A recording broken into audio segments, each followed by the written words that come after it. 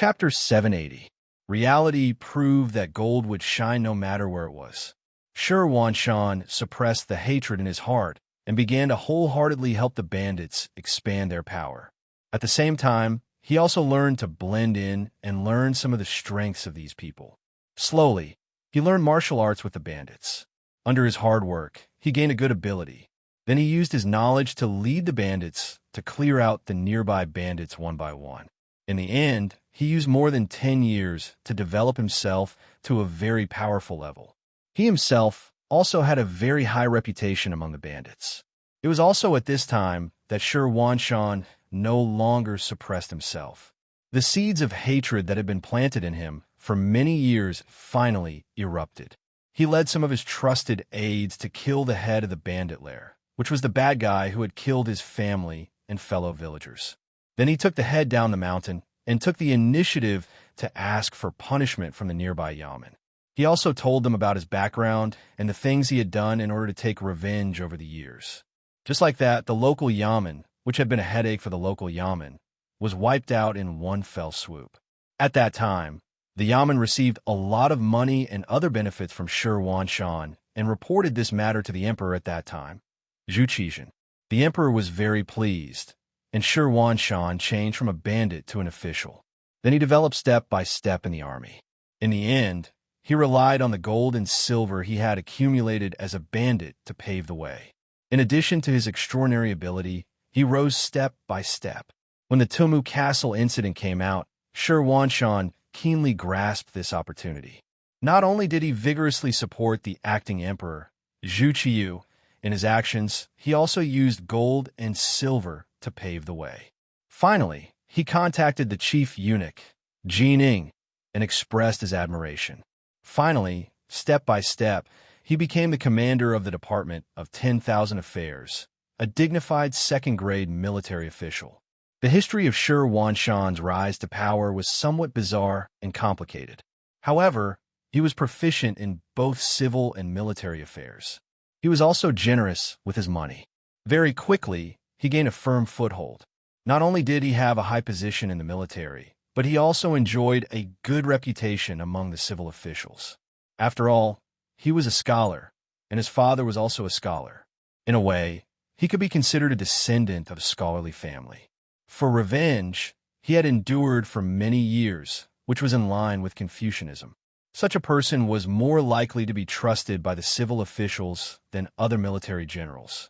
It was also because Shi Wanshan was strong that in the year he was in charge of the Wan'al division, there were rarely any Mongol cavalry around the Xian manor that he was in charge of. The only time Mu Wanggulang led an army to attack him, he was easily defeated by him, which further established his reputation. Shi Wanshan was naturally overjoyed to be able to achieve such brilliant achievements at the age of 35. He always had a smile on his face and was called amiable by his subordinates. However, in the past few days, the smile on his face had obviously lessened by a lot and was replaced by a kind of worry. News of Tala's capture had already spread. This meant that he would no longer have to face the Tatar cavalry, but the mercenary army that gave him a headache. Shi Wanshan had naturally heard about the mercenary army. It was precisely because of the appearance of this army that the Northern Ming dynasty's regime was saved from collapse, allowing it to display its vitality once again. Although Shi Wanshan had not taken part in the defense of the capital, he had still understood the situation from the mouths of many people. He had always thought highly of the firearms used by the mercenary army and the extremely strong military quality of the mercenary soldiers, and he was also somewhat fearful of them. The mercenary army had been tormenting the southern Ming Empire, and it was said that they had even conquered 2 small countries. Shi Wanshan had also paid attention to these matters, but because he was too far away, he did not feel much pressure. But now, the mercenary army was right in front of him. It was not something that he could avoid just because he did not want to. In the residence of the prefectural commander of Xuanfu City, Shi Wanshan summoned 2 of his deputies, Commanders Ancient River, a minor rank 2 general, and prefectural commander Ning Wenfeng, a major rank 3 general. The 3 of them were seated in a side hall, drinking wine. With Shi Wanshan's methods, it didn't take long for the 2 deputies to submit to him. It could be said that they listened to his every word. Therefore, when the three of them met, they didn't care about etiquette. This was also the reason why they met in the side hall instead of the main hall. You already know the situation. Tell me what you think. Shi Wanshan lightly tapped the jade table with his right hand, his gaze passing between Ancient River and Ning Wenfeng. What else can we do? After all, the Duke of Loyalty was conferred by the Emperor. Since they conquered Tulu City, it's the same as helping us conquer Tulu City. Send someone to take over the city's management rights. Commander Ancient River's voice was loud and clear as he spoke very casually. No. After he finished speaking, the commander Ning Wenfeng at the side immediately waved his hand. As his name suggested, Ning Wenfeng did not seem like an ordinary general. Instead, he had the elegance of a scholar. In fact, without knowing his position, very few people would associate him with a general. In fact, his skills on horseback were quite good. He was also someone who was both civil and martial. Back then, in order to subdue him, Shi Wanshan had spent a lot of effort. At the very least, he had put in more effort than when he had subdued Ancient River. It was precisely because he had put in so much effort that this person's abilities were proven. When Ning Wenfeng said no, Shi Wanshan slightly raised his eyebrows. His eyes flashed with an appreciative smile. It was clear that he already knew what the other party meant. Gu He, on the other hand, asked casually, "Can't? Why not? Don't tell me that the Duke of Loyalty dares to defy the imperial court's decree? No matter how powerful he is, does he dare to openly oppose our Biming?" The words, "openly oppose," already proved that Ancient River had seen through the mystery. He was not a stupid person. Thinking about it, if he was a stupid person, how could he become a secondary second-rank military official? How could Shi Wanshan have spent so much effort to subdue him? Ha! Ning Wenfeng giggled in response to Ancient River's question. Knowing the other party's temperament, he knew that the other party was not targeting him and was just stating the facts. He continued, "Tulu City's location is very important, just like our Xian Manor. It could be considered one of the gateways for the Mongolian cavalry to enter our northern Ming. With them here, we only need to keep an eye on their movements to stabilize the situation. This is also the main reason why we have not attacked Tulu City for so long. Otherwise, a city defended by only 10,000 people. How hard do you think it is to chew on a bone?"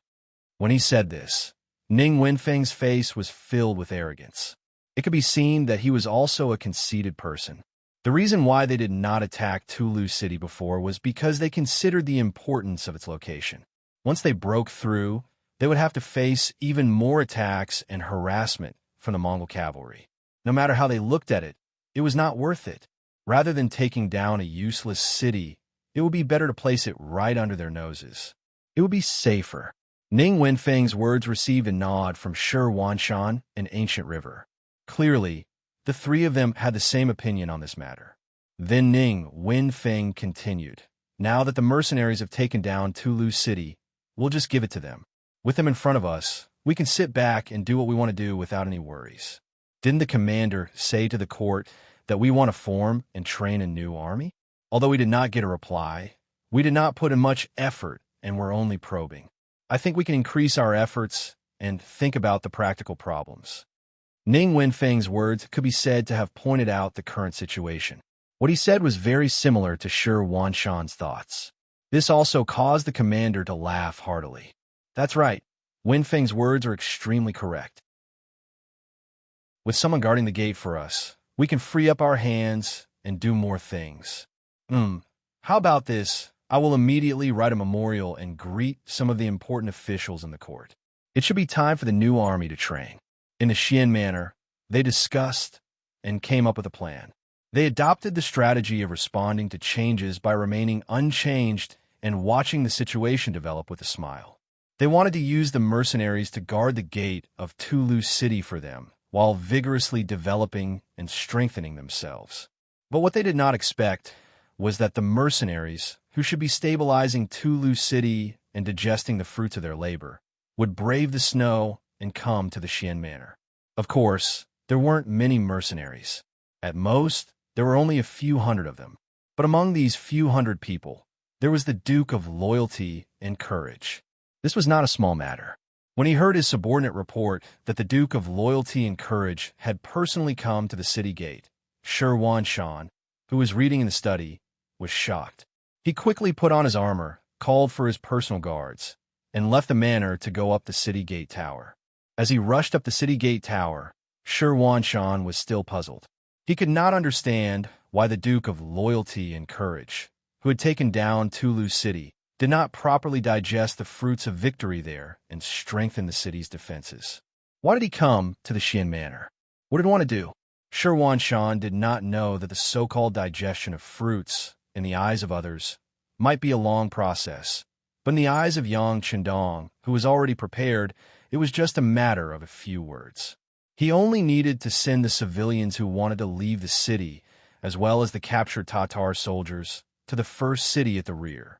The road from Tulu City to the first city had already been cleared by Lu Jua of the 2nd Cavalry Regiment and the 3 new regiments, which could ensure the transportation of people and supplies. With this as a prerequisite, the distance of 700 to 800 li was not much of a problem. As for Tulu City, 2 battalions of soldiers were left behind to maintain normal operations. It should be known that it was winter, not a good time for battle. No one would easily have any ideas about Tulu City. Chapter 781. Yang Qindong only used 3 days to arrange all of this. Afterwards, he brought the Black Cavalry, the Wolf Fong Special Forces, and the Ghost Shadow Sniper Squad to Xiangshuan City. He was preparing to celebrate the new year in Baiming's capital this year. Since he had set his goal, he wouldn't change it easily. He only brought around 200 cavalry to Xuanfu City. Yang Qindong raised his head to look at the city that had been strengthened by Shi Wanshan and loudly announced his name. The Duke of Loyalty had actually come in person, causing the soldiers guarding the city to panic. They hurriedly reported the news. Then, all of the soldiers stared at Yang Qindong, who was wearing a red robe. They were both excited and somewhat fearful. Yang Qindong wasn't an ordinary duke. He had another nickname, the God of War. Facts had also proven that this person didn't disgrace this title. Wherever he went, all of the battles he fought were always victorious. This had even spread his name. Now that such a famous person had appeared in front of their eyes, it was reasonable for the soldiers guarding the city to be curious, excited, and even a bit scared. Shi Wanshan hurriedly arrived at the city. Ancient River, Ning Wenfeng, and the others had also just arrived. Immediately, everyone climbed up the city gate tower and saw the Great Ming's Duke of Loyalty, Yang Qindong. Shi Wanshan had seen Yang Qindong from afar before, so he had some impression of him. It had only been less than 2 years. With this glance, he immediately confirmed the person's identity. He immediately whispered to Ancient River, Ning Wenfeng, and the others beside him, "It is indeed the Duke of Loyalty." His identity was verified, and he couldn't see any large army ambushing him. Shi Wanshan chuckled and loudly said, "I didn't know that the Duke of Loyalty had come. I'm sorry for not going out to meet you. I've sinned. How about this? I'll immediately order people to open the city gates. Duke of Loyalty, please wait for a moment." Well said, well said. With a smile, Yang Qindong gave people a very gentle feeling. He immediately recognized the person who had shouted on the city wall. It was Shi Wanshan, the commander of the all-encompassing army. In Yangxie Security Bureau, according to Yang Qindong's instructions, they not only needed detailed information about important targets and people, but also needed portraits and other evidence. Otherwise, wouldn't it be a big joke if they only knew his name and met him one day, but didn't recognize him? Therefore, Yang Qindong had seen the portrait of an important figure like Shi Wanshan many times, so it was not surprising that he could recognize him immediately. The thick and heavy city gates slowly opened without making any other sound. With the cooperation of more than a dozen Baiming soldiers, the city gate was soon opened. Shi Wanshan and the others were also approaching on horseback. As he watched the city gates open, Yang Qindong smiled and quickly analyzed the situation in his mind. Then, from this small matter, he came to a conclusion. This Shi Wanshan should be ready to attack at any time, eyeing Tulu City like a tiger eyeing its prey. Otherwise, the opening of the North City Gate would not have been so easy. One had to know that if a city gate was left untouched for a long time, it would rust. Once it was opened, it would emit creaking noises. However, there was no such sound now. It was obvious that this gate had been opened often in the past. It was self-evident what this meant. Shi Wanshan did not expect that such a small matter would lead to so many things. At this moment, he was still riding his horse with a smile on his face. When he was 5 meters away from Yang Chendong, he jumped off his horse. Then, he lowered his head and said respectfully, "Commander of the Department of Wanquan, Shi Wanshan, greets the Duke of Loyalty." Duke, Marquis, and Count. These 3 titles had very different statuses. If the other party was only a Marquis, Shi Wanshan would not have to bow like this. However, a Duke was different. Yang Chendong also had the title of War God. He enjoyed a very high status in the army. It was normal for him to bow like this. When Shi Wanshan got off his horse, Ancient River, Ning Wenfeng, and the others behind him also got off their horses to greet him. Yang Chendong did not move from his horse. He just nodded and said, "Commander Shi, thank you for your hard work. Generals, thank you for your hard work." Yang Chendong's attitude made the generals unhappy. They had given him so much face.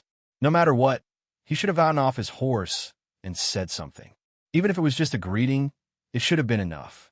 Now, with so many generals saluting and you sitting on your horse, what would the soldiers on the city gate tower think if they saw this scene? This was the result that Yang Chendong wanted to achieve. He wanted to use this method to let the Beiming soldiers know who was the boss. Moreover, this action should not be underestimated. It would greatly increase Yang Chendong's reputation. Just like now, when the soldiers on the city gate tower looked at Yang Chendong, their gazes became much more reverent. Shi Wanshan was also a bit annoyed. With his intelligence, he naturally knew why Yang Chendong did this. However, he couldn't say anything. It was just this small matter that made him put away his pride and pay more attention to Yang Chendong. In the past, Shi Wanshan was rarely at a disadvantage, even if it was a small matter. But now, the 2 sides had just met and he had suffered losses. Not only did this not make Shi Wanshan angry, but it also made him more cautious. It had to be said that this was a character. After the 2 sides greeted each other, Shi Wanshan and the others accompanied Yang Chendong into the city. In Xianfu City, many of the citizens who lived here walked onto the streets. Many of them had heard of Yang Chendong's great name. Now that they came out, it was only because they wanted to pay their respects to him out of curiosity.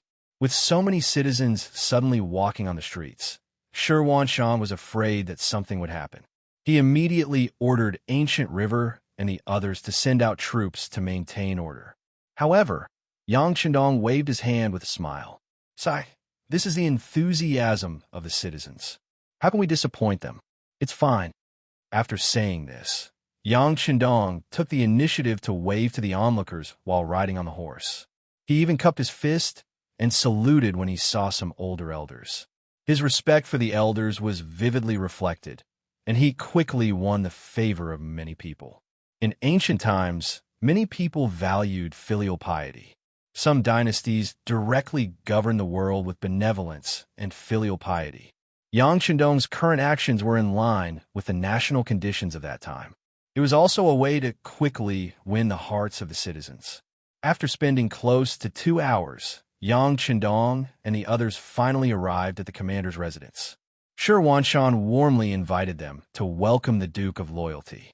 Along the way, Yang Chendong appeared to be greeting the citizens, but in reality, he was observing the situation in Xianfu through these matters.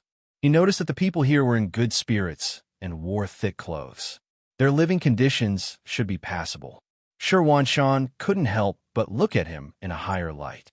No matter what, Xianfu was considered a border city.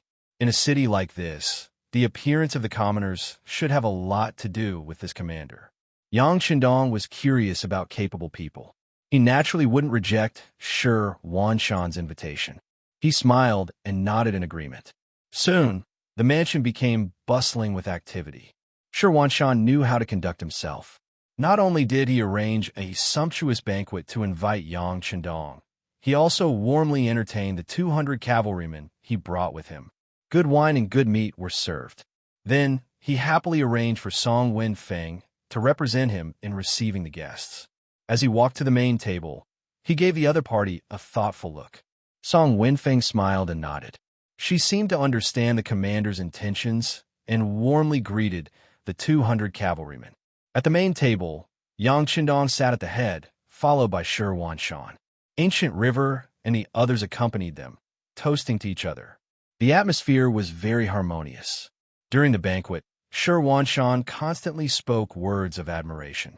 For example, Yang Chendong had led the mercenaries to defeat Yeshen, won the battle to defend the capital, and raised the prestige of Baiming. He also heard that he had taken care of a few ignorant foreigners in the south and strengthened the prestige of the great Ming army. Yang Chendong only smiled and modestly declined these words. He didn't show any arrogance because of these things. Shi Wanshan saw all of this and was even more shocked. How could this young man who looked to be in his early 20s have such a calm temperament? How did he train himself to be like this? Thinking back to when he was in his early 20s, he was still suppressing his temperament in the bandit's lair. However, at that time, he was also very hot-tempered. He definitely couldn't be as indifferent as Yang Chendong. At the same time that Yang Chendong became more important, he was even more curious about the other party's sudden appearance in Xian Manor. After 3 rounds of wine and 5 dishes, he pretended to be slightly drunk and asked, "Duke, I wonder if there is something important that you have suddenly come to my Xian Manor this time?" "No." Yang Chendong still had a smile on his face as he replied, "No." "Then, what is the purpose of the High Duke's visit?" Gui pretended to be puzzled and asked, "Haha, I'm just passing by. After all, I'm going to Baiming's capital, and the Xian residence is a place that I can't avoid." Yang Chendong still had a smile on his face as he replied, as if he was talking about an extremely ordinary and simple matter. But it was precisely this sentence that caused Gui's expression to greatly change. Even Shi Wanshan, who was at the side, had a shocked expression flash across his face. However, his reaction was very quick, and he immediately returned to normal. "Duke, you're going to the capital?" Gui was truly shocked. Logically speaking, with Yang Chendong's current status, even if he wasn't an enemy of the Great Ming, he couldn't be considered a friendly friend either. As the saying went, a gentleman would not stand next to a collapsing wall.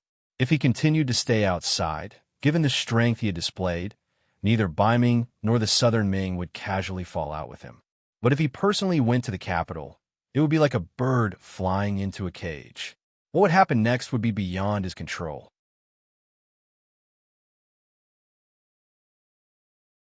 Chapter 782. It was such a simple logic that anyone could see it. How could the Guild of Loyalty not understand it? Yet, he still made such a choice. What was he planning to do? Was he not afraid of death? It wasn't just Ancient River. Everyone else was also shocked. However, some people acted well and didn't show it, while others' faces betrayed everything. Yang Chendong took in everyone's expressions from the corner of his eyes. Then, he smiled and said, "I was originally a citizen of the Great Ming. Last time, I returned to my hometown to pay respects to my ancestors. I was also requested by Emperor Ingzong of the Southern Ming dynasty. Moreover, Emperor Ingzong allowed me to go to the south. Now that my mission is complete, I naturally have to return to Baiming. I have a young village outside of Baiming's capital. There are still 2 madams there." What he said was incomparably natural and also a kind of truth. However, whether this was the truth or not, no one knew. Speaking of a young village 15 leagues south of the capital, there were very few people who didn't know about it. It was said that there were many people who wanted to pay their respects to it. However, it was said that the place was heavily guarded and outsiders were not allowed to enter. As for the 2 madams there, in the eyes of outsiders, they were just hostages. Now that Yang Chendong said that he was going home, naturally no one believed him. However, regardless of whether they believed it or not, since Yang Chendong said this in front of everyone, they naturally pretended to understand. The madams discussed this topic and raised their cups to drink again. What they talked about were all strange things. It was purely a topic of conversation at the table. The welcoming banquet lasted for more than 2 hours before it finally ended. Under Sure Wanshan's warm invitation, Yang Qindong and the cavalry stayed in the commander's courtyard. The residents had also cleared out the entire northern courtyard. There were dozens of rooms there, and it was more than enough to accommodate these people. After Yang Qindong and the others entered the northern courtyard, they quieted down. Sure Wanshan saw that there was nothing else to tell him. He smiled and left, saying that he would come again tomorrow morning to pay his respects. Then, he returned to the eastern courtyard. Ancient River and Ning Wenfeng were already waiting there. How is it? After entering the side hall, Sure Wanshan found a seat at the head of the table and took a sip of strong tea. Then, his gaze fell on Ning Wenfeng. Earlier, he had intentionally sent this person to entertain those cavalrymen because he wanted to see if he could get any information from them. Unfortunately, Ning Wenfeng shook his head. "Commander, those cavalrymen only ate. They didn't even take a sip of wine. From the beginning to the end, they didn't even say a few words. Their lips are really tight.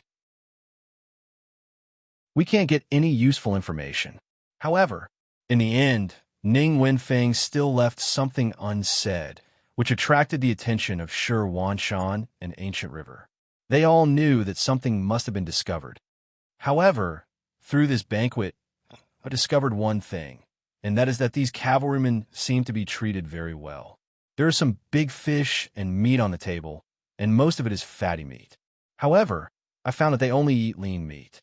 I think this is because they're used to eating such things. When Ning Wenfeng talked about this, he kept shaking his head. It was obvious that he was somewhat surprised in his heart. One must know that because the ancient people's living conditions were not good, and they didn't have enough oil. Under normal circumstances, fatty meat was more desirable. Only those who were used to eating fish would choose to eat lean meat. Just this alone was enough to explain a lot of problems. Sure Wanshan couldn't help but nod his head. The scouts have also reported that the meals and treatment of the mercenaries have always been very good. This confirms the authenticity of this matter. Ancient River, who was sitting there, saw that the two of them were talking about food. He couldn't help but say anxiously, "Hey, now is the time. Why do we still care about those things?"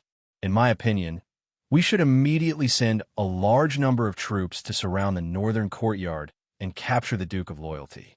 Then, we can hand him over to the imperial court. That will be a great merit. No. When Ancient River finished speaking, Ning Wenfeng hurriedly shook his head to stop him. Originally, Sure Wanshan also wanted to object. However, when he heard Ning Wenfeng speak first, he didn't rush to express his opinion. Instead, he asked with a smile, "Wenfeng, why not? Commander, the Duke of Loyalty is not easy to deal with, especially the mercenaries under him. Even the Emperor is very wary of them. Right now, we haven't figured out the intentions of the higher-ups, so we can't just make a decision. What's more, if we touch the Duke of Loyalty, the mercenaries will definitely take action. Once they're angered, they'll launch an all-out attack on us. Not to mention whether our Xian Manor will be able to hold on. Will the higher-ups hand us over to stabilize the situation?" Ning Wenfeng's thoughts were so far-sighted that Sure Wanshan nodded his head repeatedly. At the same time, Ancient River's face was filled with shock. Yes. If we make a move now, the imperial court might be happy for a while, but once the mercenaries make a fuss, the higher-ups will probably push us out as scapegoats. We can't do something like that. If only Eunuch Deng was here. The eunuch Deng that Ancient River spoke of was the eunuch guardian of the Xian Manor, Deng Chong. A while ago, the emperor wanted to know the situation here and summoned him back to the capital for questioning. When it came to Eunuch Deng, Ning Wenfeng had a different opinion. It's actually a good thing that Eunuch Deng isn't here. Otherwise, if he wanted us to capture the Duke of Loyalty, what do you think we should do? Disobeying his orders is the same as disobeying the emperor's decree. Which one of us can bear the consequences? And if something happens in the future, he can send us back at any time, but the rest of us will have to suffer. Ancient River's face paled at this reminder, and he inwardly sighed. As expected, he couldn't think as well as Ning Wenfeng, so he modestly asked, "Then what should we do next?" "Based on what you've said, the Duke of Loyalty is a hot potato that will bring misfortune to whoever takes him over." That's about right. Since we now know what sort of status he has, it's better to immediately send him out of Xian City. As for whether he wants to return to Tulu or go to the capital, that's his choice. Ning Wenfeng chuckled, clearly agreeing with Ancient River's analogy. Send him away now? Isn't that a little too hasty? This time, it was Shi Wanshan who spoke. It was clear that he was somewhat unwilling to part with such a fat piece of meat being delivered to him. He felt that if he didn't do anything, he would be letting down this opportunity that had been thrown at him. Ning Wenfeng could understand what Shi Wanshan was thinking. After all, this was an opportunity. Alas, this bait was too big, so big that they simply couldn't swallow it. If they forcefully swallowed it, it would be delightful for a moment, but soon their stomachs would burst open. Therefore, when he saw that Shi Wanshan was still hesitating, he had no choice but to say, "Commander, this matter can't be delayed. Once Eunuch Deng finds out about this and sends someone to pass down the order for us to take action, I'm afraid we won't have any other choice." This reminder caused Shi Wanshan's expression to change. That's right. We should send them away quickly." Seeing that Shi Wanshan had listened to his suggestion, Ning Wenfeng added, "Yes, we'll send them away tomorrow morning and then send someone to inform Eunuch Deng in the capital that we don't dare to act on our own. Moreover, the Duke of Loyalty is certain to be in a hurry to leave, so we can't stop him. Thus, we'll leave the matter up to them." Logically speaking, with Shi Wanshan's intelligence, it wasn't that he hadn't thought of these things. It was just that the implications of this matter were too great, and for a moment, he was a little fascinated and couldn't extricate himself. Now that he heard this, he immediately made the right choice. "Okay, I'll persuade the Duke of Loyalty to leave tomorrow morning." These courtyard was still secretly plotting and thinking of a way to deal with this. In the north courtyard, Beta Persei also came to Yang Qindong's side and asked for instructions. There was another person standing at the side. He was thin, and who else could it be but Shile? Tiger's Mane didn't return to the capital with Yang Qindong this time, but stayed in the first city area. The sixth young master wasn't here, and the military here also needed a strong person to hold the fort. Tiger's Mane, who had just become a division commander, obviously had such qualifications. Tiger's Mane wasn't here, but he had asked Shile to accompany him.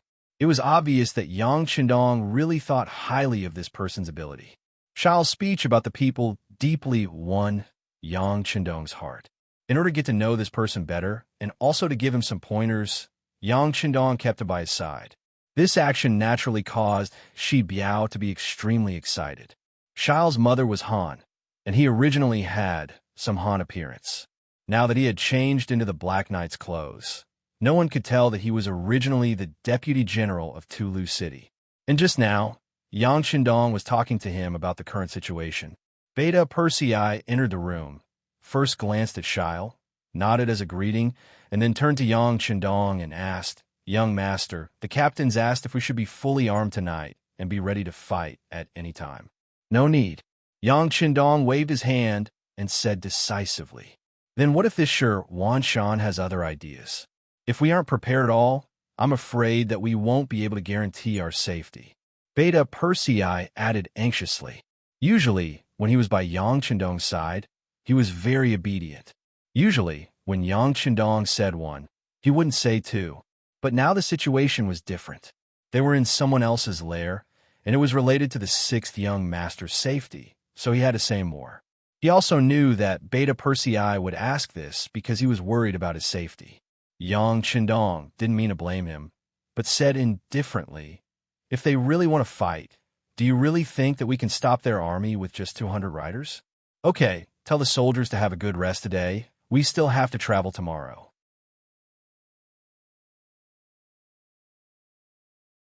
Chapter 783. Since Yang Qindong had said so, Beta Persei could only nod and say, "Yes, I will arrange it now." After Beta Persei left the room, Yang Qindong glanced at Shi Bi and said, "Continue what you were saying." Yes, Shibi replied respectfully, before continuing with the previous topic. We know a little about Shan. He's a smart man. It is because of his intelligence that we will be safer. Unfortunately, the eunuch Deng Chong is not here, so no one can force him to do anything. So as long as he is not crazy, he will definitely not do anything to us. Shibi was indeed very capable. Her analysis was actually consistent with the East Courtyard's view. Yang Chundong nodded in agreement and said, "You just said that we can leave the city tomorrow morning. How can you be so sure?" Replying to the sixth young master, "I will say the same thing. Eunuch Deng Chong is not here, so this is sure Wan Shan's opportunity. Otherwise, once the news spreads, Deng Chong might react and send someone to give instructions. I am afraid that the development of the matter will not be up to Sure Wan Shan to decide." Shibi was very mindful of his identity. Although he boasted of being smart, in front of Yang Qindong, he would only say what was asked and would not show off. This was because Yang Qindong was a smarter person than he was. After hearing this, Yang Qindong valued Shibi's ability even more. This was exactly the same as the result of his analysis. This was also the reason why he dared to appear in the Xian mansion with only 200 cavalry. His life was indeed valuable, but at the same time, it was also dangerous. Unless Northern Ming was prepared to shed all pretense of cordiality with the mercenaries, at least on the surface, they wouldn't dare to make a move on him. This gave him a chance to move freely. Well, you must be tired from the journey. Go and have a good rest. I have arranged for people to prepare ginseng soup for you. Remember to drink it when you go back. It is good for your body to recover quickly. Looking at the thin Shibi, Yang Qindong said with concern, "Thank you, sixth young master." She was very excited, and her face was also very touched. The other party's importance and concern in his life made him feel like he was willing to die for someone who knew him well. In his heart, he had already recognized this master and would not change in this life. Just like that, the night passed peacefully and nothing happened. When the sun rose the next morning, Sure Wan Shan, with his eyes still bloodshot, appeared outside the northern courtyard. He wanted to see Yang Qindong. Sure Wan Shan had already heard from the people in the mansion that the Duke and the 200 cavalry had rested well last night. They had only arranged for 2 soldiers to guard the gate of the northern courtyard and did not do anything else. When he heard this report, Sure Wan Shan couldn't help but sigh. This Duke of Loyalty's breadth of mind and his ability to see things clearly was not something ordinary people could compare to. Even he himself, although he had seen through everything, because he still wanted to ask for more, he did not rest well last night. His eyes were still bloodshot. His request was approved. When he saw Yang Qindong, he found him practicing martial arts in the courtyard. He looked very energetic. In the snow, Lin Qindong's martial arts caused the snowflakes to float in the air. It gave people a very majestic feeling. The only regret was that Sure Wan Shan could not see the origin and style of this set of martial arts. After practicing a set of military martial arts 3 times in a row, Yang Qindong took a hot towel from Beta Persei. After wiping his face, he looked at Sure Wan Shan, who was standing there, and said, "Commander Sure, good morning." "Good morning, Duke." With a smile on his face, Sure Wan Shan said with a smile. Yang Qindong immediately noticed the bloodshot eyes of Sure Wan Shan, but he did not say anything. On the contrary, he could understand the other party. If he was in his position, he would not be able to sleep well tonight. After the 2 sides greeted each other, Sure Wan Shan politely invited the Duke to have breakfast together. Logically speaking, Yang Qindong was just a Duke, so the other party did not need to be so polite. But because he had something to say, he became the one asking for a favor. Yang Qindong, who was well aware of this, immediately smiled and agreed. After all, he also needed a way out. Otherwise, if he really angered the other party and really made a move, the other party would not have a good ending, but he was afraid that he would not be any better. One had feelings, the other had intentions. The 2 sat at the dining table. Then, when breakfast was almost finished, Sure Wan Shan finally brought up the topic of leaving. "Duke, I have some capable people under me. They have some insights into the changes in the weather. According to them, There will be heavy snow in 2 days, which is very inconvenient for traveling. Instead of directly asking Yang Chendong to leave, he found such an excuse. It could be seen that Shi Wanshan also used his brain. Yang Chendong naturally knew the other party's intentions. This happened to coincide with his analysis of the other party yesterday. But at this moment, he still pretended to be very surprised and said, "Is there such a thing? It seems that my plan needs to change. I originally wanted to stay in Shuanqing Prefecture for a few days to enjoy the scenery here, but it seems that I have to leave immediately."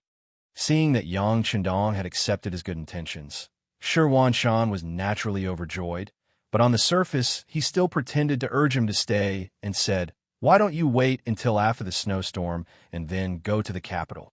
"Oh, that's not a bad idea." Seeing Shi Wanshan's hypocritical look, Yang Chendong's interest was piqued, and he teased him. As expected, Shi Wanshan's expression changed as soon as he said this. But he had just opened his mouth to urge him to stay, so how could he slap his own mouth? He could only look bitterly at Yang Chendong. Chuckling, Yang Chendong changed the topic. "This duke appreciates Commander Wan's good intentions, but I haven't seen my wife for nearly 2 years and miss her very much. I'd better leave first." "All right, since there's a snowstorm, I'm afraid that my cavalry and I will encounter it at any time. For the sake of safety, I'd like to ask Commander Wan to make things convenient and prepare more food for them, such as jerky and wine. The more, the better." Since the other party had asked him to leave, Yang Chendong naturally wanted to take the opportunity to ask for some benefits. Although these things weren't worth much and were only enough for 200 people, it was still enough to disgust the other party. Although the request wasn't high, Shi Wanshan felt a little sick in his heart. Why was it that when his opponent came, not only could he not do anything to him, he had to take out some things to give him as a gift? At this moment, he really wanted to shout angrily that there was nothing he wanted, and if he didn't leave now, he would be caught. But in the end, this was just a thought, and he forcefully suppressed it. Well said, well said. I'll immediately have someone make the arrangements." Shi Wanshan agreed. Yang Chendong was all smiles, but he was extremely vigilant. If the other party was seething with anger, not only would he not be afraid, he would even understand. But a person who could suppress his true thoughts was the scariest. To avoid any unexpected problems, Yang Chendong had his own goal. After receiving the food from Shi Wanshan and the clearance documents, he left Shuanqing with 200 black cavalry and left the Wangquan Metropolitan Division, heading straight for Huailai City. While Yang Chendong's group was on their way to Baiming's capital, an urgent memorial was being delivered to Baiming's capital.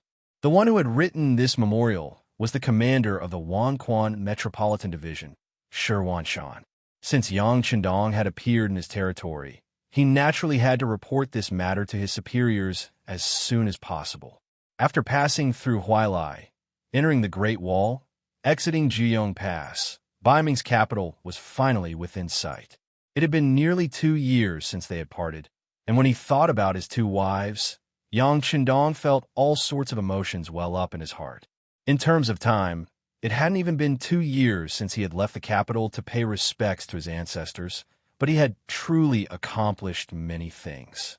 He had defeated the Huang bandits, wiped out the Jiaoji and Lansong kingdoms, and now built a large city on the steppe. This seemed like an impossible task that would have taken many years, but he had accomplished it in a short period of time. Just this achievement alone was enough to leave his name in the annals of history. Even if he were to return home and become a wealthy man or a duke, he would still be able to live a carefree life. But when he thought about how there were still so many Han commoners wandering outside and being bullied by others, and how his descendants would be harassed by foreign tribes, their families destroyed, and they would be reduced to slaves and humiliated, Yang Chendong's heart madly thumped. Since he had come here by chance, he had to do some things. Otherwise, wouldn't he be letting down the heavens? At the very least, I've laid down the foundation. As long as I continue to develop normally, everything will be fine. Everything will change.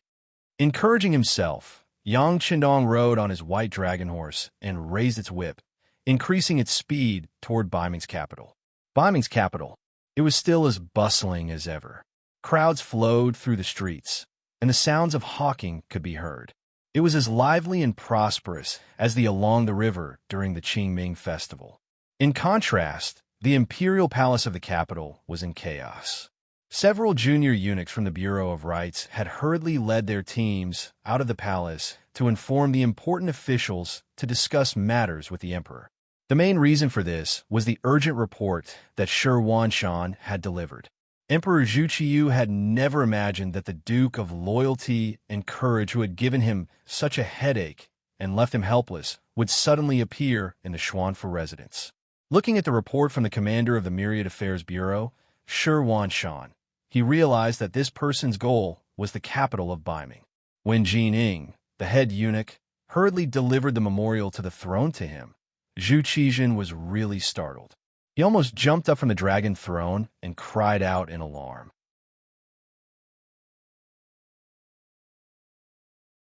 Chapter 784.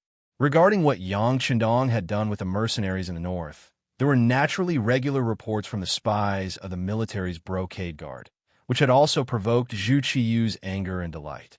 He was angry because of the actions of the mercenaries in the new, gone capital region. After 3 battles, Baiming's northern guard had lost nearly 20,000 soldiers. He was happy because Yang Qindong's appearance had greatly reduced the military pressure on Baiming in the north. According to the Datong Prefecture's report, even Wala Yeshin's troops that had already occupied the Hitao region had stopped their attacks because of the establishment of the first city and the appearance of the mercenaries. From this, one could see the prestige of Yang Qindong. It was a pity that this person could not only be used by him. If he could, it would not be difficult to defeat the Southern Ming Empire and unify the world. Zhu Qiyu touched his forehead as if he had a headache. This small action was seen by Jining, who was standing at the side and serving him. He hurriedly asked with concern, "Your Majesty, are you feeling unwell?" "No. Inform them. The officials should be here soon, right?" Zhu Qiyu shook his head. He thought about why the officials had not arrived yet and asked a few more questions. "I've already informed them. They should be here soon," Jining hurriedly replied. Then, he raised his foot and looked outside the hall. Although he could not see anything by doing this, he wanted to use this action to tell the emperor that he was also very anxious. They did not have to wait for long. Soon, a flurry of footsteps sounded outside the hall. Then, the voice of a eunuch was heard. "Your Majesty, Minister of War Yiming has arrived. He requests an audience." "Your Majesty, Minister of Justice Su Yozhen has arrived. He requests an audience." All right. Call them all in." Jining had been looking at Zhu Qiyu from the corner of his eyes. Although he did not say anything, his face was already filled with impatience. Thus, he acted on his own initiative and shouted loudly outside. In a short while, the Minister of Personnel Wang Ji, the Minister of Revenue Jin Lian, the Minister of Rights Hu Chang, the Minister of War Yi Ming, the Minister of Justice Su Yozhen, the Minister of Work Shi Pu, and the Imperial Censor of the Left Chun entered the Imperial Palace and stood in line. In less than 2 years, there were not many changes in Zhu Qiyu's regime. In reality, Baiming didn't seem to have any major issues, and its internal affairs were stable and united. But in reality, it was nothing more than a golden exterior. Zhu Qiyu's ascension to the throne was, after all, a special case.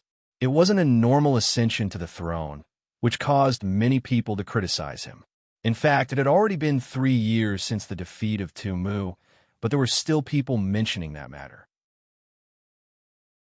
The general idea was that since Yingzong was fine, he should have come back to be the emperor instead of going to the Southern Ming Empire to be the Southern Emperor. As a result, the powerful Great Ming Empire was split into 2 halves, and its strength was greatly reduced. There were still people who were doubtful about the position below his, but for this reason, the Genie Guards and the Eastern Palace Guards contributed a lot and arrested a lot of people. On the surface, it seemed to be calm. But once a crisis was discovered, no one could be sure that no one would come out to make trouble. The military had been training new recruits and refining firearms, which were very expensive things. For a time, It caused the Beiming regime to be unable to make ends meet, so that many official salaries couldn't be paid in time, which caused many people to complain. External affairs. Needless to say, the Southern Ming Empire seemed to be harmonious, but who knew what kind of thoughts Zhu Qizhen had for his brother who stole the throne? They didn't use it now because of the rampant foreign invasion. But once there was no foreign invasion, there would be a big war to determine the winner. Not to mention, because of the problems in the joint business, the Kingdom of Wara was no longer as friendly as before. The other side had even sent troops to occupy the Hetao region, which made the western region restless. At this time, mercenaries came from the northwest, which made the situation more complicated. With all kinds of situations added together, Zhu Qiyu often felt a headache coming on. In such an environment, the ministers naturally didn't move if they could. Otherwise, it would only cause panic and other complicated situations to arise. 6 ministers and a censor of the left were standing in the main hall. They were all puzzled.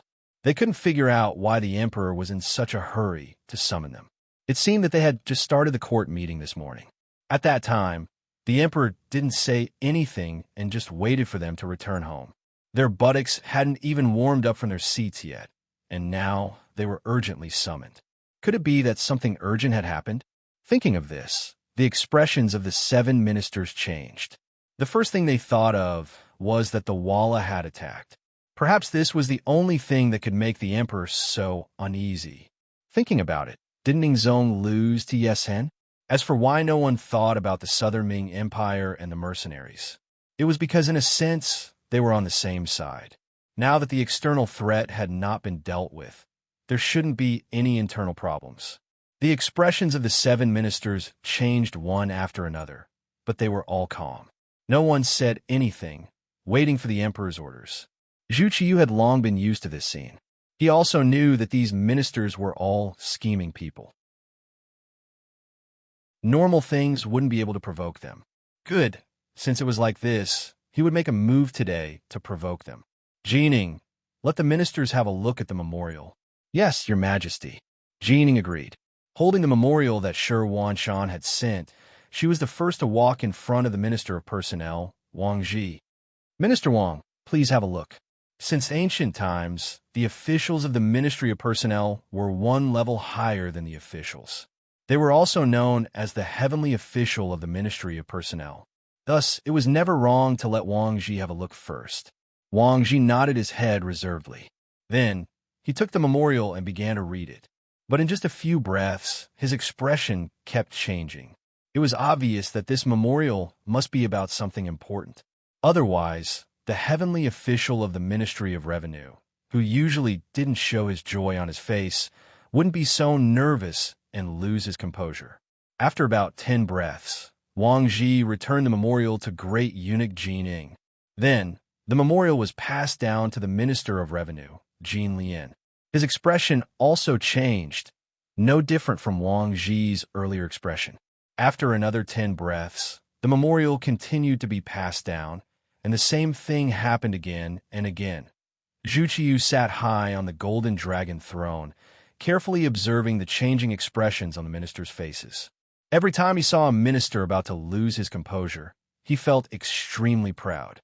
How is it? I must have scared all of you this time. Otherwise, when I lose my composure, you would always lecture me to calm down. Now look at all of you. How are you going to calm down? In a little more than 10 minutes, the 7 ministers had all read the memorial. Jining returned to Zhu Qiyu's side and stood at the side. The Emperor of Dai Zong's voice resounded through the hall. Everyone has seen the news, yes? Tell me what you think. The hall was silent. No one immediately responded to the Emperor's question, as if they were still digesting the news they had just received. When Zhu Qiyu impatiently asked again, the Minister of Justice, Su Yozhen, finally stood up and said, Your Majesty, may this subject be so bold as to ask, is this news true? Could it be someone pretending to be the Duke of Loyalty and Courage? It was no wonder that Su Yozhen would ask such a question. Yang Shandong was no longer the same as before. In the battle to defend the capital after Tumu's defeat, Yang Qindong had stepped forward and led the so-called mercenaries to defeat the menacing Yeshin's Wara army. At the time, he had a reason to say that this army didn't belong to him because he had saved someone, and that person just so happened to be the leader of the mercenaries. Now, it seemed that this was just a story. All kinds of evidence had already shown that the so-called leader of the mercenaries was none other than Yang Qindong himself. This had long been reported from the southern Ming Empire, and according to the investigations of the Beiming Brocade Guard and the East Faction Guards, the mercenaries were very powerful and should have an overseas base. It was only because most of the great Ming Empire's ships were in the southern Ming Empire that they couldn't investigate. But in any case, it was more or less confirmed that Yang Qindong was the leader of the mercenaries. Then why did Yang Qindong appear in Beiming's capital at this time? Didn't he know that this method was no different from entering the tiger's den? This was tantamount to delivering oneself to be slaughtered. Su Yozhen was the first to be chosen by Yang Qindong and spent a lot of effort to support him to become a minister. He really couldn't understand the meaning behind Yang Qindong's actions, which was why he asked this question. Most importantly, he didn't receive any information in advance this time.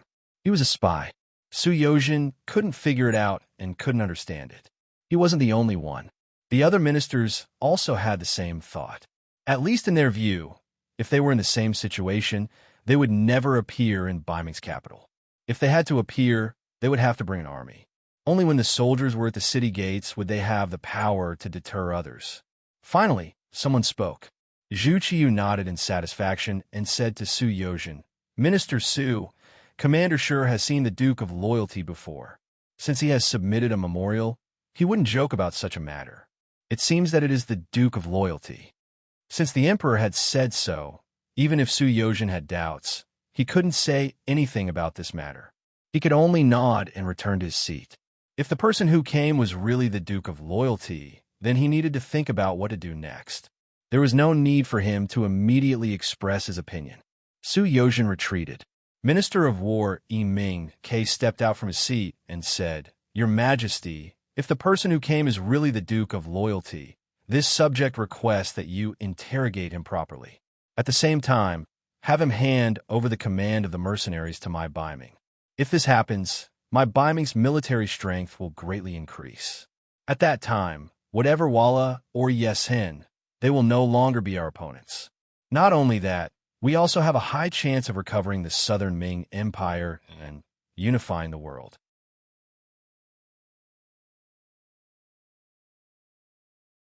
Chapter 785. Yi Ming's voice became louder and louder, and he became more and more excited. When he reached the end of his sentence, his face was flushed red. Evidently, he was excited because of this result. Zhu Qiyu was also excited, and his face was also flushed red.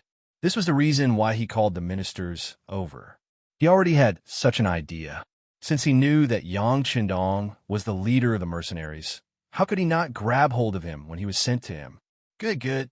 In his excitement, Zhu Qiyu couldn't help but nod. However, the minister personnel, Wang Ji, spoke up. "Your Majesty, you can't do that." Zhu Qiyu, who was in a good mood, immediately became unhappy when he heard this. When he saw that the person who spoke was Wang Ji, he couldn't help but snort coldly. The dissatisfaction on his face was completely displayed. Wang Ji's grandson, Wang Si, had once been on good terms with Yang Qindong and had even been part of the first batch of students at the Yang Family Academy. Not only that, but after Yang Qindong left Beiming, everything related to the Yang Family Academy had been taken care of by him. It could be said that he was a true student of Yang Xie and also a staunch supporter of Yang Qindong. Because of this matter, Wang Ji had been accused by many people in the past 2 years. Some said that he was colluding with a foreign country.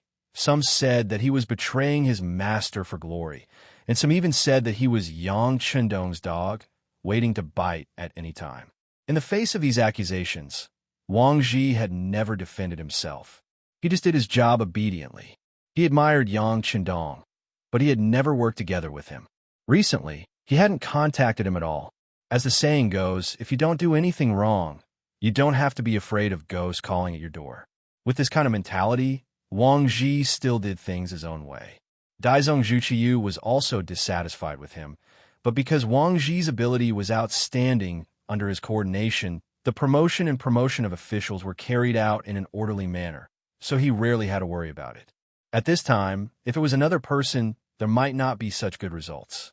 Not to mention, after being the Minister of Personnel for so many years, he had disciples all over the world. If he wanted to target Wang Ji, it would be impossible without a clear plan. It would only lead to chaos, and that was not what Zhu Qiyu wanted to see.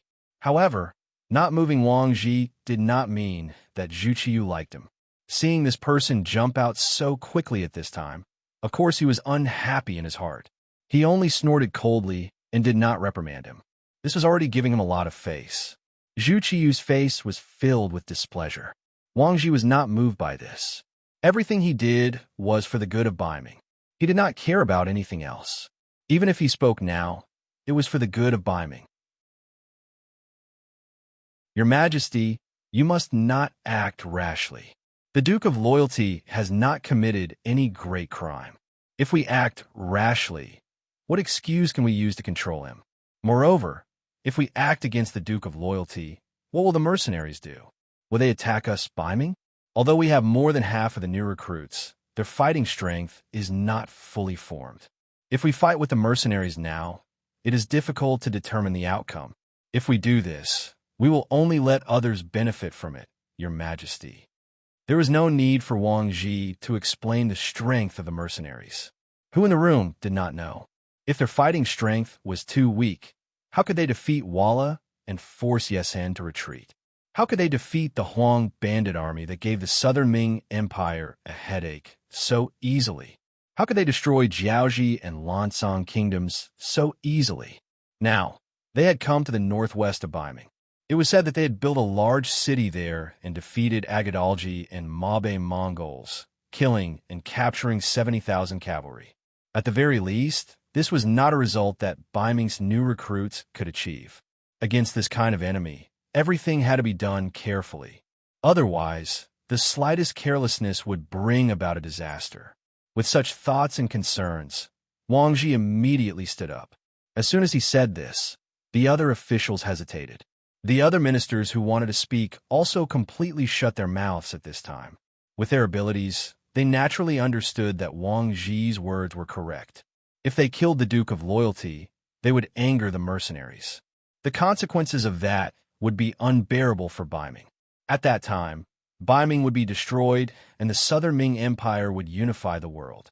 For these officials who were used to considering the gains and losses before doing anything, when they knew that using methods against Yang Chendong would bring about unknown consequences, they could not help but remain silent and suppress the excitement in their hearts. After Wang Ji made his stance clear, the other officials did not speak. It was as if they were shocked by the situation in front of them and needed time to think before making a final decision. Zhu Qiyu looked at the situation in front of him and knew that it was impossible for him to get a result. He could only say, "In that case, we will give you 3 days.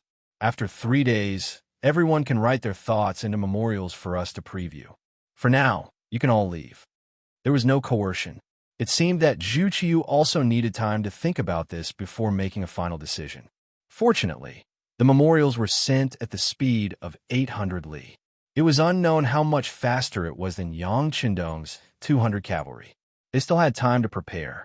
The 7 officials knelt on the ground and said, "Long live the emperor," before getting up and leaving. However, it could be seen that each of their faces was incomparably heavy, as if they had something on their minds. Wang Ji's residence. Not long after the minister returned, his grandson Wang Si walked into the main hall. "Grandfather, you have something urgent to talk to me about?" On the way back, Wang Ji had arranged for people to go to Yang village to inform his most valued grandson. Seeing that his grandson had rushed back so quickly, Wang Ji's face could not help but reveal a trace of gratification. Wang Ji had been the Minister of Personnel for many years. He could be considered an old official and had worked with the 3 Yangs before. It could be said that he had seen the ups and downs of aristocratic families. In the end, he learned something. If an aristocratic family wanted to continue to exist, it was useless to rely on a temporary imperial favor. Did you not see the glory of the three Yangs? But now, how many of their descendants would mention it? Of course, Yang Rong's youngest son, Yang Chendong, was an exception. Even until now, Wang Ji still couldn't figure out how this person made his fortune. How did he manage to create such a powerful mercenary army? A temporary imperial favor was not enough. If he wanted the family to continue to prosper, he needed more talents. As long as he had the ability, with the help of the family, there would be a day when he would rise to the top. That was the way to continue to prosper. As such, Wang Ji had always placed great importance on the nurturing of the family's descendants. Wang Si was the most outstanding person in the third generation. Based on Wang Ji's plan, this grandson would first train in some of the smaller departments. Once he had enough experience, it was inevitable that he would be entrusted with important tasks. But he never thought that the most valued grandson would be interested in Yang Chendong's Yang Shui and couldn't get out of it. He even threw his previous official position aside, using the excuse that he was not feeling well. He only focused on learning Yang Shui in Yang Village and became a teacher. It was originally a good thing for his descendants to study and study. Once one's knowledge reached a certain level, one would be able to understand the world. Thus, one would not have to worry about not having a good future. However, Wang Si was learning Yang Shui, so everything was different. Even now, there were still many scholars in the capital who criticized Yang Shui. They felt that this was not the path of a saint, but an unorthodox path. It was a perverted technique that could not be used in the public. Regarding this, Wang Ji had always been hesitant. There was even a period of time when he wanted to intervene and have his beloved grandson leave the Yang family academy and return as an official. However, it was at this moment that news of Yang Chendong leading the mercenaries to victory spread. Even the faraway Jiaoji and Lansong kingdoms were annihilated just like that. Upon entering the capital with such results, Wang Ji immediately cut off his previous thoughts. He decided to take a look. Perhaps his beloved grandson Wang Si had made the right choice. It was because of Wang Ji's hesitation that Wang Si was able to become the temporary principal of the Yang family manor for the past 2 years. He was not affected by the outside world. However, he did not know that the real principal was about to return. It was destined that the Yang family manor and Yang family academy, which were gradually being forgotten by others, would be valued once more. To his closest relative, to his favorite grandson, Wang Ji did not beat around the bush. "Seer, sit down first. Listen to your grandfather tell you something." Seeing his grandfather's grave expression, Wang Si nodded and found the nearest chair to sit down. He looked at Wang Si in confusion, and then he quickly jumped up from the chair. "Grandfather, what did you say?" "The Duke of Loyalty has already passed the Xian residence and is heading to the capital." It was no wonder that Wang Si was so excited. Although he was a teacher in the Yang family academy, he had a deep understanding of everything related to Yang Chendong. This was naturally due to the fact that his grandfather frequently sent people to inform him of the news. But more importantly, his actions had already gained the approval and trust of the 2 madams of the Yang family manor. So when there was any news, he would naturally know about it very quickly. And every time he received a piece of news, Wang Si would be excited for several days. This was especially so when he learned that Yang Chendong had led the mercenaries to destroy the 2 small kingdoms of Jiaoji and Lansong. He had even thought of leaving the capital and looking for Yang Chendong. After all, Wang Si was still a young man, only in his 20s. Impulsiveness and restlessness were still in their nature. The thought of leading an army to kill enemies on the battlefield made him excited. He only hoped that one day, Yang Chendong would remember him and summon him to his side. He had been preparing for this all this time.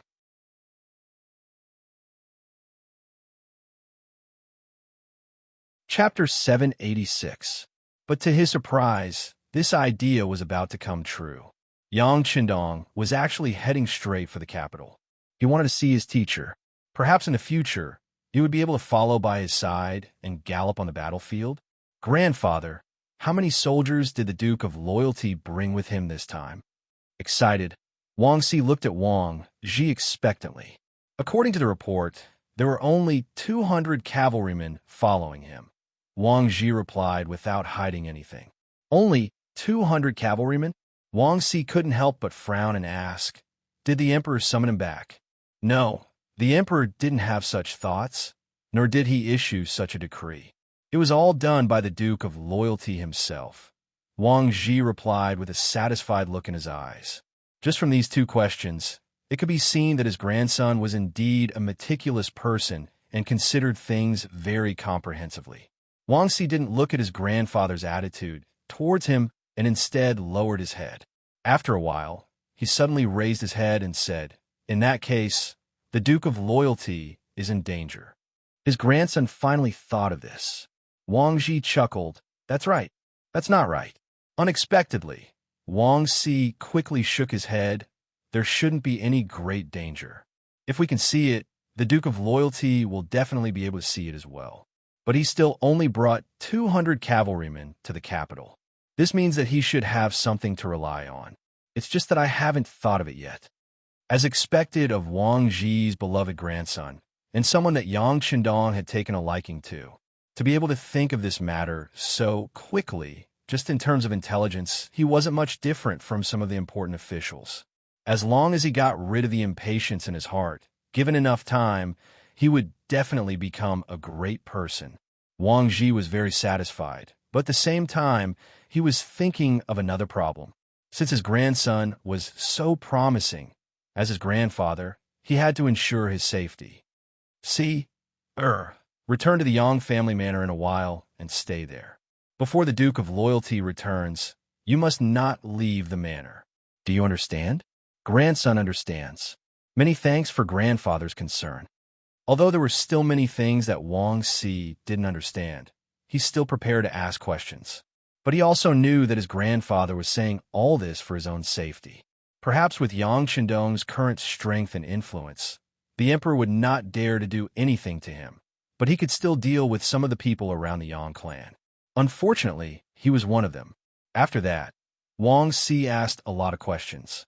Regarding this, Wang Ji answered every question and explained everything clearly. From time to time, one could see Wang Si nodding or looking relieved. He finally knew what Yang Qindong was relying on. The powerful mercenaries were his backing. Even the Daizong emperor didn't dare to act rashly. Perhaps this was what he was relying on. At the same time, in the Hu mansion, Hu Shao summoned his eldest son, Hu Chongning, to his study. Father and son met in a secret room. He told his father the reason for the emperor's urgent summons. The Duke of Loyalty and Courage is back. It's a bit dangerous to only bring 200 cavalrymen. Hu Chongning was also a smart person. While he was surprised, he also pointed out the key point of the matter. It is a bit dangerous, but it's not important. Hu Shao, who had known the news long ago, had thought of many things on his way back from the palace. Now that he said it was not important, it was clear that he had thought through some key issues. It was still the same question. Why did Yang Qindong only bring 200 cavalrymen back to the capital of Baiming? Could it be that he was stupid or crazy? Or was he so arrogant that he thought that no one would dare to touch him? To be able to control such a powerful force at the age of 23, destroy two small countries in succession, and even build a large city on the plains where the situation was complicated and chaotic, it was clear that he wanted to compete with the Mongolian cavalry. How could such a person not think carefully before doing anything? How could such a person make a decision that was child's play? After thinking this through, Hu Chong naturally relaxed a lot. He thought about everything that had happened in the court. Minister Wang Ji had only said a few words to suppress Yiming, and also forced the emperor to make a decision carefully. This already proved that Yang Qindong's safety was not a big problem. Of course, this did not prevent people from taking the risk to suddenly kill Yang Qindong. But if someone really did that, it would be the same as putting Baiming on the fire. This was not something that Dai Zong wanted to see. In order to avoid such a problem, he would even take the initiative to send people to protect Yang Qindong. As for calling his son over today, other than the necessary notification, he also had something to ask. Chongning, you are still working in the embroidered uniform guard. You can see if there are any sudden changes. If there are, you must pay attention. Father, are you saying that someone will do something in desperation? No matter what, Hu Changning had been in the court for more than 10 years. He naturally understood his father's words. It's very possible, Hu Shao said with a solemn expression. There are some things that the emperor might not do, but it doesn't mean that the people below won't do it. You have to know that there are always some people who think that they are smart and can guess the emperor's intentions. And these conceited people are often the ones who ruin things. Not everyone in the world is as smart as Shi Wanshan. Clearly, Hu Zhao's words meant that he had seen through Shi Wanshan's thoughts. Logically speaking, this person was the first to come into contact with Yang Qindong, and he was the most likely person to solve the problem. For example, he could directly send troops to capture Yang Qindong, or even kill him and send his head to the capital. If he did that, Dai Zong would definitely be very happy. But this way, Shi Wanshan would be in danger. How could the mercenaries let him go? It was even possible that in order to appease the anger of the mercenaries, Dai Zong would personally give the order to punish Shi Wanshan. If that was really the case, it would be the same as jumping into the Yellow River, and he would never be able to wash away his guilt. Shi Wanshan wouldn't be able to see these things, which was why he let Yang Qindong enter the pass. Then, he would send him back 800 li in an urgent manner, and this matter would have nothing to do with him anymore. This method of transferring responsibility was played beautifully, and it would also solve his own safety, but it would also incur Dai Zong's displeasure. Of course, preserving his life was more important. As for whether Dai Zong would be happy or what kind of methods he would use in the future, Hu Shao didn't bother to guess. This matter had nothing to do with him, so why should he think about it? At this moment, it was better to find out more about the embroidered uniform guard. If someone wanted to act rashly, he would be prepared.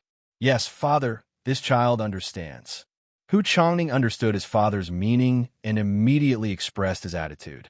Although the embroidered uniform guard had always been independent when it came to handling matters, and everyone usually carried out their own duties without interfering with each other, his so-called asking about the situation wouldn't yield any results. However, there were some things that couldn't be done without results.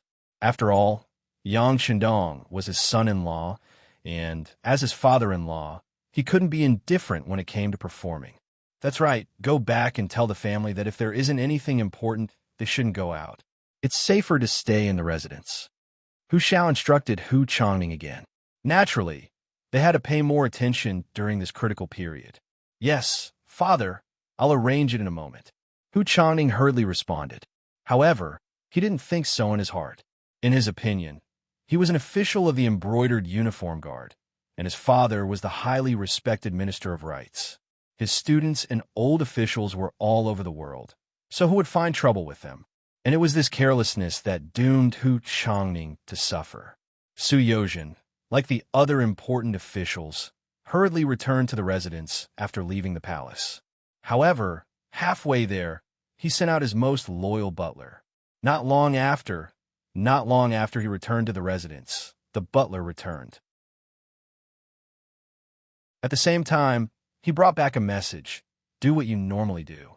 These words naturally didn't come from the butler, but from the person the butler had gone to see, the intelligence agent Yang Qindong had left in the Baiming capital. Not even the two madams of the Yang clan knew that Yang Qindong had returned to the Baiming capital. It wasn't that he didn't trust them, but that he didn't want them to worry, so he had concealed everything. But Yang Qindong naturally wouldn't hide anything from the Security Bureau. He had even made arrangements for officials like Su Yozhen, who had secretly joined Yang Qindong. "Do what you normally do." Su Yozhen repeated the words several times in a row. Her face was cloudy and uncertain. It seemed that the sixth young master had already made preparations, and for his own safety, he didn't need to intervene. Thinking about the various things Yang Qindong had done and the various miracles he had created, Su Yozhen wasn't as panicked. But thinking about his recent actions, and how he had even rarely contacted the people of the Security Bureau, would that incur the displeasure of the Duke of Loyalty? Su Yozhen was a smart person, and he was very good at judging the situation. It was precisely because of this that when he saw the new army in Baiming gradually taking shape, his attitude changed, and he wanted to join Yang Qindong's ship. But when he heard that the Duke of Loyalty was coming to Baiming capital. He hesitated. In the imperial court, when he learned that Yang Qindong had only brought 200-some cavalry to the capital, he had been worried. Of course, only he knew whether he was worried about Yang Qindong's safety or whether he was worried that he would be implicated if Yang Qindong was captured. For this reason, he had been worried the entire way. He couldn't understand why Yang Qindong would take such a risk in such a good situation. Could it be that he wasn't afraid of death? But now he was finally at ease. Since Yang Qindong had no intention of exposing him, he would just sit on the side and watch the show. He believed that since he had said so, the sixth young master wouldn't be in danger. In contrast to Su Yozhin's initial shock, Zhu Qiyu was glaring angrily at the three servants kneeling in front of him.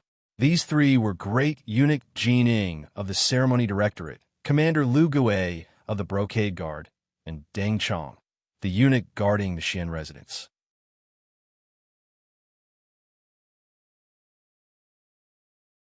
Chapter 787. Deng Chong was the guardian eunuch of the Xian Manor, which was equivalent to patrolling the entire Xian Manor for the emperor. But now, Yang Qindong had safely passed through the Xian Manor without suffering any reprimand. Naturally, Zhu Qiyu would vent his anger on Deng Chong, the eunuch. Kneeling on the ground, Deng Chong trembled all over. At this moment, he hated Shi Wanshan to the core. The Duke of Loyalty and Courage had arrived in front of you, yet all you needed to do was speak and capture him, or even kill him. Why did you have to send him out of Xian City and into the capital? Wasn't this the same as trying to make the emperor look bad? Of course, at this moment, Deng Chong wasn't thinking about Shi Wanshan. In his view, whether the emperor was happy or not was always the most important thing. As for the officials below him, so what if they died? Servants would always be servants. Deng Chong was a member of the eunuch group.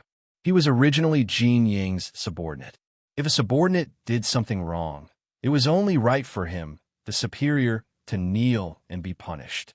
Moreover, Jin Ying knew that the emperor was not in a good mood, so she didn't show any anger as she knelt on the ground. Lu Gui, on the other hand, had a wronged expression. Deng Chong being punished to kneel was only right and proper. The problem occurred in your Xian Manor. You didn't resolve it properly and threw the problem in front of the emperor.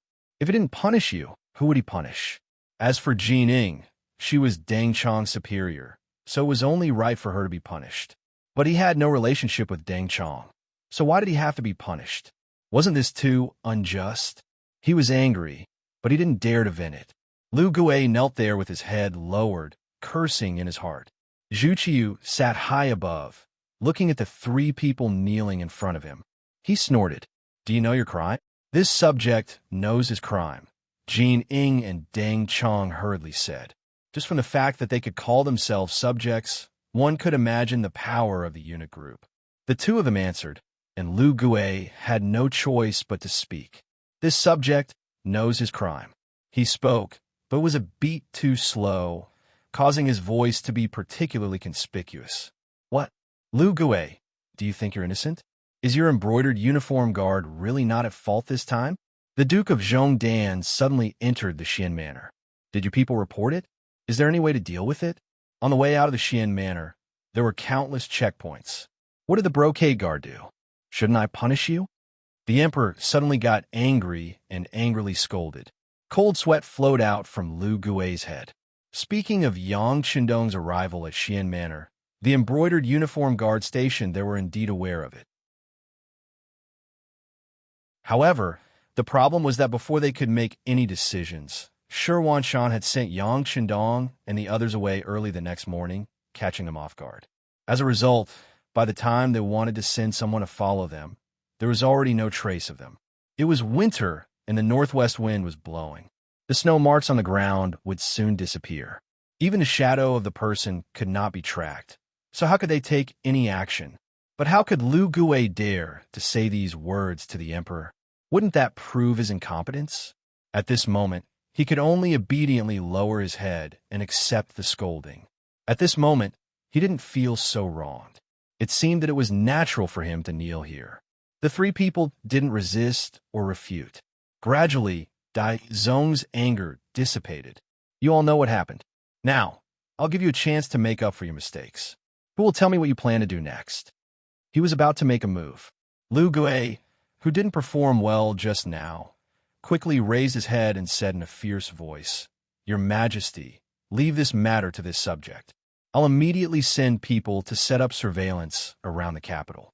I'll make sure that he's a corpse before he enters the capital. Moreover, I'll make sure that his hands and feet are done cleanly. No one will know. No one will know." Zhu Qiyu sneered. The Duke of Zhongdan has more than 200 cavalrymen by his side, and they all carry advanced firearms. Can you really eliminate all of them and not leave any trace? This. For a moment, Lu Gui didn't dare to make any guarantees. He already knew how powerful the mercenaries were. If it was just one person or a few people, it wasn't impossible to mobilize the elites of the embroidered uniform guard. But against more than 200 fully armed cavalrymen, if they wanted to deal with them, they would need to mobilize many embroidered uniform guards. Perhaps even 1,000 men wouldn't be enough. And once they mobilized more people, it would be extremely difficult to keep the news from spreading. The embroidered uniform guard had too many officials' family members serving in it. The various departments should also have people in them. To mobilize so many people without being noticed was basically an impossible task. After being choked by Dai Zong, Lu Gui lowered his head and didn't say anything. But this reminded Jining that he had thought of something. "Your Majesty, the Duke of Zhongdan isn't easy to deal with. If we don't hit him, we'll have to bear a great risk. But that doesn't mean that we can't touch the others." When Zhu Qiyu heard the first part of Jin Ying's words, his face showed displeasure. But when he heard the latter part, his spirit was lifted. He knew that this highly regarded head eunuch must have thought of something. "Oh, tell me about it. Although we can't directly touch the Duke of Zhongdan, we can use other people to probe his thoughts. This way, we can indirectly obtain some results. After all, the Duke of Zhongdan is Lord Yang Rong's youngest son. In the capital, he has close connections to all sorts of people. For example, he has 10 some older brothers and sisters. No, this action is too obvious." Zhu Qiyu didn't even wait for Jining to finish speaking and immediately refused. Yang Shindong had older brothers and sisters in the capital, but touching them was no different from touching Yang Shindong. More importantly, this person could sacrifice his family. Bombing would not only gain nothing, but would also easily offend him. Jin Ying understood the emperor's meaning. Even though he had been interrupted, he didn't show any displeasure. On the contrary, he smiled and said, "Just as your Majesty says, we truly can't use these family members. It's too obvious. But there are some people who aren't close to him, so we can use them to make a fuss. At the very least, we can test his bottom line." Without any intention of making Dai Zong wait, he gave a name. This time, Zhu Qiyu didn't immediately refuse. Instead, he fell into deep thought. Then, he turned his gaze to Lu Gui, a questioning look on his face. His previous performance had already been very bad. He was afraid that he had incurred the emperor's displeasure. Now that he finally had a chance to perform, how could Lu Gui miss it? He nodded and said, "This person is fine. He was originally a member of the Brocade Guard. It's too easy to find fault with him. But his father is the current court." Knowing what Lu Gui was afraid of, Zhu Qiyu decisively shook his head. "It's fine. Didn't you say that the Brocade Guard doesn't need to ask for a reason when arresting people? Don't you need to look at the other party's status? Since that's the case, just do it according to the old rules." Understood. Lu Gui was naturally a smart person to be able to reach his position. He nodded and said, "Rest assured, Your Majesty. This subject will definitely handle this matter beautifully." Finally, there was a countermeasure. Zhu Qiyu's expression relaxed a lot. No matter what, Yang Qindong had returned to the capital of Baiming. The initiative was in his hands. He should be worried about the other party, not himself. He also wanted to use this time to take a good look at the thoughts of these officials. He also wanted to know who to put in important positions in the future and who to push to the side and be completely marginalized. Gao Sheng, Baihu of the Brocade Guard, was the trusted aide of the Brocade Guard's town supervisor, Hu Chongning. Relying on his relationship with the Hu clan, Gao Shang was like a fish in water in the brocade guard. His relationship with his colleagues had always been good. This was only relative. Everyone knew that the family rules of the brocade guard were extremely strict. One moment, everyone could be drinking together, hugging each other's neck, and calling each other brothers. The next moment, the two of them would fight to the death. Although he knew of this rule, Gao Shing never thought that he would have such a day. Putting aside the fact that he had a big tree to rely on, the Hu clan had never lacked money thanks to the Duke of Loyalty. Often, the Tianwai trading company would send people to send them money and things. He also benefited from this. He did not lack money, and his lack of greed made his position extremely high. There would not be anything that could be used against him in the outside world. However, when Gao Sheng, who believed that he was honest and had never done anything wrong, stepped into the brocade guard's main gate one morning, he saw 4 fierce-looking men surrounding him. His intuition told him that things were not good. As he shouted out his identity, he thought about how to get out of the gate and find another way. However, how could the embroidered uniform guards not think of this? Before Gao Sheng could put his thoughts into action, the embroidered uniform guards surrounded him and pressed him to the ground without any explanation. Then, a black cloth was placed over his head, and he was taken to the embroidered uniform guards' imperial prison.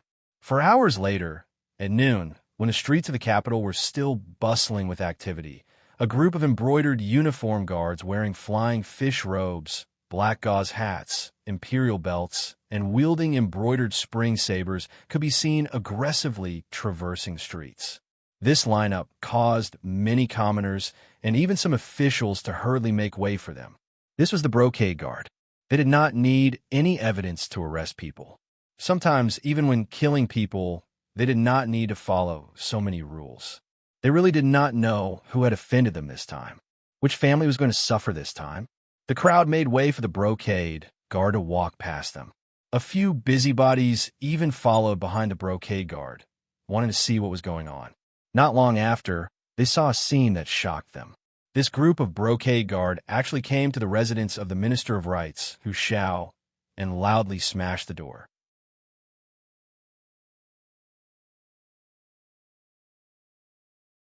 Chapter 788. As the oldest of the officials, Hu Xiao had a large network of connections in the capital. Furthermore, he was upright, and could be said to be a person of virtue and prestige. The embroidered uniform guards must have eaten the wrong medicine to dare to behave so atrociously in the Hu estate. The commoners naturally wanted to watch the show, but a few minor officials were mixed in with the commoners, their faces filled with fear. They naturally knew what the Hu estate represented. Normally, they would not be able to form a relationship with it. They did not even have the qualifications to enter the Hu estate's main gates or side gates. Now that the embroidered uniform guards were about to make a move against the Hu estate, did this not mean that a huge storm was about to arrive? If this was the case, it would affect which side they should take in the future. Of course, this was also a great opportunity. The embroidered uniform guards did not care about what the commoners thought. They were only here to complete the mission given to them by their superiors. After a round of banging on the door, the guard opened a small crack in the door. More than 20 embroidered uniform guards charged in, and for a moment, the entire Hu estate was thrown into chaos. The front courtyard suddenly became noisy, and the sounds of chaos could be heard from time to time. Hu Zhangning, who was in his study, frowned. He then put down the brush he was practicing calligraphy with and strode out of the study, heading straight for the front courtyard. At this moment, a group of embroidered uniform guards were standing in rows in the front courtyard, guarding the paths that led to the outside world. Then, an embroidered uniform guard Baihu loudly called out, "Is Hu Zhangning here? Tell him to come out and see me." Hu Zhangning had just reached the front courtyard when he heard these words. He loudly replied, "Hu Zhangning is here. Who is looking for me?" As he spoke, Hu Zhangning took steady steps and appeared in the front yard. He saw a group of embroidered uniform guards standing there. When he saw a servant of the Hu residence run around in fear and was even knocked to the ground, his face filled with anger as he asked, "What are you all doing? Why are you making things difficult for these servants? Who is your leader?" It was no wonder that Hu Zhongning was so angry. After all, he was still the town's supervisor of the embroidered uniform guard, and ordinary embroidered uniform guard officials were nothing to him.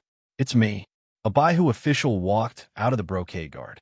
He first sized up Hu Zhongning, and after confirming that he was the person he was looking for, he waved his sleeves, and in his hand appeared a driver's license, the token used by the brocade guard to arrest people. In a loud voice, he said, "Baihu Gao Sheng is suspected of corruption and dereliction of duty, and this matter is related to Lord Hu. Please come with us and be investigated." Gao Sheng? What happened to Gao Sheng? In a moment of anxiety, Hu Zhongning could not help but blurt out, "I don't know what happened to him. Even if I did, I wouldn't tell you.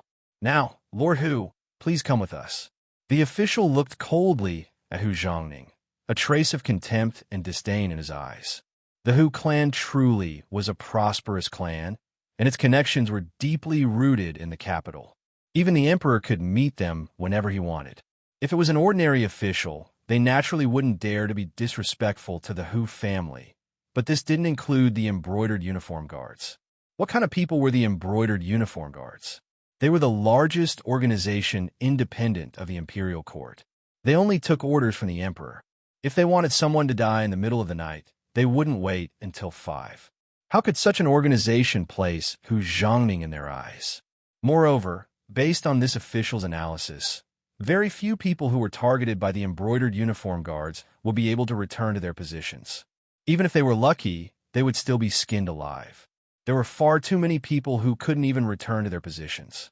Even if he offended them now, they probably wouldn't have the ability to retaliate against him. Not only had Gao Sheng been arrested, he had even sold him out, and he had also been charged with corruption and dereliction of duty. After hearing this, Hu Zhongning immediately understood what was going on.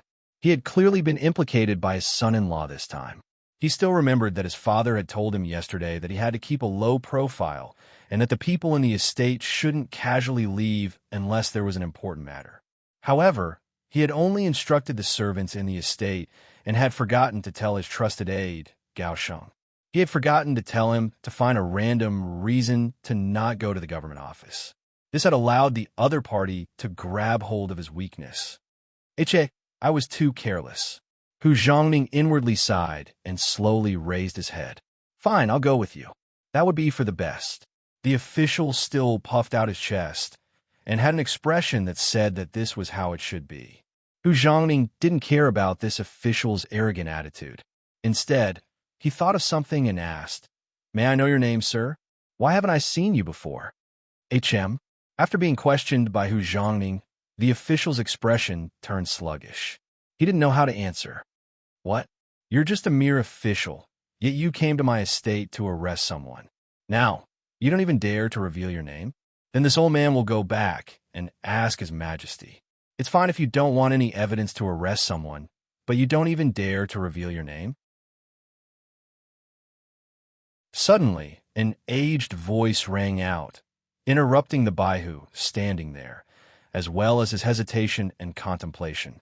The person who had come out was naturally the current Minister of Rights, Hu Xiao. Such a huge matter had happened in the front courtyard, and the embroidered uniform guards had even killed their way into the estate to cause trouble. As the true master, how could he not show himself? At this moment, not only did he walk out, his face was filled with anger. Obviously, no one would be able to remain calm when they saw their son about to be captured. The official was momentarily stunned by Hu Zhao's imposing manner. He immediately blurted out, "This official Tong Lai greets Minister of Rights.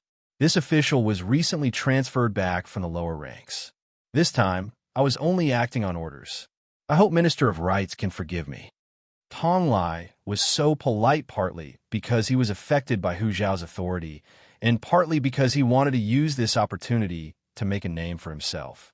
Just think about it. How awe-inspiring would it be to go to an official's estate to arrest someone, and the person arrested was even a young master? What was the difference between doing such a thing and not leaving one's name behind, and traveling at night in brocade clothes? This was a good opportunity to make a name for himself, and he definitely didn't want to let it go. If he used this opportunity to reveal his name, He was sure that anyone who saw him in the future would be fearful of him. After Tong Lai reported his name, he raised his head to look at Hu Zhongning. Hu Zhao's authority was very strong, and Tong Lai couldn't look him in the eye. However, he still dared to look him in the eye since he was the head of the embroidered uniform guards. Official Tong, right? How about this? I'll go with you now. Hu Zhongning's tone was very calm. Then, he turned to his father and bowed. Father, this child will go with them now. Don't worry, it won't be a big matter. Go with peace of mind. Father has his own plans.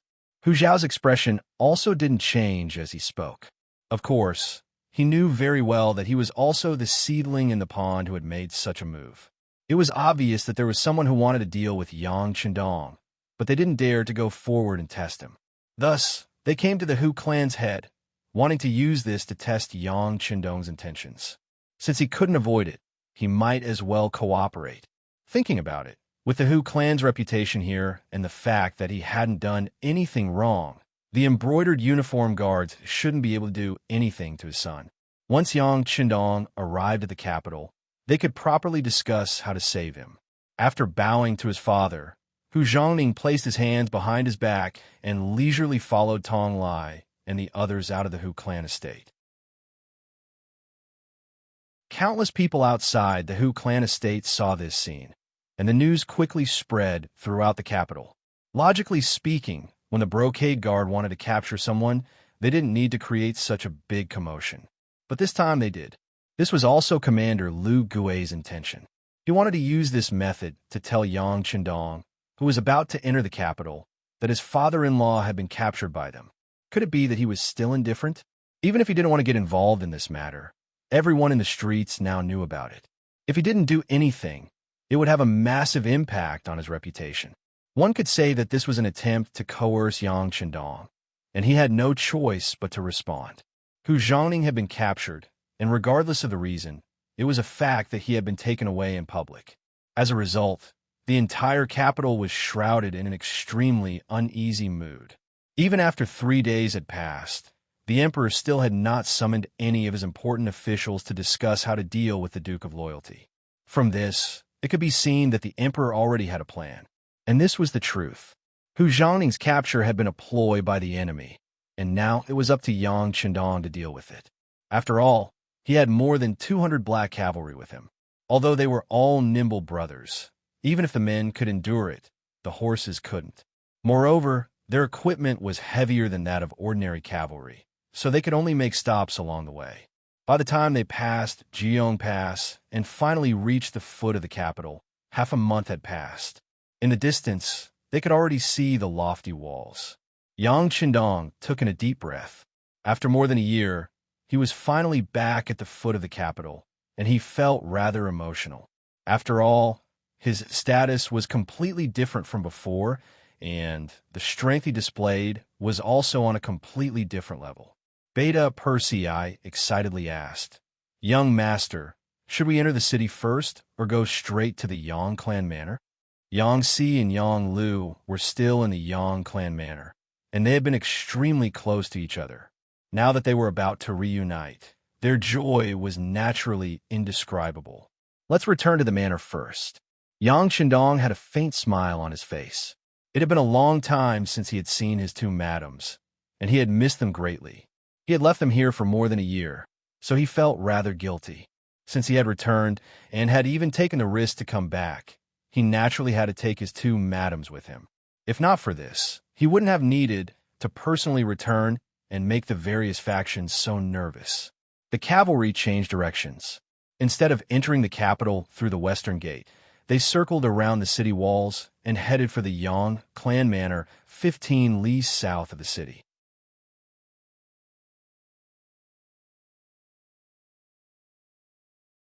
Chapter 789. It was noon in the snowy Yangjia village. Smoke rose from the chimneys, and from afar, it looked like a paradise on earth. Ever since Yang Qindong left the Yangjia village more than a year ago, this place had been under military management. Yang Lu led a platoon of Coal Vanguard to ensure the safety of this place. Their muskets were loaded, and they were ready for battle at any moment. This string had been stretched taut for more than a year.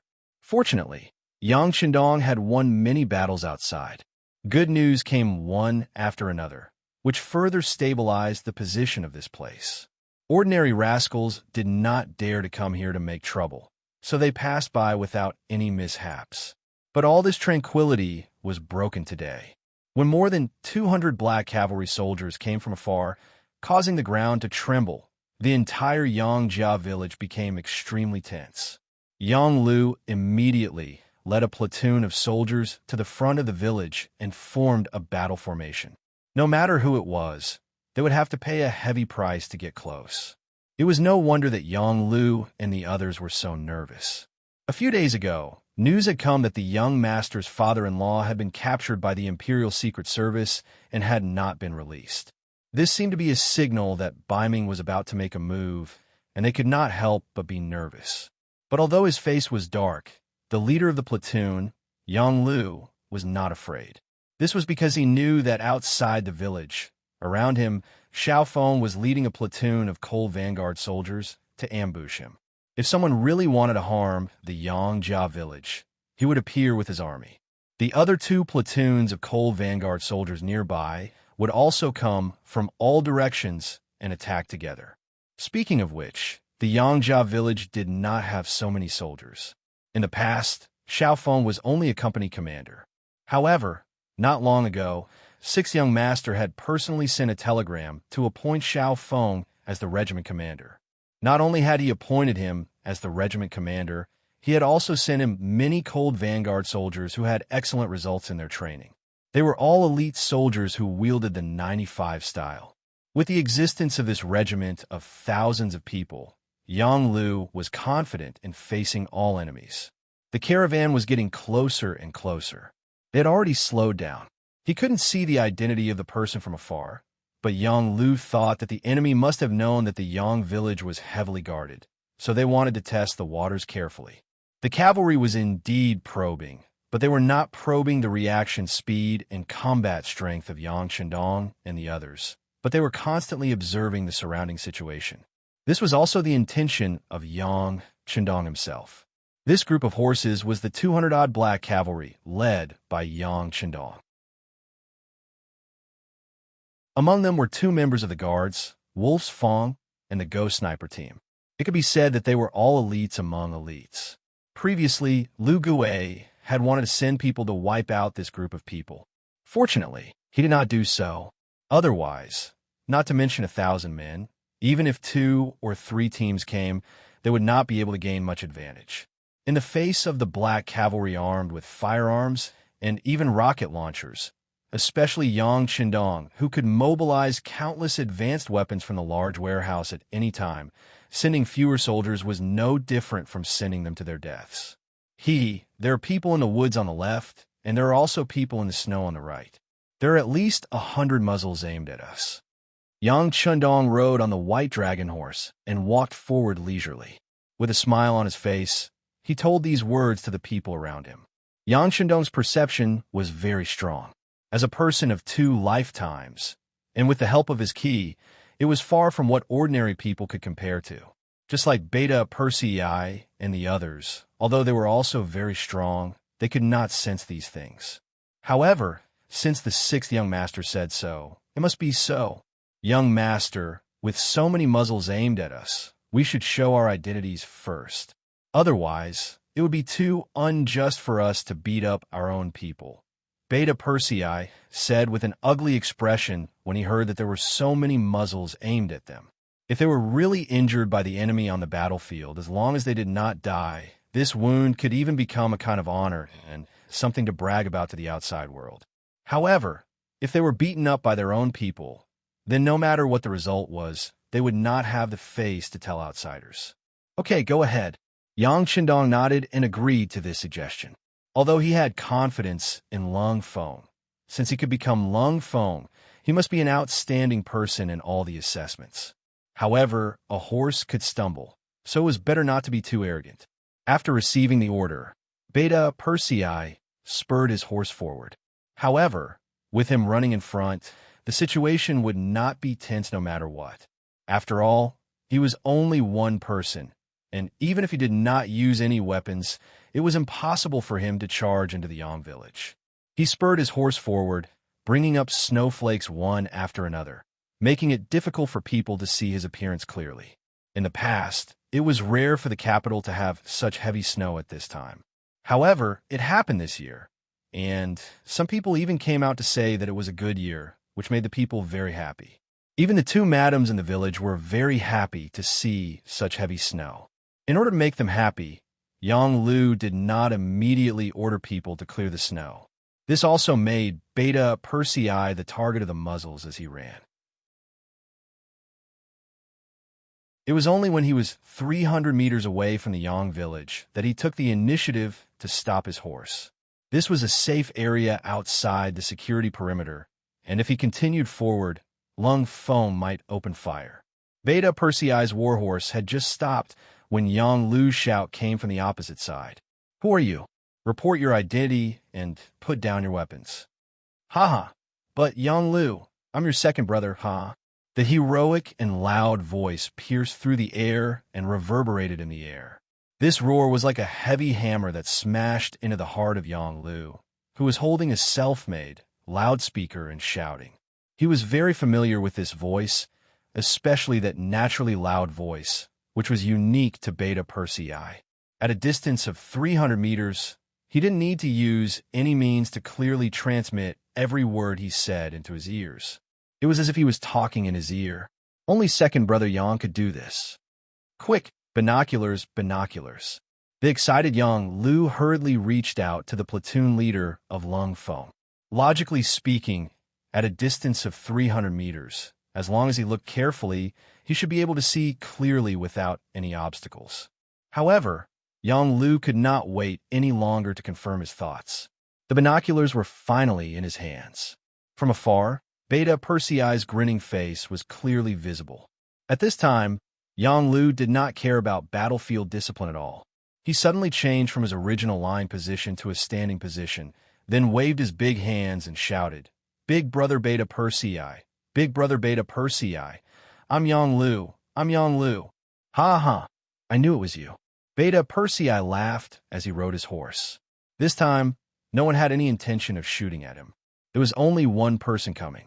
Yang Lu was jumping and shouting excitedly on the other side. It was obvious that he was an acquaintance. At a distance of 300 meters, the warhorse charged in front of him. Beta Persei jumped off his horse and landed beside Yang Lu. He then punched the other party's shoulder. "Ha, long time no see. How are you?" Beta Persei used a lot of strength in this punch. Even though Yang Lu's body was not bad, he still took 2 steps back before he could stand firm. Then, he pretended to be in pain and said, "Ouch, it hurts, it hurts." "Big brother Beta Persei, your strength has increased again." "Of course, haha. Don't you see who I'm with?" Beta Persei was grinning when he suddenly thought of something. His expression changed and he said, "Oh, the young master is behind me. Look at me, I only want to catch up with you. Quick, send a signal to all the soldiers to put down their guns, turn off the safety, and don't point the muzzles at anyone." In Beta Persei's heart, the young master's safety was always the top priority. Even if it was a reunion between brothers, he would still put aside first. Yang Lu was also shocked by this sentence. He knew that the 6th young master had returned to the capital, but in his opinion, Beta Persei should be the vanguard. There should still be some time before the young master returns. He never thought that the young master would be behind him. He was so excited that he hurriedly said to the soldier beside him, "Quick, raise the flag and pass down Big Brother Beta Persei's order." The token was spread in the wind, and the news spread in all directions. The order was quickly given, and the soldiers of the Cold Vanguard Battalion, who were lying in ambush, were all extremely excited. The 6th young master was back. He was a god in their hearts, and countless people wanted to see the 6th young master again. Now that the opportunity had finally appeared, everyone was inexplicably excited. Xiao Feng, who had just been promoted to regiment commander, was also excited. Back then, he was left in the capital by the 6th young master to watch over the safety of the place.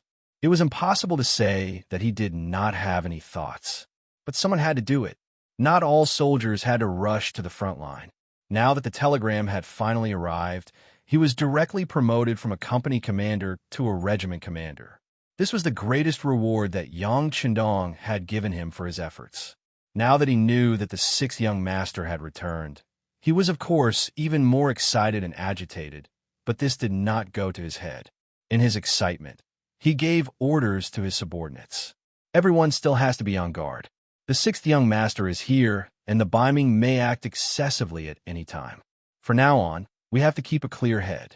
If the enemy appears, it will be our chance to perform well in front of the sixth young master. Yes, the soldiers around him all agreed in unison and then went to their respective duties. However, the muzzles of their guns were not aimed at the 200 or so black cavalry, but at the back of the black cavalry to prevent a Biming army from suddenly appearing there. Beta Persei met up with Yang Lu, and then the outer gate leading to the Yang residence was completely opened. Yang Chendong arrived soon after and rode his warhorse to the front of a platoon of 30 soldiers beside Yang Lu. "Salute!" Yang Lu shouted, leading his cold vanguard platoon to raise their right arms, making a standard salute.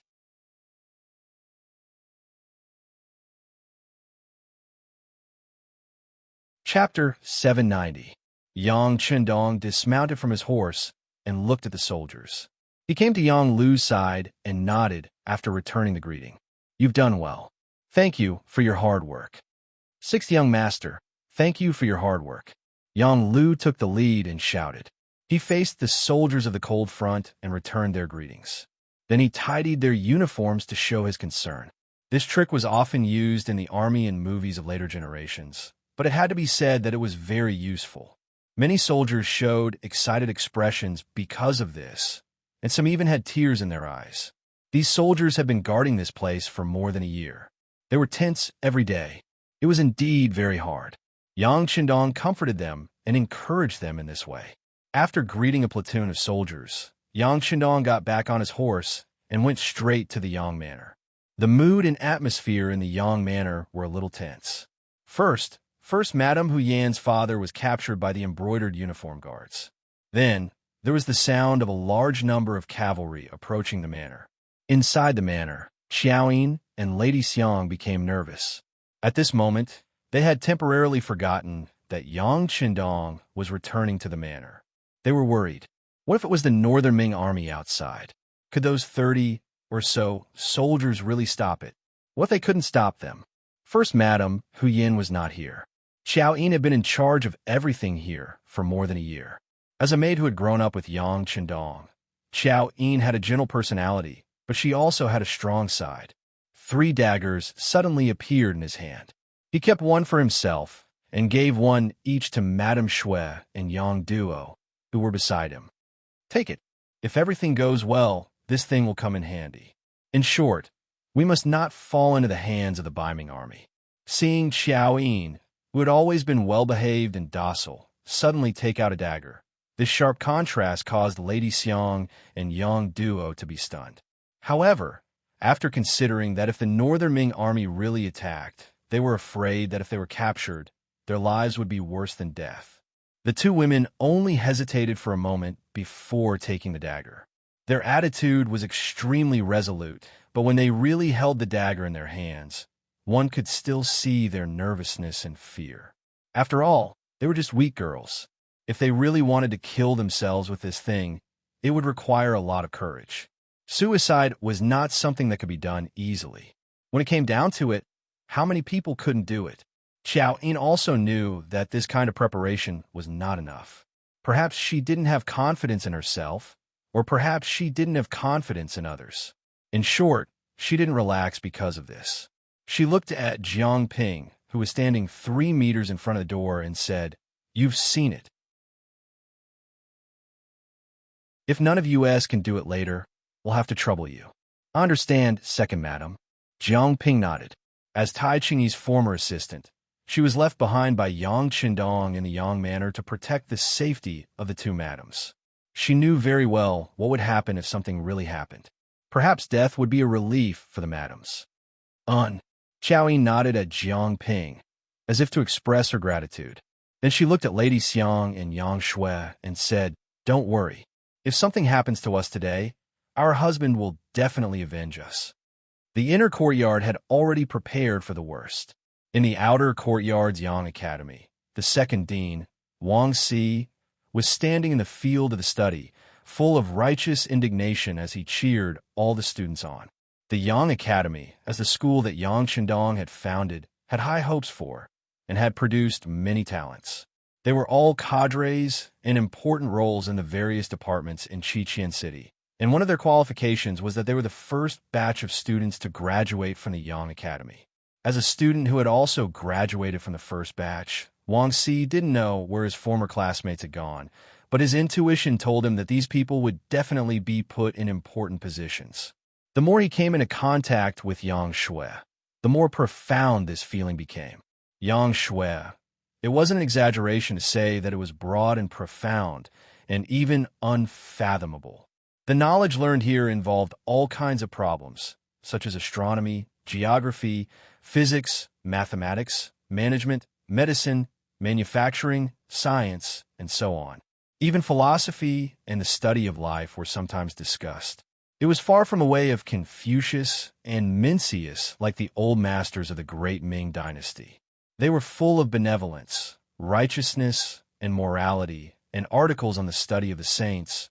But in reality, when it came to the real governance of the world, the help they could provide was very limited. It was precisely because he understood Yang Qindong's characteristics and strength that Wang Si was unable to extricate himself from it. Moreover, because of his background, he bravely took over the position of the second dean. In the end, while learning, it was also equivalent to helping Yang Qindong manage and nurture more talents. After 2 years of development, the reputation of the Yang Academy had already spread far and wide, and 2 batches of students had also graduated. However, Wang Si remembered Yang Qindong's teachings when he left and kept all of these people, not letting a single one of them go. This wasn't because he cherished talent. Although these people did play a role in the development of the Yang Academy, he did this for their own good. This was because he knew that those who had learned Yang Shui were in fact not suitable to establish themselves in the great Ming dynasty, where Confucius and Mencius were everywhere. Their thinking was completely different, and if he let these people into society, they would only cause trouble and bring trouble to themselves. He didn't want to see these graduates, who had learned a wealth of knowledge with great difficulty, be erased by this ruthless society or even bring disaster upon themselves. Thus, Wang Si kept these people. Fortunately, the wealth that Yang Qindong had allocated to the academy had always been very rich, so it wasn't a problem to feed these people. And because of the existence of these people, the Yang Academy had also developed more and more. Every year, when they recruited new students, they would carefully select them. But every year, there would still be 100 students left. Until now, the total number of students and teachers who had stayed behind after graduation in the Yang Academy had already reached 400. Wang Si had also become the dean in name, and the real test had really come. First, it was his grandfather who summoned him and warned him to be careful. Then, there was news that the father-in-law of the 6th young master, Hu Zhangning, had been arrested by the embroidered uniform guards and imprisoned. Now, the entire Yang family manor suddenly sounded the alarm. All of this made Wang Si even more worried. Not long after the alarm sounded in Yang family manor, he summoned all the teachers and students to the sports field. Although the weather outside had already reached -5 or 6 degrees, it didn't make them feel cold at all. On the contrary, everyone was hot-blooded as they looked at the dean, Wang Si, who was standing at the highest point of the sports field. Everyone was waiting for his decision. To be able to become a student of the Yang Academy wasn't just learning literature. They belonged to the category of all-rounders who were proficient in both civil and martial arts. This was especially true for the students who had graduated before. Individually, they already had the skills of a B-class soldier. Compared to A-class soldiers like Lung Feng, they were naturally weaker, but compared to the ordinary soldiers of the Great Ming Dynasty, their physical fitness was already better. After all, they ate well, wore warm clothes, and had no worries, so they could use all their strength during training. There were even these students in the shooting class, and some of them even had good shooting results. With 5 bullets, they could get an excellent score of 45 points. Most of them also got a passing score of 38 points. At this time, they were all holding long swords or broadswords, as if they were ready to rush to the enemy and fight face to face. Even a few women standing in the crowd were also clenching the long swords in their hands, looking unwilling to admit defeat. Among them, there was a very beautiful figure.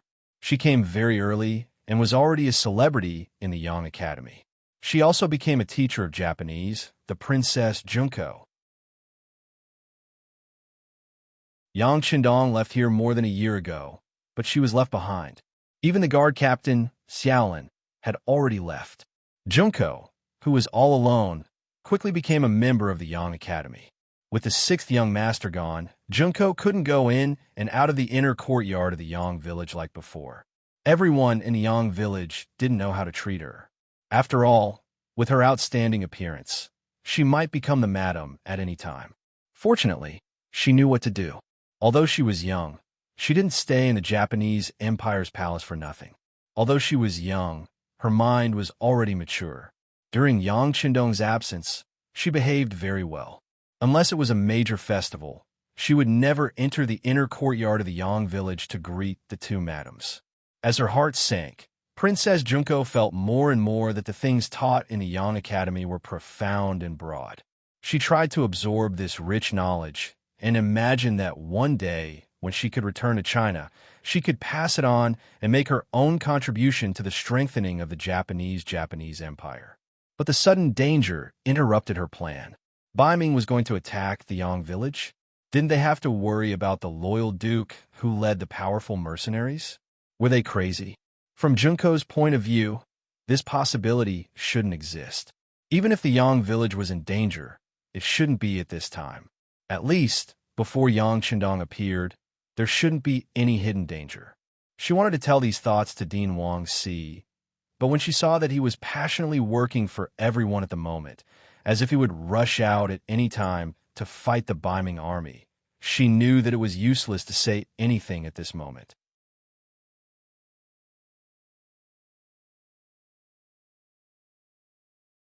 Chapter 791. Wang Si was still performing, but his eyes were always paying attention to the movements outside the academy. As soon as there was a gunshot outside, he would rush out with the 400 people and apply what he had learned in actual combat. For this, he felt his whole body was excited, but then this excitement came to an abrupt end because of Yang Lu's sudden appearance. Dean Wang, it's all a misunderstanding. It's not an enemy, but the 6th young master is back. What? The Duke of Loyalty is back? Wang Si only hesitated for a moment, then shouted in surprise. Yes, the young master is now in the inner courtyard. He should come to see you in a while. You just need to be prepared. Yang Lu smiled and nodded. He just came to deliver the news. Since the news had arrived, of course, he would not stay here. It was not easy for the young master to come back. He should show his face in front of him and show off. Yang Lu had left, and the Yang Academy was also in an uproar. Then, Wang Si's shout came out. Hurry, clean up immediately. Let's welcome the dean in our best state. Everyone hurriedly shouted after hearing the order. Junko was the same, but her cheeks were already red. Perhaps only she knew what was in her heart. Yang village's inner courtyard. Yang Si was guarding here with his people. The safety of the gun had been opened, and it looked like he was going to shoot at any time. But when Yang Qindong suddenly appeared in front of him, everything changed. Yang Si, who was not prepared at all, could only laugh foolishly. It was not until the slightly towering figure came in front of him and patted him on the shoulder that he habitually stood at attention and said, Greetings, young master. Hello, you've worked hard. Yang Qindong said with emotion, then laughed and said, Wait a while. I'll take care of things and drink with you. Okay, I'll wait for the young master's call at any time. Yang Si was very excited. Since the young master had returned, the Yangjia village would be safe. Even though the young master had only brought 200 black knights with him, he was still confident. Where are the 2 madams? Yang Qindong's voice echoed in Yang Xi's ears as he walked towards the inner courtyard. Second madam, fourth madam, and seventh sister are all in the inner courtyard. All right, I got it. Yang Qindong's voice was heard again, but his figure had already disappeared after he finished speaking. In the inner courtyard, two madams and a young lady were holding their daggers tightly with nervous expressions. They looked as if they were saying, "Don't mess with me, otherwise I'll stab you with my dagger." The only one who was relaxed was Jiang Ping. Her gaze was deep and her face was filled with determination. At this moment, she was already prepared to die. Her duty was to protect the safety of the two madams. If she could not do this, then she would not let the two madams be carried by others. She would first help the two madams complete their original destiny. Then she would fight the enemy to the last drop of blood, and then go to the ground to accompany the two madams. This was her destiny.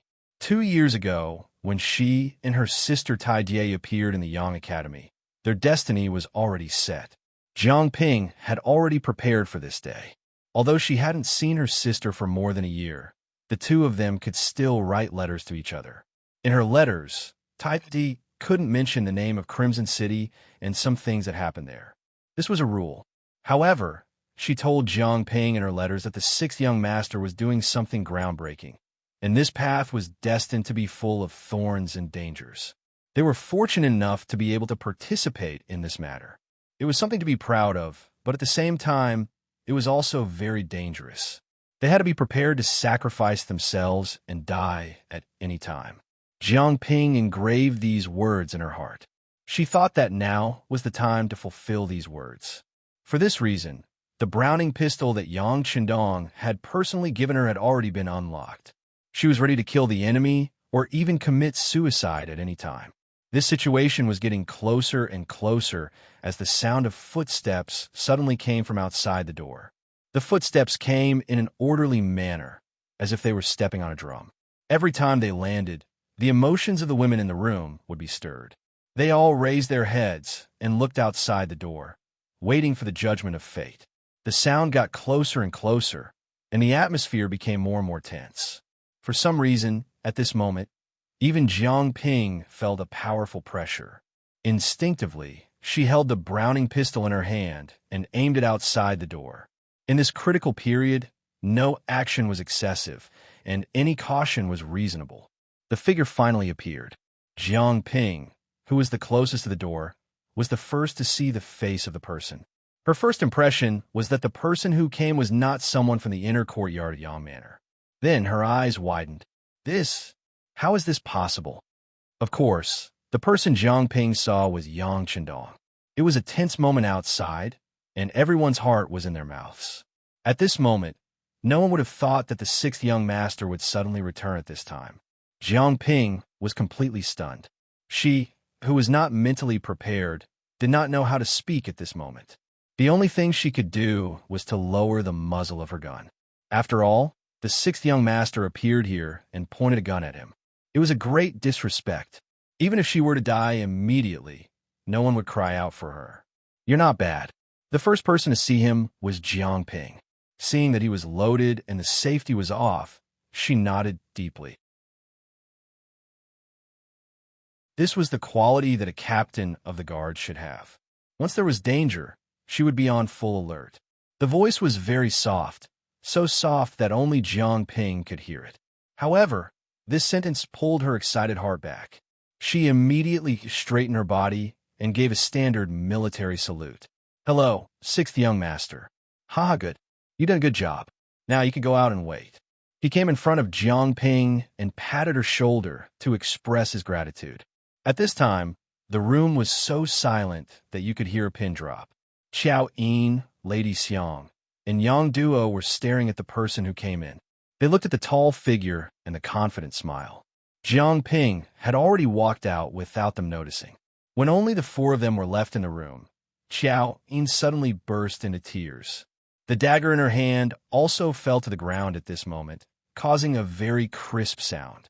Then, her beautiful figure quickly ran over and plunged into Yang Qindong's arms. "Young master, you're back." After following Yang Qindong for so long, Xiao Yin was still more used to calling him young master and not husband. Opening his arms and welcoming Xiao Yin into his embrace, Yang Qindong stretched out his arm and patted the other's back. He comforted her and said, "I'm back. Everything is over. No one will threaten your safety in the future." As he spoke, Yang Qindong looked at the 3 daggers that fell to the ground. At this moment, he had a smile on his face, but he was a little angry in his heart. Although the Beiming imperial court didn't do anything to the Yang family village, looking at everything that happened now, the invisible pressure was still very huge. He actually dared to make his woman worry. Just based on this, he was afraid that he would have to take out a few heads to vent his anger. After Qiao Yin, 4th Madame Xiang also ran over and also burrowed into Yang Qindong's wide arms. Then, the 2 women broke into tears and laughed. They laughed and cried and laughed again. At this moment, they completely expressed the worries that had been suppressed in the bottom of their hearts. In this regard, other than continuously patting their backs, Yang Qindong could only reveal a bitter smile as he looked at Yang Duo, who was standing 3 meters away. "Seventh sister, are you all right?" At this moment, Yang Duo's eyes were also filled with tears, but her face was full of smiles. This little brother of hers had finally returned. She sighed and said, "Now that you're back, everything is fine. All right, I won't delay your reunion. I'll go to the kitchen to take a look and have them prepare delicious food. We must celebrate properly." Good. We have to celebrate properly. Thank you for your hard work, 7th sister." Yang Qindong also chuckled. He could only reveal such a straightforward smile in front of his sisters. Yang Duo also left. After waiting for there to be no one else in the room, Yang Qindong hugged one in each hand and kissed Xiao Yin and Lady Xiang's cheeks respectively. Then, he stretched out his finger and scratched the bridge of their noses. This kind of action was commonly used by Yang Qindong towards his beloved women, but it was this kind of action that immediately caused the 2 women's faces to turn red, like red apples. Speaking of which, ever since Yang Qindong entered the new Dusi region and entered the grasslands, he had not touched a woman. Now that the soft fragrance was in his arms, it was impossible for him not to feel anything. Even his body had already reacted, and he couldn't wait to do the 2 of them on the spot. However, Yang Qindong was still rational. He knew that there were still many people outside waiting for him to appear. Now is not the time to be sentimental. Xiang, I made you worry this time. But don't worry, this time I'm here to take you away. In the future, such worrying things won't happen again. Ah, really? Hearing that Yang Qindong was going to take them away, both Xiao Yin and Lady Xiang's faces were filled with excitement. Of course, I don't think I've lied to you before. Looking at the 2 women's smiles from the bottom of their hearts, Yang Qindong also chuckled. About half an hour later, Yang Qindong walked out of the inner court and arrived in front of Beta Persei, Yang Si, and Yang Lu, who had been waiting for him. "Come, let's go to the Yang Family Academy to take a look." The Yang Family Academy had long been prepared. As soon as Yang Qindong appeared, the second dean, Wang Si, immediately led the students out to welcome him. Although it was cold outside, no one was affected by the weather. In their opinion, since the dean was here, they should all come out to welcome him. Considering the weather, Yang Qindong originally wanted to let these people return to the classroom first. However, looking at more than 400 people, he knew that there was no classroom that could accommodate so many people. He simply followed everyone's wishes and stood in the middle of the field where Wang Si stood before. Then a deep voice rang out.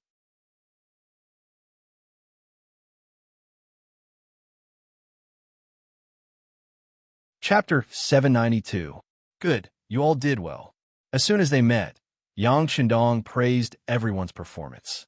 "I've heard that you all thought there was an enemy invasion and were even prepared to fight in close combat. This courage is very good, and it fully shows your loyalty to the academy."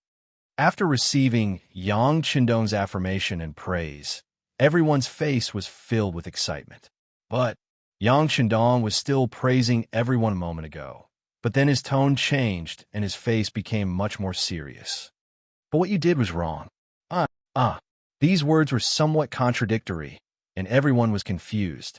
Even the second dean, Wang Si, couldn't wrap his head around it for a while. But before they could figure out what was going on, Yang Chendong continued, "What you did was a bit inappropriate, and the mistake was in your position. You're not ordinary soldiers. You are students of the Yang faction. You're even teachers. We're the most precious treasures. If anything happens to any one of you, I will feel heartache for a long time. If all 400 of you fight together against the enemy, you will not be able to avoid life and death. Won't I die of heartache then? Are you willing to see my heart shatter into pieces?" Ha ha ha.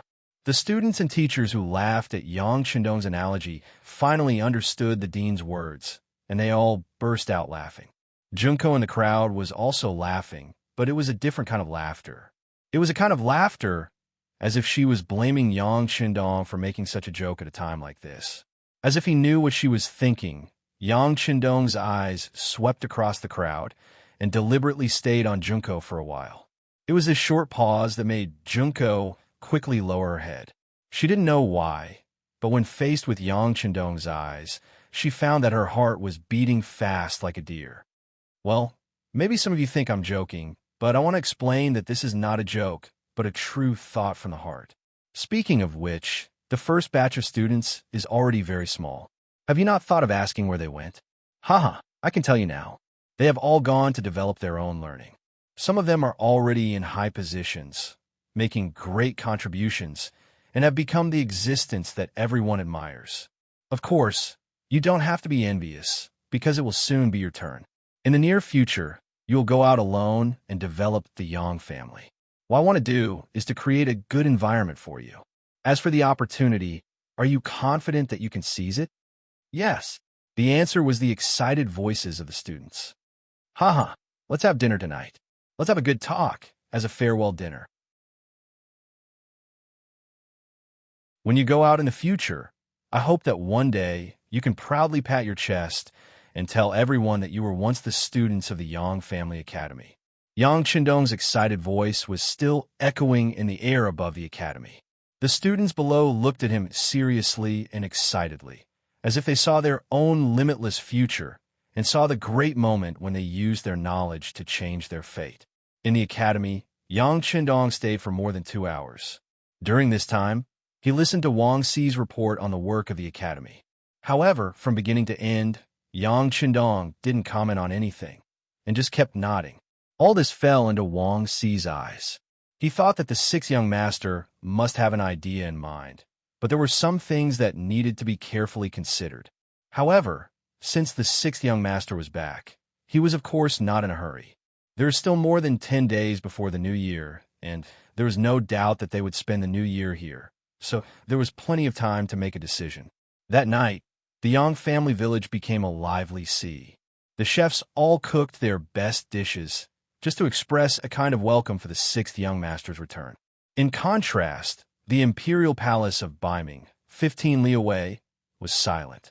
The embroidered uniform guards, who had always kept a close eye on the Yang manor, received the news as soon as Yang Chendong returned to the manor. Then, this news was sent to the acting sect master, Zhu Qiyu. Finally back? I want to see if you have made any progress after not seeing you for nearly 2 years. After taking a look at the report, he put it aside. Zhu Qiyu also closed his eyes because of this. Hu Zhongning had already been arrested and put in prison. Although he hadn't been tortured because of the other party's identity, the arrest itself was a kind of attitude. Now, they just had to wait and see how Yang Chendong would break out of this situation. Would he resist forcefully, lower his head, and admit defeat, or would he arrange for someone to break the prison? At the thought of breaking the prison, Zhu Qiyu couldn't sit still. He slowly opened his eyes and looked at Jining, who was standing beside him, and asked, "The security of the prison." Of course, Jining knew what Zhu Qiyu was asking about. Without waiting for him to finish, he answered, "Your Majesty, please don't worry. The embroidered uniform guards have a large number of people lying in ambush there. Unless you don't come, you will be walking right into the trap." Hearing that there was already an arrangement there, Zhu Qiyu nodded in satisfaction. He closed his eyes again and sank into deep thought. To be honest, among the Ming dynasty emperors, whether it was Zhu Qijin or Zhu Qiyu, they were not incapable rulers. They had even worked hard to strengthen the Ming dynasty. Compared to some of the later Ming dynasty emperors, they were already qualified and could even achieve good results. Unfortunately, they were born at the wrong time. They met Yang Qindong, who had a large warehouse. This meant that their dream of strengthening the Ming dynasty could not be realized. Now, what they needed to see was how long they could hold on, or, in the end, whether the Ming dynasty would disappear silently or be defeated fiercely under resistance. Yang Qindong had long since made up his mind about this matter. The Ming dynasty was made up of Han people as the foundation. The Han people in the world were one family. Based on this, unless it was necessary, Yang Qindong did not want and would not take the initiative to use force against the Ming dynasty. Of course, if someone provoked him, it would be a different story. For example, after the meal, in a secret room in the inner manor, Yang Qindong met with Yang San, the director of the Security Bureau, and Xiao Feng, the commander of the Cold Front, who was stationed in the capital of Baiming. The first person Yang Qindong met was Xiao Feng. This person was part of the first batch of veterans to follow Yang Qindong. Back in Jiangning Prefecture, he had been trained as the first echelon commander of the Cold Front. With his seniority and ability, he should have become the commander long ago. In fact, it would not be a problem for him to take another step forward. Unfortunately, the situation in the capital of Baiming was too complicated. Yang Qindong did not want to reveal too much of his strength here. He did not want to attract the vigilance and dissatisfaction of the Baiming imperial court. As a result, although Xiao Feng was senior, he did not have the opportunity to lead more soldiers. This time, if not for the fact that Yang Qindong wanted to return to Baiming and had enough strength to protect himself, it would have been difficult for Xiao Feng to become a commander. Commander Xiao, are you familiar with the situation in the army? How are their qualities? Are you able to obey orders? If you have any problems, you can tell me. If you can't solve it, this young master will solve it for you. Since he wanted to put military power in Xiao Feng's hands, Yang Qindong naturally had to fully support him. Thank you, sixth young master, for your concern. The quality of the soldiers is very high, and everyone is very obedient. There won't be any problems, Xiao Feng said with satisfaction. In order to ensure the safety of the sixth young master, Crimson City had sent over many outstanding soldiers of the Cold Front. Perhaps because they knew that one of the orders was to ensure the safety of the sixth young master, all of them were extremely excited and obedient. They were afraid that if they were careless and got into trouble, they would be sent back to Crimson City. If that happened, it would be very difficult for them to stand out in the future. Using this advantage, Xiao Feng quickly established his own authority and took control of a group of Cold Front. Very good.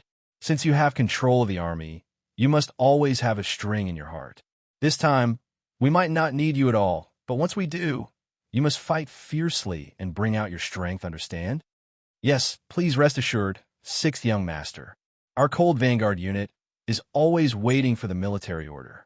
Once there is a battle, we will definitely do our best. We will definitely not tarnish the reputation of the Cold Vanguard unit. Xiao Feng's face was full of confidence as he spoke as if he was giving a military order. After Xiao Feng left, the second and last person to enter the secret room was the Security Bureau's director, Yang San. The matter in Crimson City had already come to an end. The Yang father and son, as well as the Security Bureau's director, Chen Shuquan, had been taken down. All that was left was to rectify the work style. Yang Qindong had not arranged for him to interfere in the later stages of the matter, so he would naturally protect Silent. This time, the sixth young master was returning to Baiming for the new year. This was an extremely important matter. As the head of the Security Bureau, he naturally had to be there personally to make arrangements. Only then could he be at ease. Yang San had returned with an even more important matter to do, and that was to apologize to Yang Qindong. He had to give an explanation for the misuse of Chen Shuquan, which had led to the incident in Crimson City. After entering the secret room, Yang San knelt on the ground. This head of the Security Bureau, who had always appeared deep and unfathomable in front of everyone, was now kneeling before Yang Chendong. No matter what Yang San's identity was, he was first and foremost a servant of the Yang clan. Just based on this kneeling was nothing. Yang Chendong had no intention of letting Yang San get up immediately. Instead, he drank his tea while listening to Yang San's report.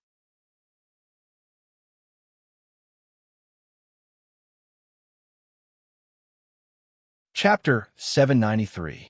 Yang San knelt there and recounted everything that happened to Yang Taizhu in Crimson City, including how Yang Taizhu was executed on the spot after the trial and how Yang Shan, the Minister of Foreign Affairs, was removed from his post and sentenced to 20 years in prison. Yang Chendong had already seen the telegram and was well aware of the situation. Yang Chendong didn't have the slightest bit of pity for the fate of Yang Xie and his son. He had already given them enough benefits, and a golden path was laid out in front of them. However, some people just didn't want to reach out and grab it. They weren't satisfied and wanted to take the risk. They couldn't blame others for their fate. This was especially true for Yang Shan.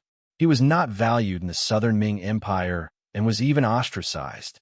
In the end, he was sent to the Northern Ming Empire as an emissary. This was originally a very difficult mission to complete, if not for Yang Chendong's help. Even if he could return from the Northern Ming Empire to the Southern Ming Empire, it was likely that his superior, the Minister of Rights, Liu De, would not give him any good results.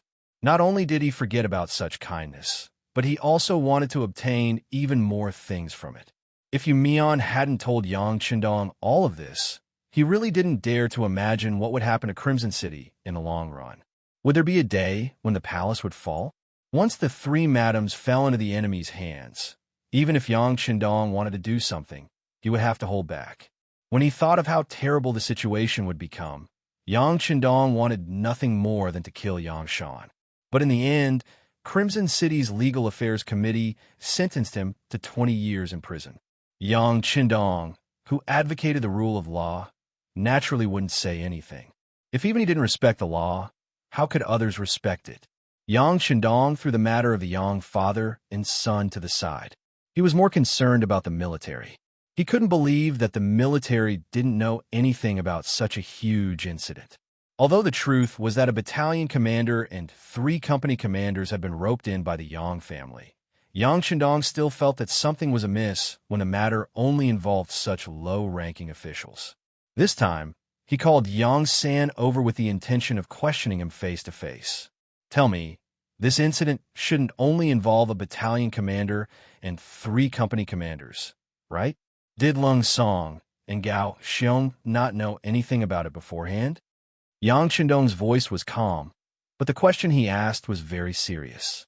One could imagine that if Yang San had a problem with someone, a slight twitch of his mouth would probably cause an unacceptable situation. The problem was that in front of Yang Chendong, even if Yang San had selfish motives, he wouldn't dare to show it. The appearance of the CIA was already a threat to the Security Bureau. It was believed that in the future, any important information would not be monopolized by the Security Bureau. It would have to go through the CIA's review. This made Yang San even more careful when he spoke. Young Master, Commander Gao Xiong hasn't been on the island recently. I heard that some yellow-haired people and unknown ships suddenly appear at sea. Now, the Navy's main target is those people. As for the Army, Commander Lung Song might have noticed something. Yang San was very careful with his words. Yang Chendong couldn't help but frown slightly. He knew very well what Yang San's words meant. When it came to a high-ranking official like Lung Song, one had to be very careful with their words. And what do you mean by notice something? Tell me in detail. Yang Chendong put down his teacup and listened attentively. Yes, young master. According to our investigation, Yang Taizhu had a close relationship with Commander Lung Song for a period of time. However, for some reason, the relationship between the two sides suddenly became cold. Afterwards, we also suspected that Yang Taizhu wanted to bribe Division Commander Lung. For this reason, we did a special investigation. Later, we found that there was no economic relationship between the two sides. It was all because Division Commander Lung Song heard about the establishment of the First Army. If he wanted to be the army commander, he needed more people to support him. The reason he was on good terms with Yang Taizhu was to express his goodwill to Minister Yang Shan. However, it was precisely because of his actions at that time that some people in the army made the wrong judgment. This led to the fact that the battalion commander and 3 company commanders were on good terms with Yang Taizhu and were ultimately bought over. As he spoke, Yang San carefully observed the changes in Yang Chendong's expression. Yang San knew that although it had been found that Lung Song was not involved in this matter, the two sides were, after all, so close. Could it be that he had already discovered the problem with Yang Taizhu during that incident? However, considering that he still needed department head Yang Shan to speak for him in the future, he pretended not to see it. Although this was an analysis, there was still a high possibility that it was true. If it wasn't for the fact that the Security Bureau only had suspicions and had no evidence, they would have really taken action. Although a division commander had a high position and power, if he was really involved, the Security Bureau would not be lenient when they took him down. Yang Chendong listened attentively. These were things that were not mentioned in the previous telegram. After all, what was said in the telegram had to be verified, and such guesses and assumptions would not be written in it. Otherwise, once the news was leaked, wouldn't it hurt some people's hearts and cause some unnecessary chaos? He digested what Yang San said in his heart. He knew that it was true that the Security Bureau did not have evidence, but such guesses were very likely to exist. If he were in Lung Song's position, would he make the same choice? Sigh, it's all because of fame and fortune. After sighing in his heart, Yang Chendong let out such a sigh after a long time.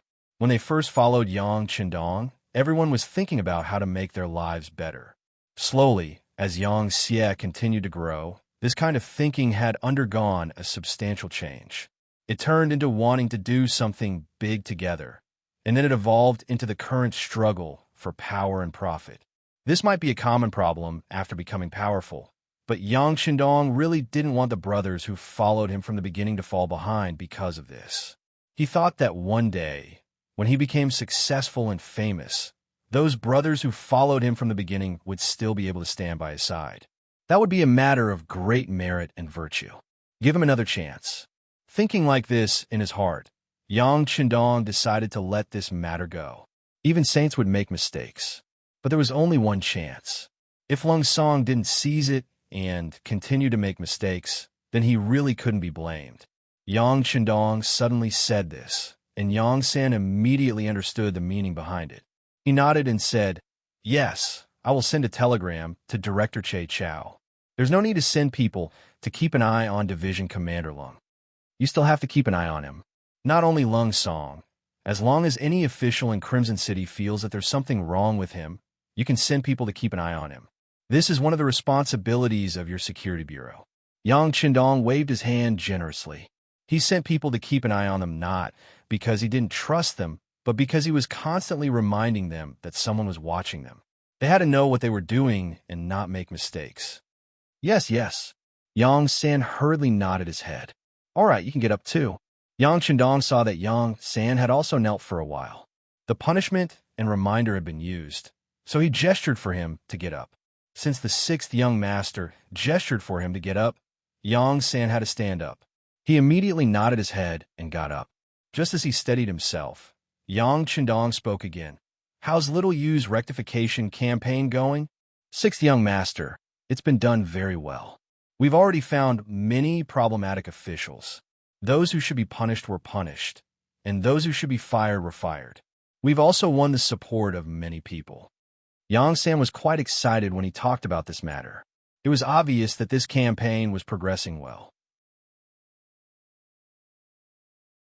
Yes, those who have problems must be caught, but those who don't have problems must also be rewarded. Don't make everyone nervous. Someone still needs to do the work.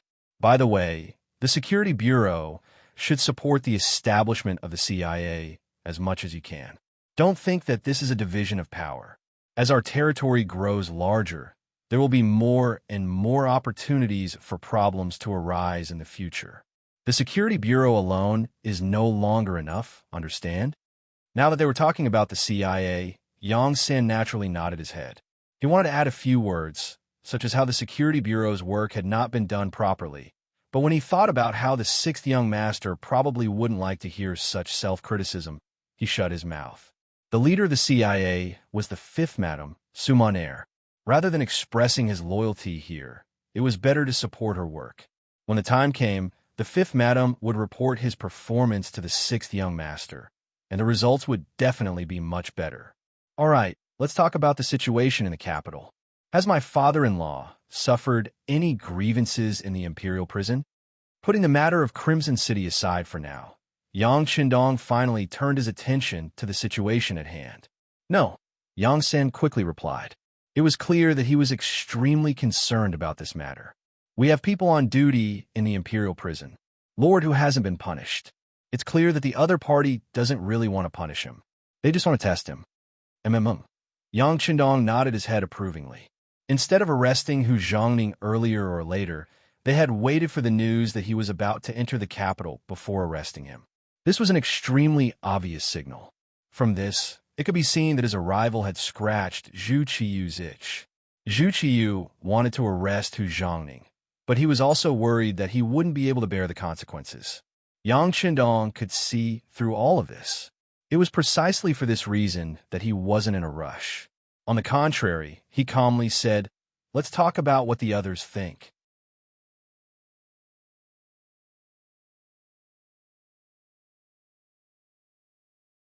Chapter 794. The other people he was referring to were naturally the important officials in the Baiming imperial court. In the Ming dynasty, where the group of scholars was very powerful, the emperor often had a look at their faces when doing things. Many times, their attitude was extremely important and could decide many things. They are smart. Most of them did not express their opinions. Yang San had already grasped some of the relevant information. Although the current Security Bureau could not arrange spies in every important official's home, they could still grasp the general situation through various methods. Thinking about it, the people who were caught this time can be considered to be part of their group. Yang Qindong chuckled. He would not forget that his father-in-law, Hu Changning, still had a good father. Hu Changning was indeed an important force in the group of scholars. Based on this, those people would not hit him when he was down. Seeing that the young master had thought of everything, Yang San swallowed the words he wanted to remind him. He knew that the young master's thoughts were deep and would definitely counterattack. So he asked tentatively, "Young master, when are you going to make your move? Are you ready?" "Yes, young master. Everything is ready for you. I'm just waiting for your order," Yang San said confidently this time. Very good. Yang Qindong was satisfied with Yang San's performance. When he was on his way, he had received the news of Hu Changning's arrest from the Security Bureau. Since the other party had already made their move, how could he not be prepared? Were they trying to test him? Then he would give a response, so that it would not be too boring for one person to perform a one-man show. Wait for my news. This time, we will play with them. Yang Qindong's face revealed a slightly mocking smile. As soon as the news of his return spread out, Dai Zoma summoned the 7 important officials under him for a meeting. This matter was first passed to the ears of the Security Bureau through Su Yozhen's mouth, and then it was passed to the ears of the Security Bureau. Yang Qindong thought that all of this was very normal. Among the 7 important ministers, the grandson of the Minister of Appointments, Wang Zhi, followed him, and the granddaughter of the Minister of Rights, Hu Xiao, married him. This meant that they would not give the emperor any ideas to deal with him. Perhaps when some matters involved their interests, they would make a move, but they would never go so far as to openly deal with him. On this point, Yang Qindong's mind was very clear. There is no such thing as an eternal friend or an eternal enemy. His saying was not wrong. As long as there was no conflict of interest, the two of them should be more biased towards him. There was only to talk about the Minister of Justice, Su Yozhen. He was one of his own people, and their interests had long been tied together. He was the last person who would make a move against him. As a result, 3 out of the 7 were gone. As for the remaining 4 people, they might listen to Dai Zongji's words, but they did not have any personal enmity with him. In addition, before he left more than a year ago, he had dealt with the Minister of Justice, Yu Shuriwei.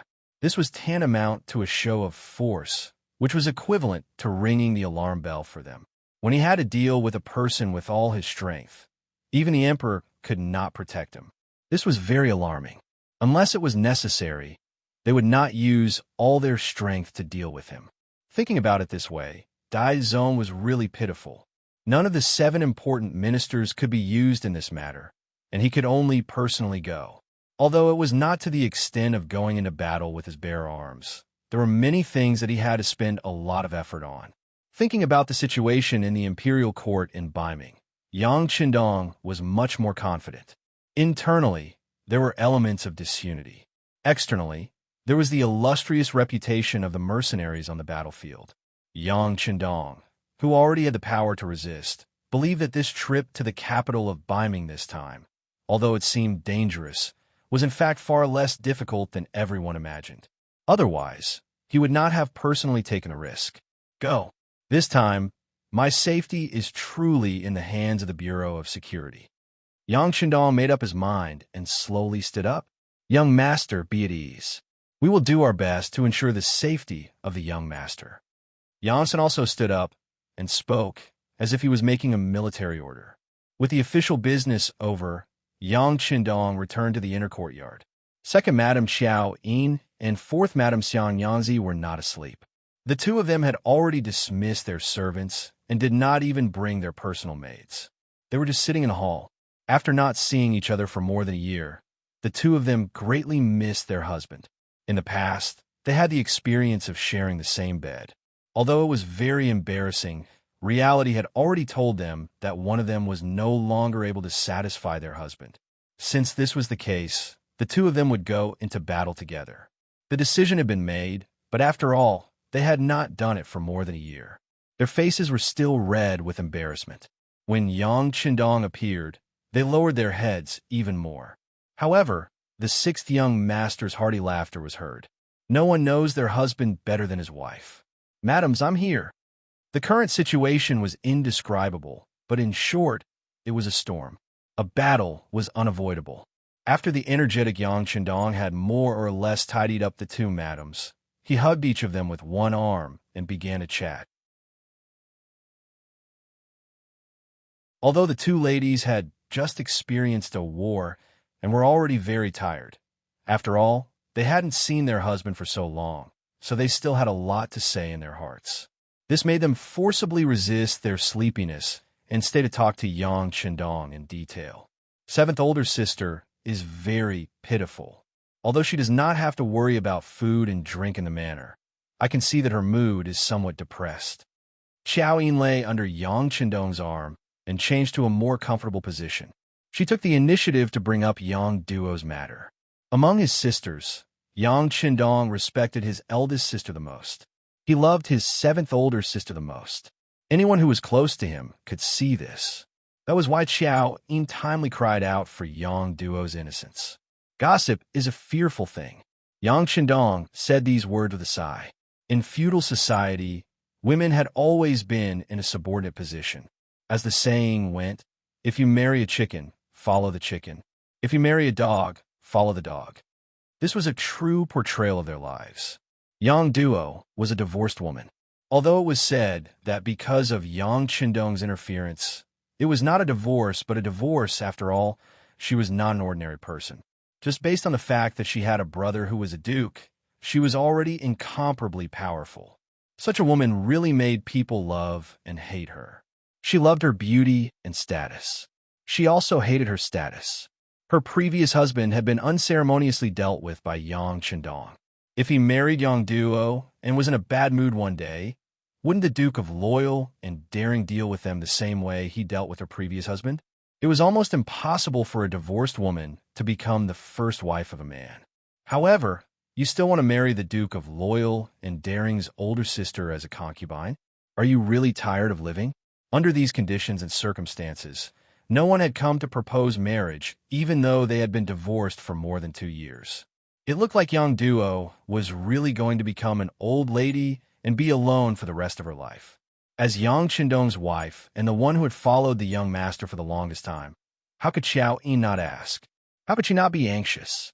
That's right. Sometimes when I see Seventh Sister standing by herself, She really does give off a very lonely and pitiful feeling, Lady Xiang said cooperatively. She was naturally paying attention to Yang Duo because her husband was very fond of his youngest sister. As a wife, it was only right for her to worry about this matter. The voices of the two wives were tinged with grief, but Yang Qindong had an indifferent expression. It's fine. When I take you away this time, I'll take seventh sister with me.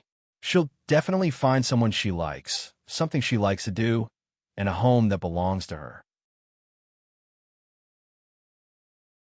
In the capital, Yang Qindong did not only have seventh sister, but she was the only one without a husband, so she was the most suitable person to be taken away. Others would not say anything, and they would only say that he was a younger brother who valued friendship, so there was no need to be polite. Hearing that Yang Qindong was going to take Yang Duo away, Qiao Yin breathed a sigh of relief. She was really worried that her husband would only take them away and leave seventh sister behind. If that was the case, she did not dare to imagine what would happen. At the very least, she would often accompany seventh sister and chat with her. But once she was gone, wouldn't seventh sister be even more lonely? With Yang Duo's problem solved, a new one appeared. Husband, what are you going to do about Junko? You've left her here for more than 2 years. What are you going to do? That's right. Little sister Junko is also very beautiful. The fourth madam, Lady Xiang, began her act of leaving a gap, and then raised her head to look curiously at Yang Qindong, who was lying beside her. When it came to Junko's matter, Yang Qindong naturally couldn't be as indifferent as when he was talking about seventh sister. From the bottom of his heart, which man did not love beautiful women? Especially Junko's body was full of nobility, and she was very beautiful and smart. But if he had to take her for himself, just because she was beautiful, Yang Qindong could not do such a thing. On the contrary, his heart was still very conflicted. He must conquer the Japanese Empire. This was not only a matter of the plan, but some things had already begun to be carried out secretly. The artillery had been sent out, and he heard that the other side was actively preparing. But because the matter was too big, if he did not have the confidence to succeed in one shot, he could not act rashly. This was why there was no decisive battle. The day when the Japanese Empire was in chaos would be the day when Yang Qindong would attack. At that time, how could he face Junko? He had destroyed her home, and now he wanted her to follow him wholeheartedly. Even though Yang Qindong was very confident in some aspects, he did not think that he could do it. With such a contradiction in his heart, Yang Qindong adopted an indifferent attitude towards Junko, with the idea of letting nature take its course. If the other party really wanted to stay, of course, he would welcome her. If the other party must leave, then he would let her go. It could only be said that they were not fated to be together.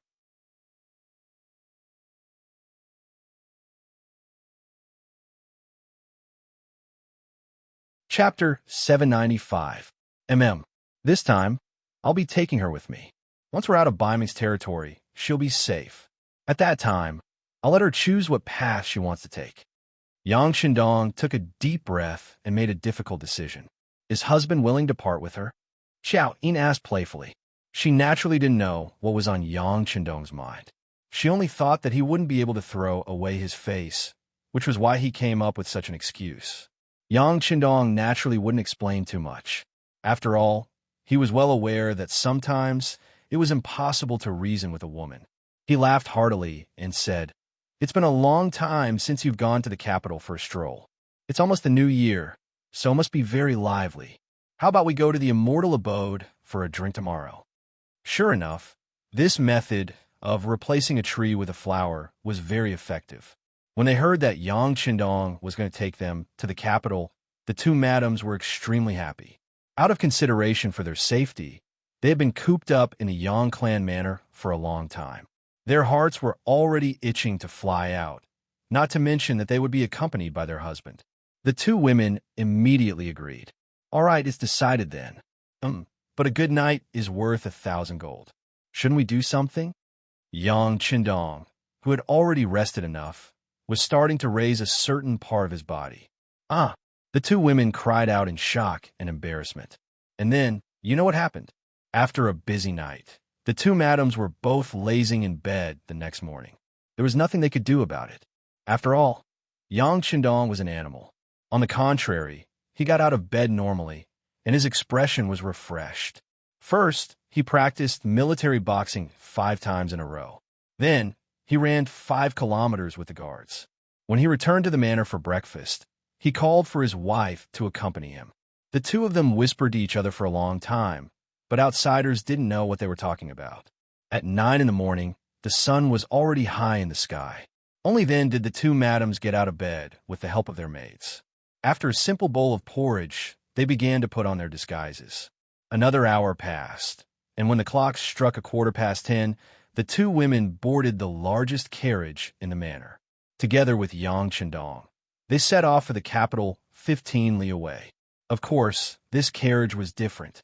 The first carriage with shock absorbers had followed Yang Qindong, first madam and third madam, to the southern Ming dynasty. This carriage was the latest one, and it was more luxurious than the previous one. The wheels of the carriage were not the commonly used wooden wheels, but leather wheels that seemed to have been modified from rubber. There were also many shock absorbers added. The interior of the carriage was also much larger, and there were even many thin fabrics placed in the inner layer of the carriage. This would not increase the weight of the carriage, and in case someone attacked with a bow or even a gun, it would be able to defend against arrows and bullets. The carriage left the Yang family manor, accompanied by the 2 guards and more than 100 black cavalry. Unlike yesterday, the Wolf Fong Special Forces and Ghost Shadow Snipers were nowhere to be seen. Under the escort of more than 100 black cavalry, the carriage left the manor and headed straight for the Yongding Gate of the capital. The moment the carriage left the manor, the embroidered uniform guard spies who had been keeping watch outside received the news. This news was then reported up through the ranks, and it didn't take long for it to reach Chief Eunuch Jining. It seems like he's about to make a move. Have someone keep a close eye on them. Without orders, they're not to act rashly. Jining still didn't know what Yang Qindong was planning, so she could only wait and see. This allowed Yang Qindong's group to enter the capital without any obstructions. The 100-some black cavalry appeared on the streets of the capital in an awe-inspiring manner. Their appearance naturally attracted the attention of the common people, and a piece of news quickly began to spread through the crowd. This is the Duke of Loyalty, known as the War God. Not long ago, he was ordered by the Emperor to reclaim Tulu City. I heard that just the Mongol cavalry alone killed over 10,000 people and saved countless of our Han people. An elegant young master stood in the crowd and told the news he knew. What? There is such a thing? Why haven't I heard of it before? Many of the commoners who suddenly heard this revealed shocked expressions. There was also this person who had a disapproving expression. It was clear that they would not believe this kind of rumor. Of course you wouldn't have heard of it. Let me tell you, isn't it almost the new year? When the time comes, His Majesty will announce it as a joyous occasion for the entire country. This news is still under lockdown. If not for the fact that I have a friend who is an official in the Bureau of Military Personnel, I wouldn't have heard of this news either. The elegant young master found a legitimate reason, his face saying that he had many connections and couldn't be like them. Yes, my master also mentioned it in his residence. It really is true. A man in the garb of a retainer in the crowd suddenly said, cooperating with the young master. This immediately drew everyone's attention. For a matter, if one person said it was true, it might not be credible, but when more people said it was true, then it couldn't be treated as idle. For a time, this news blew like a cold wind in all directions, and some people with big mouths began to spread this news out. But as the instigator, the young master and his servant had long disappeared into the crowd. They were originally secret agents of the Security Bureau and were used to playing many roles. What happened just now was just a very common case in a mission. When the news spread, Yang Qindong's carriage was moving through the crowd. It was rare for people to make way for him from afar. This was a form of respect for heroes. But how could it not be a reflection of the people's hearts? The embroidered uniform guards who had been following the carriage were also stunned by this scene. However, it was clearly too late to investigate the source of the news. Seeing how much the common people loved the Duke of Loyalty, they had no choice but to report this news to their superiors. In the imperial palace, Zhu Qiyu, who had also heard the news, was waiting for the latest developments. Suddenly, he heard a report from one of his subordinates. When he heard the rumors on the streets, his face filled with anger, and he suddenly roared, "This is kidnapping! Kidnapping!" When he went to attack Talus City, when did he receive our edict? What is he trying to do? Does he think that because he has the support of the common people, we don't dare to do anything to him? This is Biming's capital. Here, we have the final say. We have the final say. Seeing the emperor's anger, Jining dropped to her knees and cried, "Your Majesty, please calm down, Your Majesty, please calm down." In truth, if you think about it carefully, this isn't a bad thing. Since this news has spread, it must be the work of the Duke of Loyalty. Doesn't this mean that he intends to gift Talus City to Your Majesty? Zhu Qiyu, who had wanted to continue roaring to vent his dissatisfaction, suddenly stopped. Instead, he seemed to be thinking about something. Soon after, he chuckled and said, "That's right, my beloved subject's words are exactly what we want. Since that's the case, I'll let some people know what it means to lift a rock and smash one's own foot. How about this? Immediately pass down the order to spread the news that the Duke of Loyalty attacked Talus City on our orders. Let everyone in the world know, ha ha ha ha." A tiny Talus City naturally didn't enter Zhu Qiyu's eyes. He didn't even consider how many Mongolian soldiers there were in the city or how many Han commoners were under threat. His reputation was nothing more than a good reputation for daring to face the Mongols and raising the morale of the people. "Your Majesty is wise." Jining hurriedly flattered. The delighted Zhu Qiyu laughed heartily as he made his way to the harem. He wanted to share this good news with the Empress and the imperial concubines. As for Yang Chendong, he trusted that the embroidered uniform guard was keeping an eye on him to see if anything had happened. After the decree was issued, news quickly spread throughout the city that Biming had taken Talus City and that the Han commoners there had been rescued. The commoners were overjoyed when they heard this news. After all, they had always retreated and avoided the Mongol army of the steppe. They rarely took the initiative to attack, let alone take down a city, kill the Mongol soldiers, and rescue the commoners.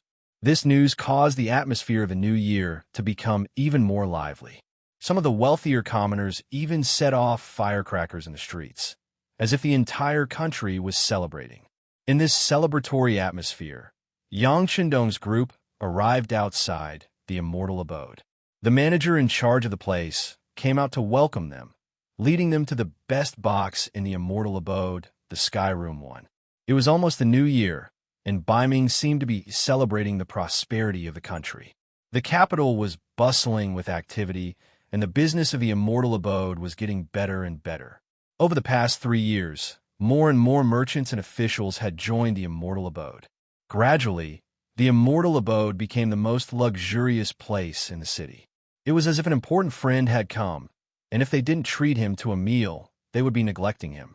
In this atmosphere, the mark of the Yang clan on the immortal abode grew increasingly faint. In the immortal abode, Yang Chendong's group entered a private room and sat down. In a residence 3 streets away from the immortal abode, a vigorous youth pushed open the door and entered. When he saw the official seated in the main hall, he dropped to his knees and said, "This lowly one, Chen Guo, pays respects to my lord." "My lord, this person is called Chen Guo. He is very clever." An embroidered uniform guard official whispered into the official's ear. The person called my lord had a rather pale complexion. Even if one looked closely, they wouldn't be able to see any beard at the corner of his mouth. With this insignia, his identity was obvious. He was most likely a eunuch. Eunuchs that the embroidered uniform guard tried to curry favor with tended to have great backgrounds. This was indeed the case. This person's surname was Jin, but his given name was incomplete. He was one of the adopted sons of Jining, the great eunuch of the ceremony bureau. The 13 Swords Shan Kun, who had tried to assassinate Yang Chendong in the south, had been sent by this person.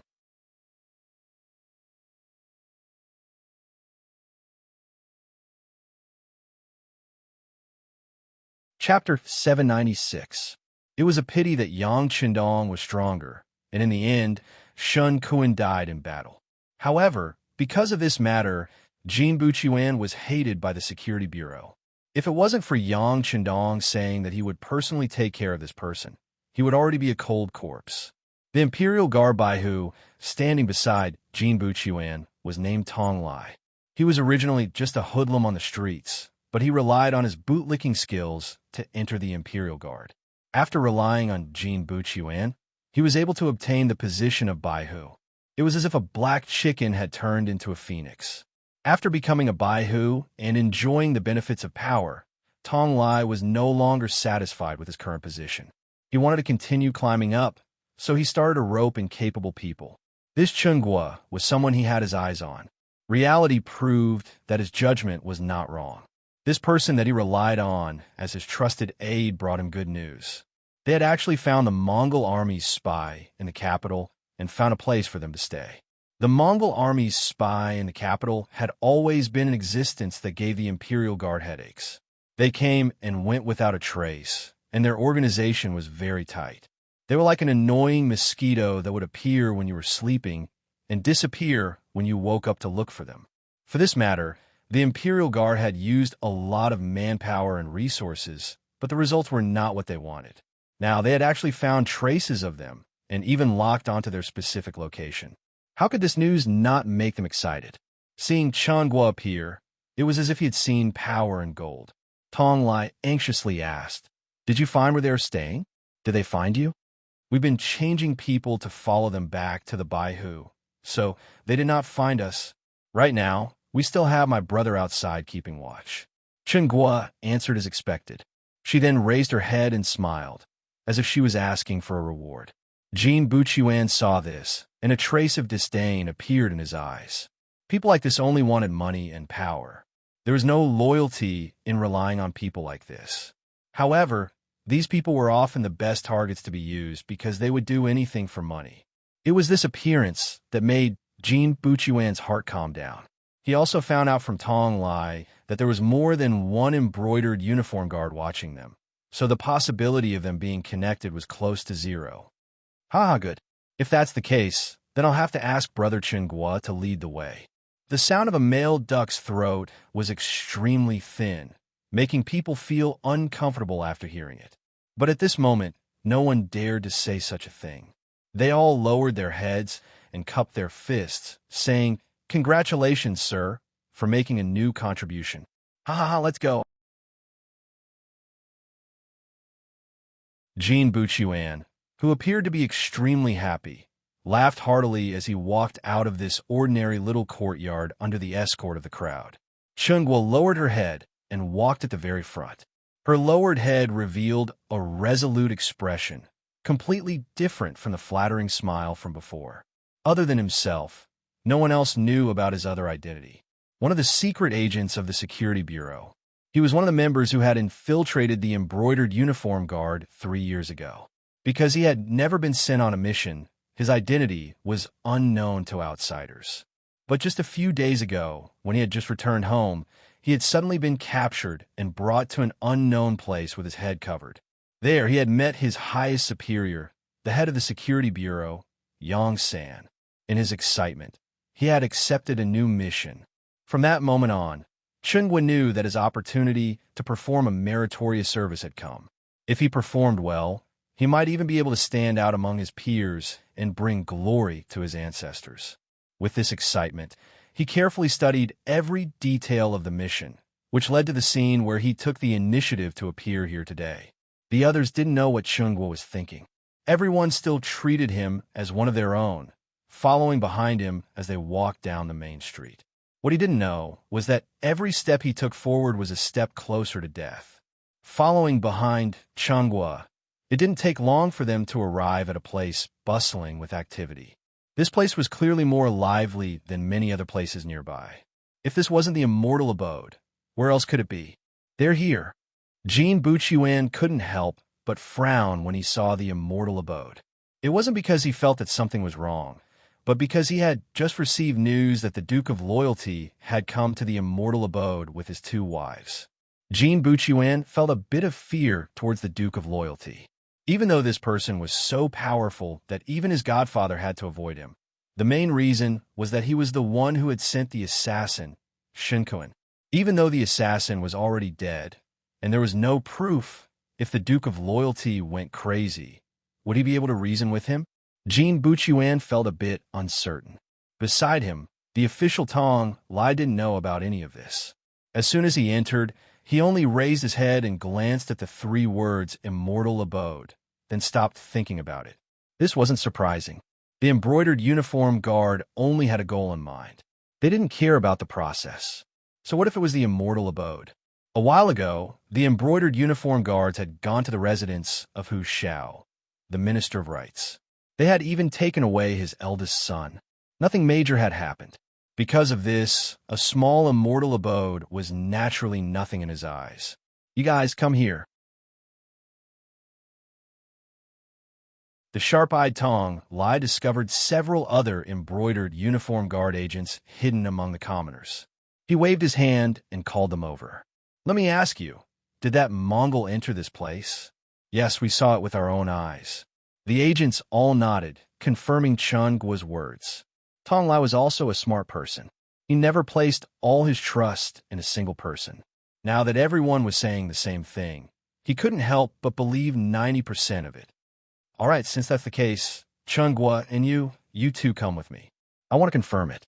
Tong Lai was a very careful person. Even though Jean Buchuan was here, he wasn't afraid of the immortal abode's powerful background. However, if he didn't have conclusive evidence, he wouldn't make a move so casually. After all, there were many officials who ate here every day.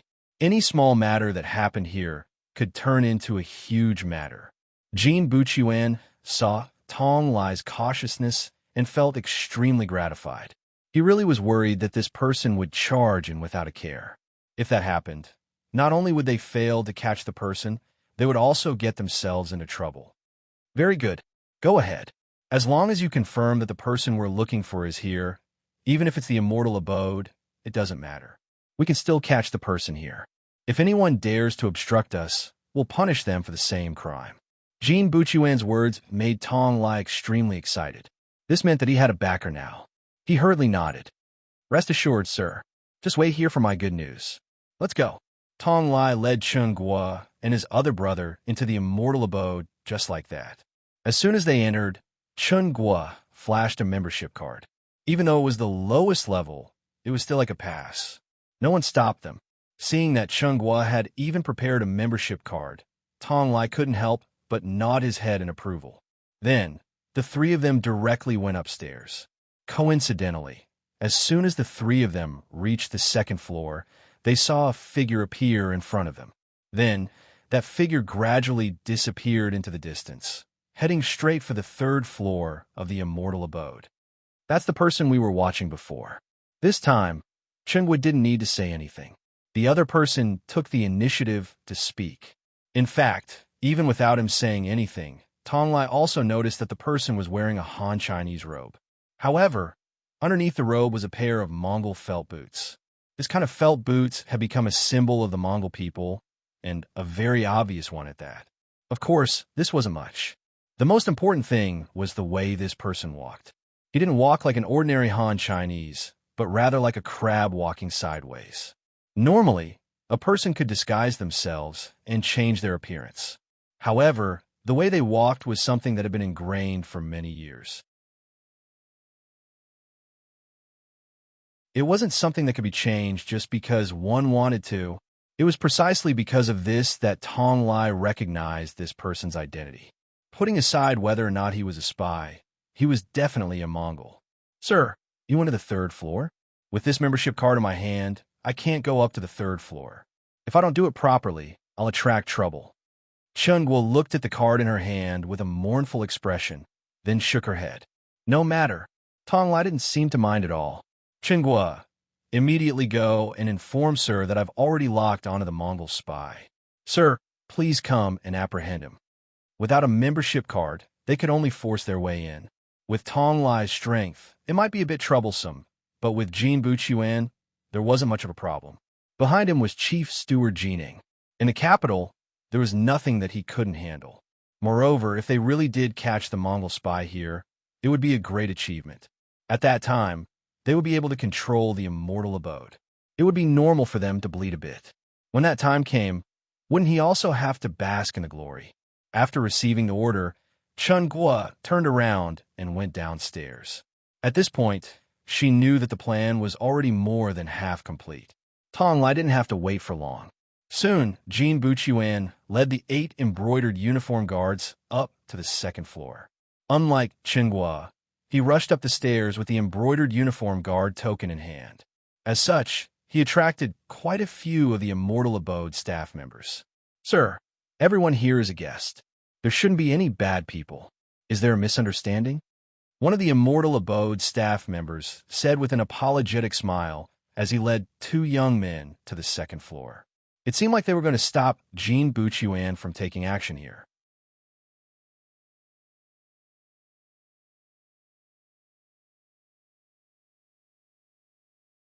Chapter 797. Misunderstanding my ass. This lord discovered Mongolian spies here, and we're going to conduct a search. If you're tactful and cooperate, we can lessen your punishment. Otherwise, we'll throw you into the imperial prison and let you know that sometimes even death is a beautiful thing. Revealing a ferocious expression, Jin Buqian used his croaky voice to threaten the steward who followed him. This. The manager was clearly frightened. He didn't know what to say for a moment. "Don't say this and that. Let me tell you, cooperate with us, or we'll arrest you right now." "All right, I'll give you a chance. Go up to the 3rd floor and invite all the guests out." Tong Lai stepped up to the manager's side and flashed the spring embroidered blade in his hand. He looked like he really would kill at the slightest provocation. This really did scare the manager. Afraid of death, he could only nod. "Fine, I'll cooperate with you." With the manager leading the way, the waiters on the 3rd floor naturally didn't dare stop them. Jin Buqian, Tong Lai, and the others smoothly arrived on the 3rd floor. Afterwards, they began to clear out the rooms one by one. Those who could dine on the 3rd floor naturally all had the highest membership cards. Their statuses were also different from ordinary people. They were eating here, but the Immortal Abode's manager suddenly asked them to leave first. Of course, they were all extremely dissatisfied. Those with bad tempers immediately began to curse. However, as the embroidered uniform guards in flying robes appeared one after another, they all shut their mouths. Just a while ago, the genie guards had even arrested the eldest son of Minister Hu Xianshu. He was also the genie guards town commissioner. He was one of their own. However, when he made a move, he did not show any mercy. Were they? They had angered him. So what if he killed them on the spot? They were still dissatisfied, but they didn't show it. They only snorted coldly and walked out of the room. Jin Buqian didn't even bother to look at the dissatisfaction shown by these people. He only asked Tong Lai, "How is it? Did you find that Mongolian?" "No, none of these people are Mongolians." Tong Lai stared intently. He was confident that as long as that person appeared, he would be able to recognize him. He would never make a mistake. Just like that, the private rooms were emptied one after another. More and more people walked out of the room, but they still couldn't find any trace of that person. For a moment, Tong Lai wasn't as confident as before. Layers of cold sweat began to form on his forehead. "My lord, there's only one room left. Please take a look." That manager looked at Jin Buqian as if his parents had died and spoke in a pleading tone. "The last room needs to be searched even more. The person we're looking for might be here." Jin Buqian did not show any signs of stopping. With such a big fuss, if he returned without any results, it was likely that not long after, a memorial to impeach him would appear on the Emperor's dragon table. He didn't want to be punished, and his mind was in a mess. He had completely forgotten that the Duke of Loyalty was currently eating in the Immortal Abode. Seeing how unreasonable Jin Buqian was, the manager could only lead 2 embroidered uniform guards to knock on the door of the final private room. Without waiting for permission to be emitted from within, they pushed open the door and entered. Soon after, 3 figures flew out. Tong tong. The figures landed on the floor, causing the entire floor to tremble. However, this also caused Jin Buchuan and Tong Lai's eyes to brighten. Ah, they actually dared to make an enemy out of our embroidered uniform guards. They must be the people we're looking for. Attack together. Capture them. At this moment, the two of them only had eyes for the Mongol agents they were looking for. All other problems had been thrown to the back of their minds. This was a solid achievement, a good opportunity for them to rise in rank and make a fortune. As the two of them roared, the embroidered uniform guards behind them also charged forward. This was Baiming's capital, and their intelligence reports had said that the Mongol agents were secretly meeting. There shouldn't be too many of them, only 2 or 3 at most. They had more than 10 people in total, so what was there to be afraid of? In order to become an embroidered uniform guard, one had to undergo a strict test in terms of skill. Even if some people had special talents, they still had to undergo frequent training after entering the organization. After all, when it came to a crucial moment, when they fought with others, they wouldn't care about their status.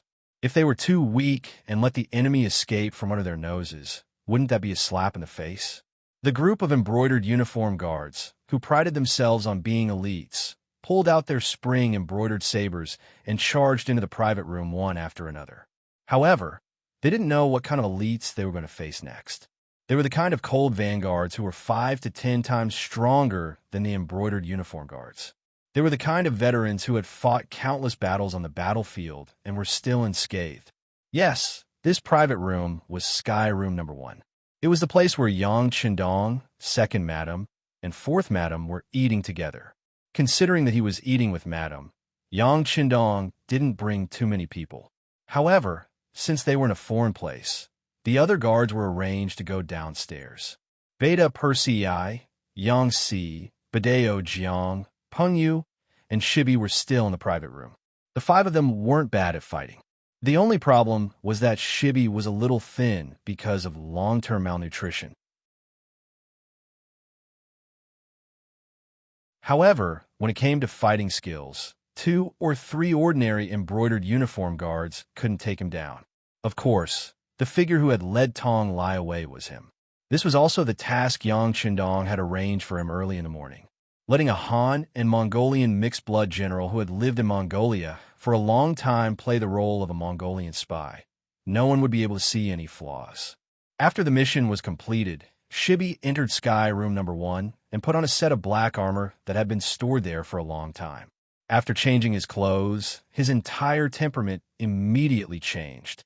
Even though they were face-to-face, Tong Lai couldn't tell the difference between this person and a Han, nor could he tell the relationship between him and a Mongolian. When Jin Buchuan and Tong Lai reached the 3rd floor, chaos broke out outside. Yang Qindong, who was eating with the 2 madams, knew that the fish had taken the bait. However, he didn't panic in the slightest. On the contrary, he continued to drink with the madams in the private room, as if he didn't care at all about what was happening outside.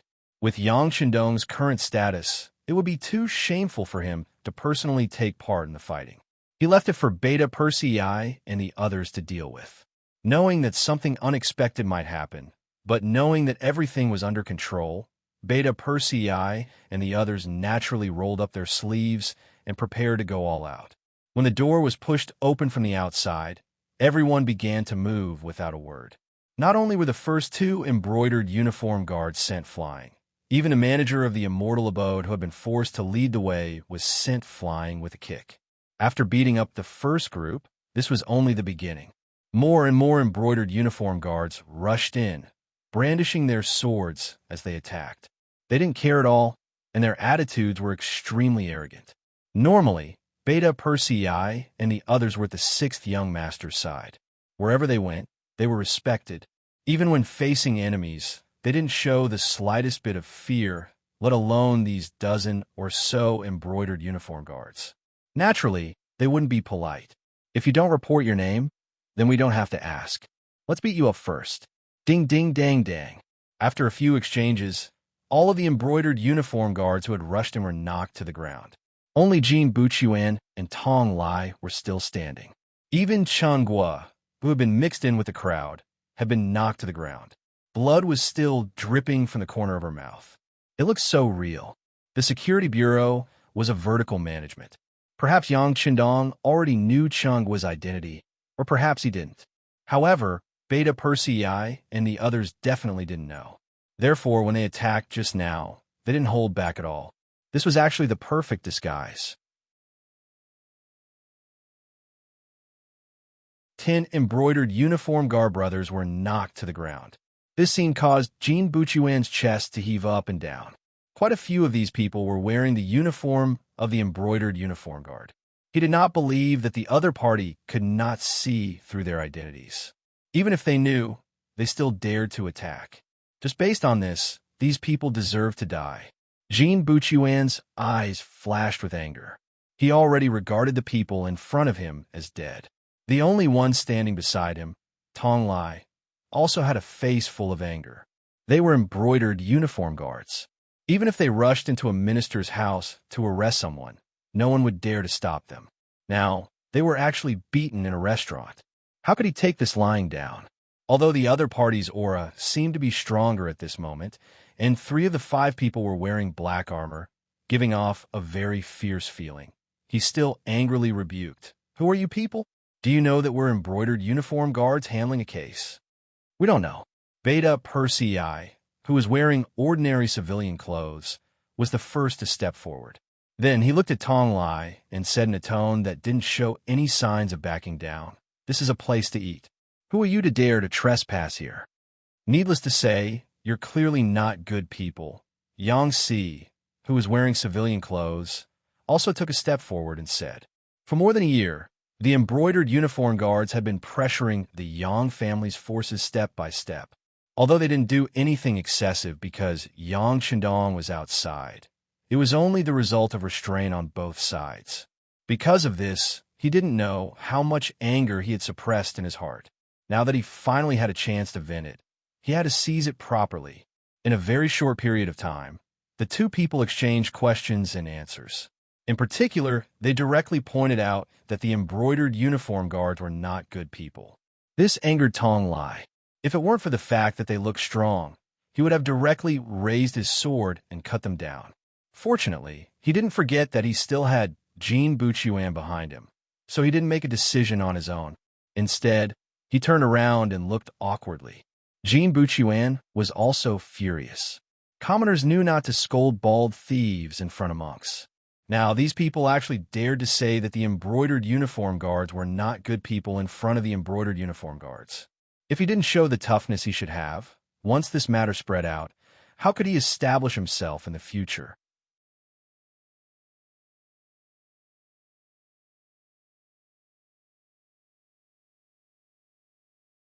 Chapter 798.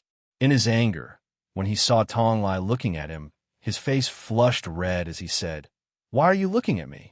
Do I need to tell you the consequences of obstructing the embroidered uniform guards from handling a case?" There's no need. Tong Lai immediately understood Jin Buchuan's meaning. He recalled how he personally went to the Hu estate to capture Hu Zhongning a few days ago. How could he admit defeat now? After hearing Jin Buchuan's words, he seemed to be filled with courage. He waved the shining embroidered spring saber in his hand in midair and shouted, "We, the embroidered uniform guards, are going to investigate a case. All of you scram.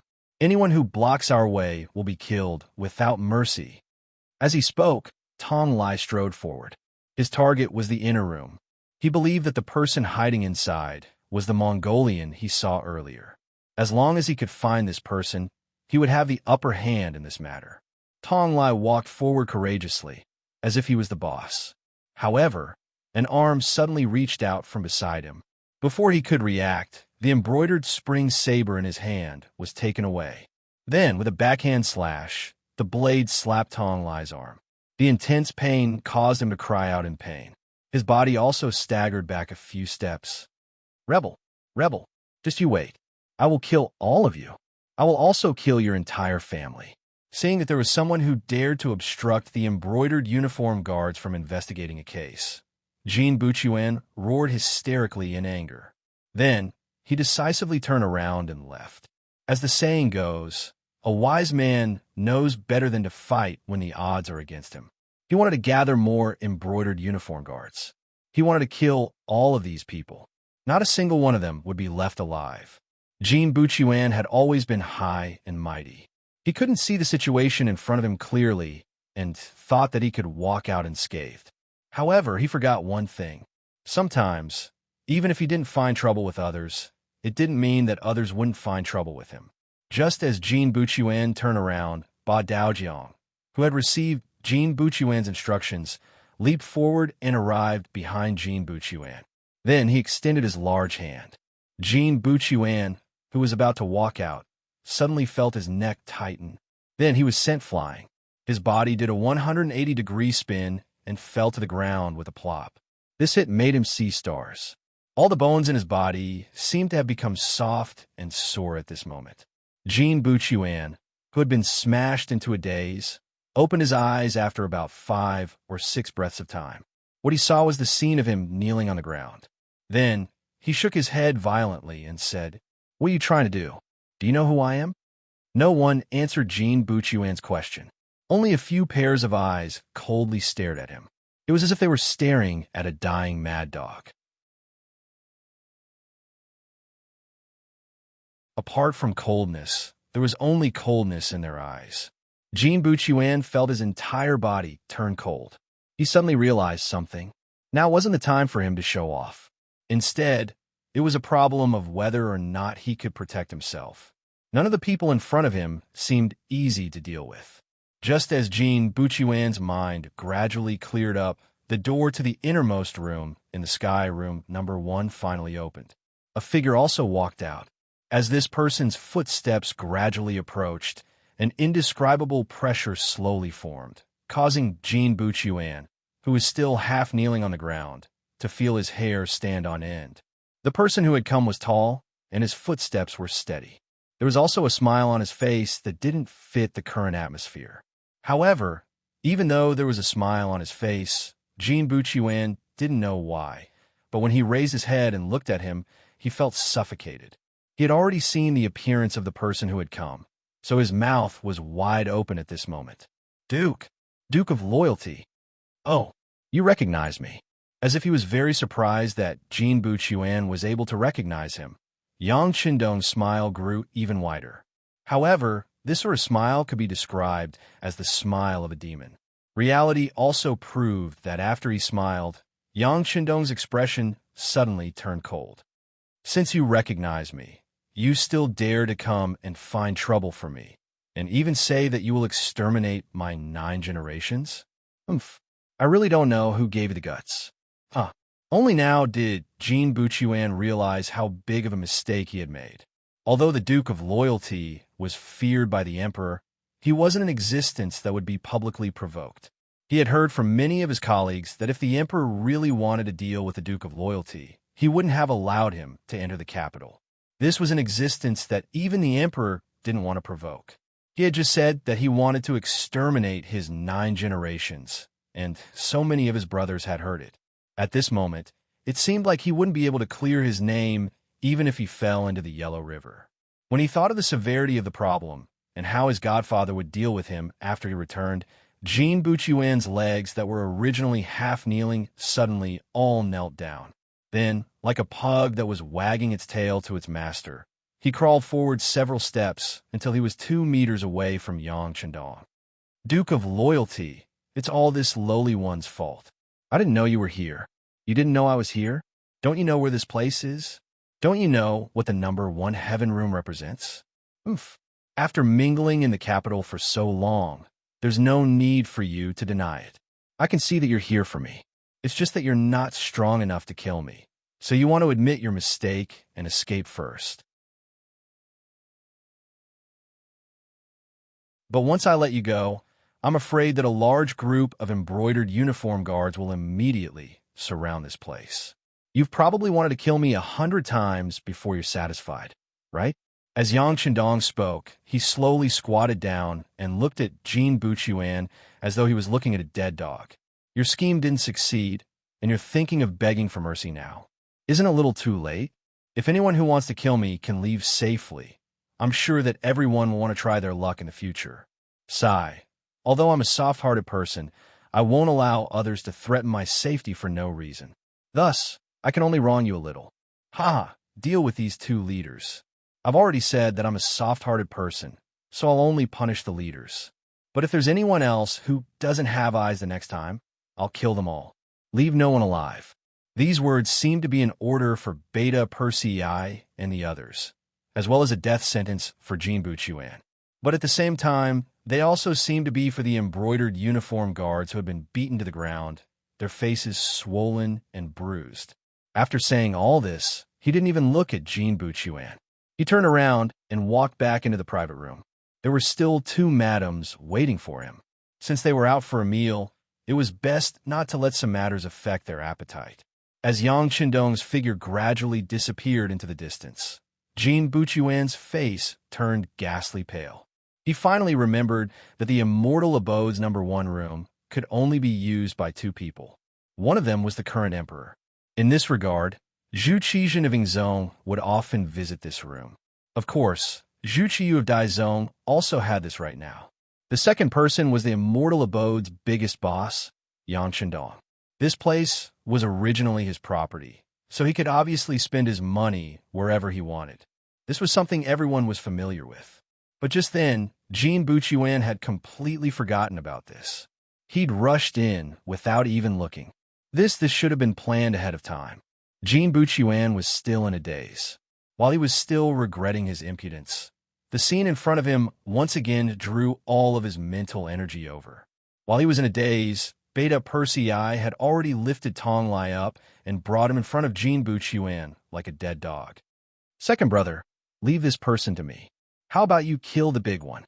As if he didn't want Beta Persei to monopolize the limelight, Yang Si chuckled and also walked over. All right, then we'll each take one. Beta Persei seemed to be someone who readily accepted good advice. He listened to Yang Si's suggestion. He tossed Tong Lai to the ground and reached out his hand to grab Jean Buchuan. In just a moment, Yang Si had already arrived in front of Tong Lai with a sharp dagger. He first smiled, then raised his hand and brought the dagger down. A piece of fresh flesh flew into the air, but to everyone's surprise, only a piece of flesh flew out. There was no blood. Just from this point alone, one could tell that Yang Si was already a qualified butcher. He knew how to do it without drawing blood and still cut off a piece of flesh. This isn't good. You're already starting. Don't act shamelessly. It was as if they were playing a game. Seeing that Yang Si had already taken the lead and swung his dagger, Beta Persei chuckled and also took out a sharp dagger. This scene frightened Jean Buchuan. With Tong Lai as an example, how could he not know what the other party was going to do? Not only was he going to kill, but he was going to torture him to death. This was the method he used to deal with others. In his shock, when he realized that Yang Qindong really dared to kill him, Jean Buchuan was finally terrified. He opened his mouth and shouted, "What are you doing? Do you know who I am? I'm going to..." Swoosh! Blood and flesh flew out. A chunk of fat flew out from under Jean Buchuan's ribs, separated from his body. The one who attacked was Beta Persei. He slashed again and again. As he cut off piece after piece of fat, he did not forget to say, "You don't even King know who you are. So how would we know who you are? People with your IQ shouldn't live in this world and waste food."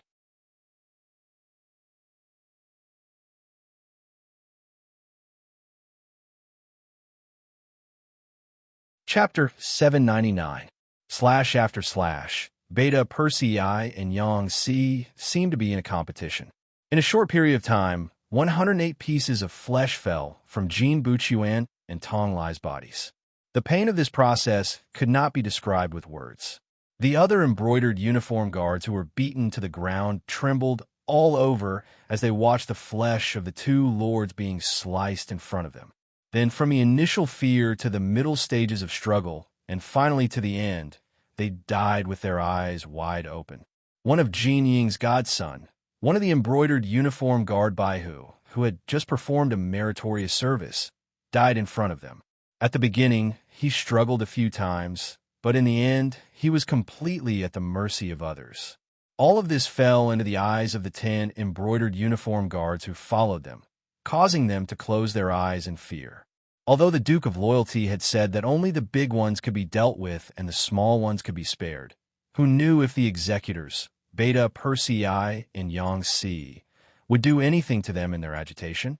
If that was the case, they could not resist at all. They were completely fish on the chopping board, at the mercy of others. Just as the 10 brothers of the embroidered uniform guard, with the exception of Chunhua, were nervous, Yangtze opened his mouth. Second brother, I haven't had enough yet. Should we take out a few more people to kill? This feels so good. After he finished speaking, Yangtze's cold eyes stared at the 10 embroidered uniform guards.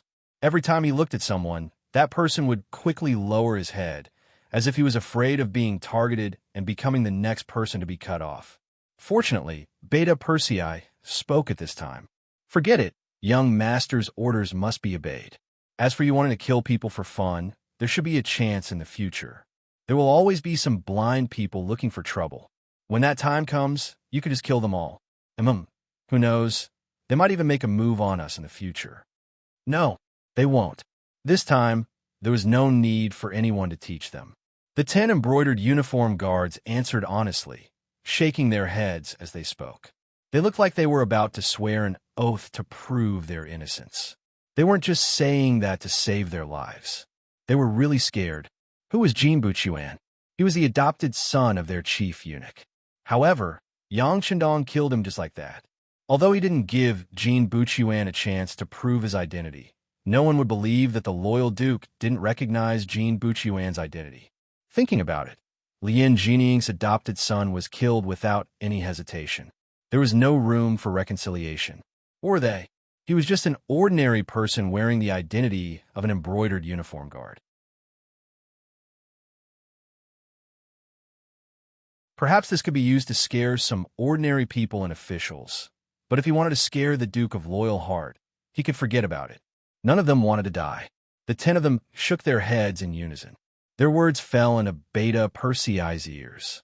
He dug his ears as if he didn't hear them clearly. You don't have to be so loud. I've remembered what you said.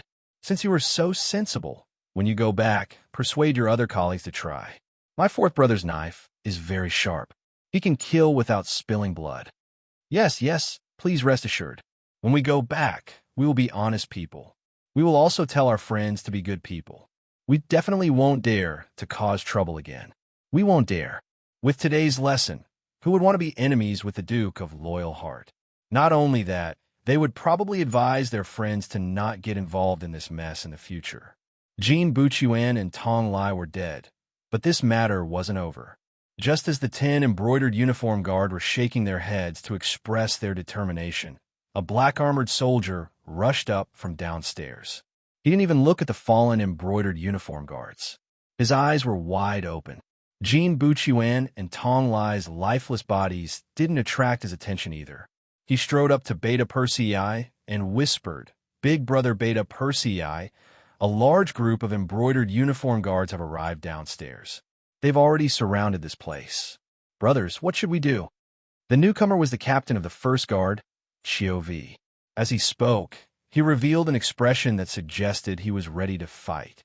From the looks of it, he clearly didn't place the embroidered uniform guards outside the immortal abode in his eyes. In reality, the immortal abode was indeed under layers of protection.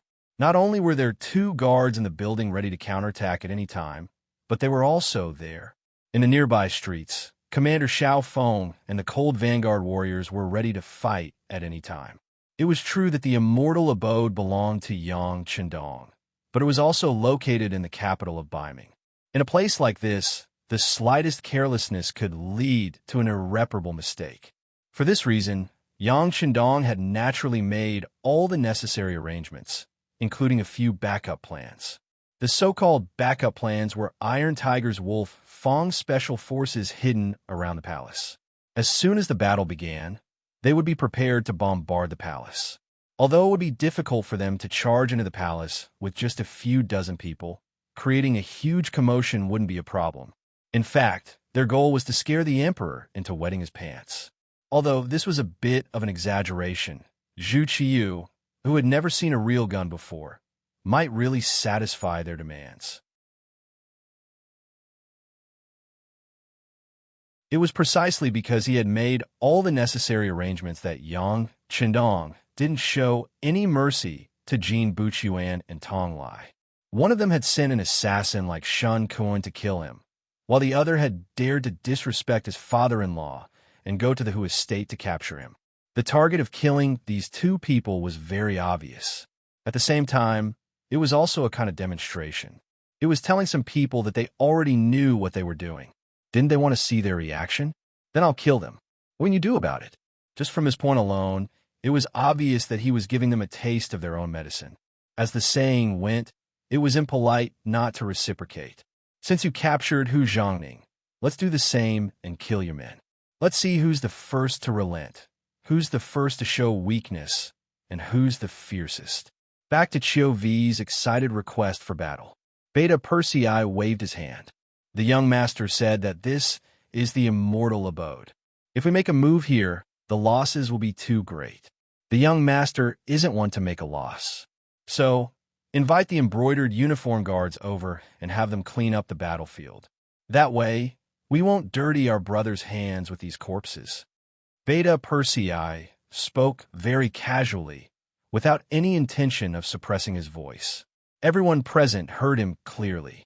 The 10 embroidered uniform guards naturally looked down, as if they hadn't heard a thing. Dressed in black armor, Shi Bi's eyes were wide open at this moment, as if she was shocked. The sixth young master had already given him a rough idea of what was going on in the morning. However, he hadn't mentioned whether they would directly kill the embroidered uniform guards or not. Bei Bei had thought that the sixth young master wanted to use this as a warning. He hadn't expected that the embroidered uniform guards would be killed just like that. Not only that, even though he knew that a large number of embroidered uniform guards had already appeared below, Beta Persei was still calm and unhurried, as if he were waiting for the enemy to arrive. What did this mean? He didn't believe that Beta Persei would be so magnanimous. That meant that the sixth young master had already planned for this. He was in the capital of the great Ming dynasty, yet he still didn't place the emperor in his eyes. Just this boldness alone was enough to make him unparalleled in the world. At this moment, Bei Bei's admiration for Yang Qindong rose to another level. After Chou Wu received the order, he nodded and left. Not long after, a group of embroidered uniform guards came to the third floor. When they saw the 10 embroidered uniform guards beaten black and blue, as well as the dead Jin Buchuan and Tong Lai, their faces burned with rage. The leader of the group had a dark expression. You dare to kill embroidered uniform guards in broad daylight. Your guts are truly heaven-defying. Men, arrest all of them. What kind of people were the embroidered uniform guards? They were the lackeys of the emperor. As long as they wanted to, they could charge into the homes of any subject without any evidence. As long as they wanted to, they could arrest the high and mighty court officials as criminals and punish them severely. For example, Wang Ji, the minister of appointments, who was known as the heavenly official, had also been imprisoned by the embroidered uniform guards, let alone others. Normally, anyone who dared to resist the embroidered uniform guards would be labeled as disgraceful. Killing a member of the embroidered uniform guards was even more disdainful, especially in such a public setting. How was this killing? This was clearly a provocation. The enraged leader of the embroidered uniform guards waved his hand and was about to give the order to arrest the culprits, but a voice soon followed. Why does this voice sound so familiar? I wonder which acquaintance is making a fuss in my immortal abode. How impressive! Impudent! When he heard that someone dared to question the general's orders, an unfathomable embroidered uniform guard shouted loudly, after which he looked towards the private room in the private room. It was as if he would rush in at any moment as long as the order was given. Shut your mouth. The leader of the embroidered uniform guards shouted angrily. Of course, he wasn't rushing into the private room, but rather the subordinate who had just been shouting. With a shout, he stopped his subordinates from shouting. The leader then carefully looked in the direction of the private room and asked very cautiously, "Friend, your voice is a little familiar. Can you come out and meet me?" "Ji Guang, do you think your status is worthy?" A voice came from the private room. It wasn't loud, but it was deafening. At least, That was how the leader of the embroidered uniform guards saw it. The person who had come was none other than the leader of the embroidered uniform guards, Ji Guang. This was the person who had almost had his leg broken by Yang Chendong. Of course, that was a long time ago. Back then, he was still the leader of the embroidered uniform guards, a fourth-rank official. Now, he'd been promoted to a third-rank official. Even though he'd been promoted, he still didn't have the slightest bit of confidence when facing Yang Chendong. On the contrary, that voice was like a nightmare to him. If it had to be said, in addition to revering the current Emperor Zhu Qiyu, he was afraid of Yang Chendong in this world.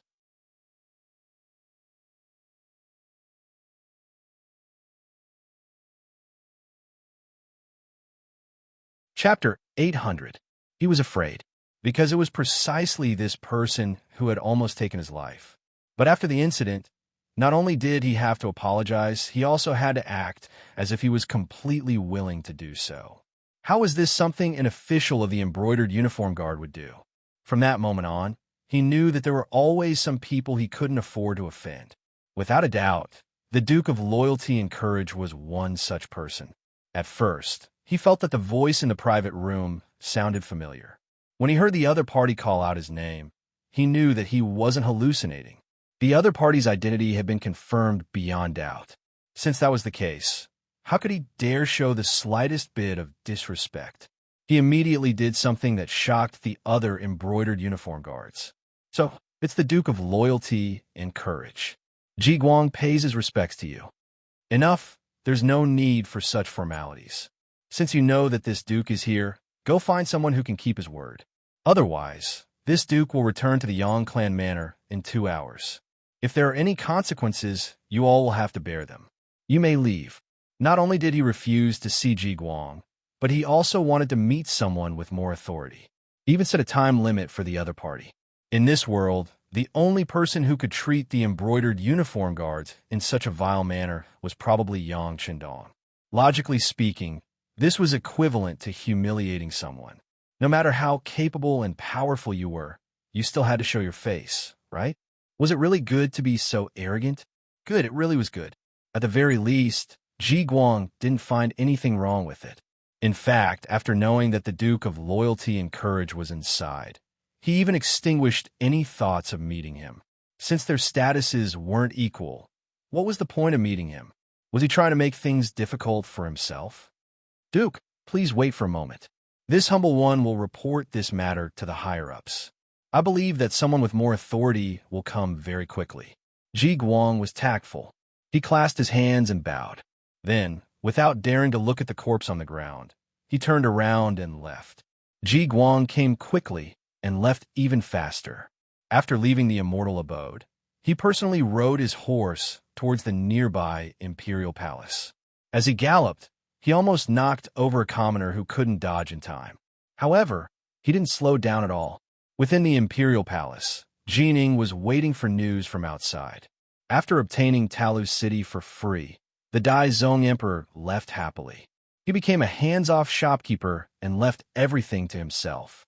As Jining received her orders, she also summoned the commander of the brocade guards, Lu Gue. Together, they guarded the palace and waited for news. They didn't have to wait for long before Ji Guang appeared.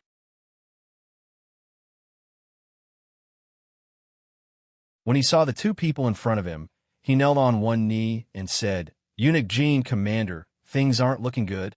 With a sigh, Ji Guang recounted everything that had happened in the immortal abode. Time was of the essence, and he didn't know much about the situation. He didn't even know why the two sides were in conflict. He was just telling them what he saw objectively. Of course, he couldn't forget Yang Chendong's following request. He had to give an answer within 2 hours, or he would leave. Jin Buchuan had actually died, and in the immortal abode at that. Jining was stunned when she heard the news. She immediately stood up from her chair and said with fire in her eyes, "They've gone too far. They've gone too far." Jin Ying's reaction was within Ji Guang's expectations. No matter what, Jin Buchuan was still Jin Ying's adopted son. Even though he hadn't been favored as much recently, and had even been given the cold shoulder, his identity as her adopted son was not fake. Now, not only had he been killed, it had been done in front of everyone. Anyone in this situation would probably be furious. Jining was very angry, but neither Commander LV Gue, who was standing at the side, nor Ji Guang, who was half kneeling there, expressed any opinions on this matter. From this point alone, one could roughly conclude that they would not express any opinions on this matter. Perhaps they were treating this as a family matter, or perhaps they were afraid of the Duke of Loyalty's authority. The two of them didn't say anything. After cursing for a while, Jining slowly closed her mouth. It wasn't easy to put on a one-man show, and she didn't want to lose her composure in front of these people. She forced herself to remain calm and asked Ji Guang, "Tell me, what do you think about this matter? Since you're not going to say anything, I'll force you to. This is one of the privileges of a superior." Ji Guang, who was called out, felt a bit annoyed, but he didn't show it on his face. Instead, he lowered his head again and said, "This kind of important matter is not something a lowly official like me can comment on. That's right, Eunuch Jin, the Duke of Loyalty, is still waiting for you in the immortal abode. He said that if he doesn't see anyone willing to talk to him within 2 hours, he'll go to the Yang clan manor." What? He wants to go back after killing our embroidered uniform guards? He's dreaming. Commander Liu, immediately mobilize the embroidered uniform guards and surround the immortal abode. This isn't the South, nor is it the Plains. I want to see just what kind of ability this Duke of Loyalty has. Jining turned to Liu Gue angrily, asking for his support. The Great Ming Dynasty's political system was made up of 3 main factions: the imperial power, the scholarly faction, and the eunuch faction. The lowest-ranked eunuch faction had produced Wang Zhen at its peak. He was an existence that stood above tens of thousands of people, second only to the emperor.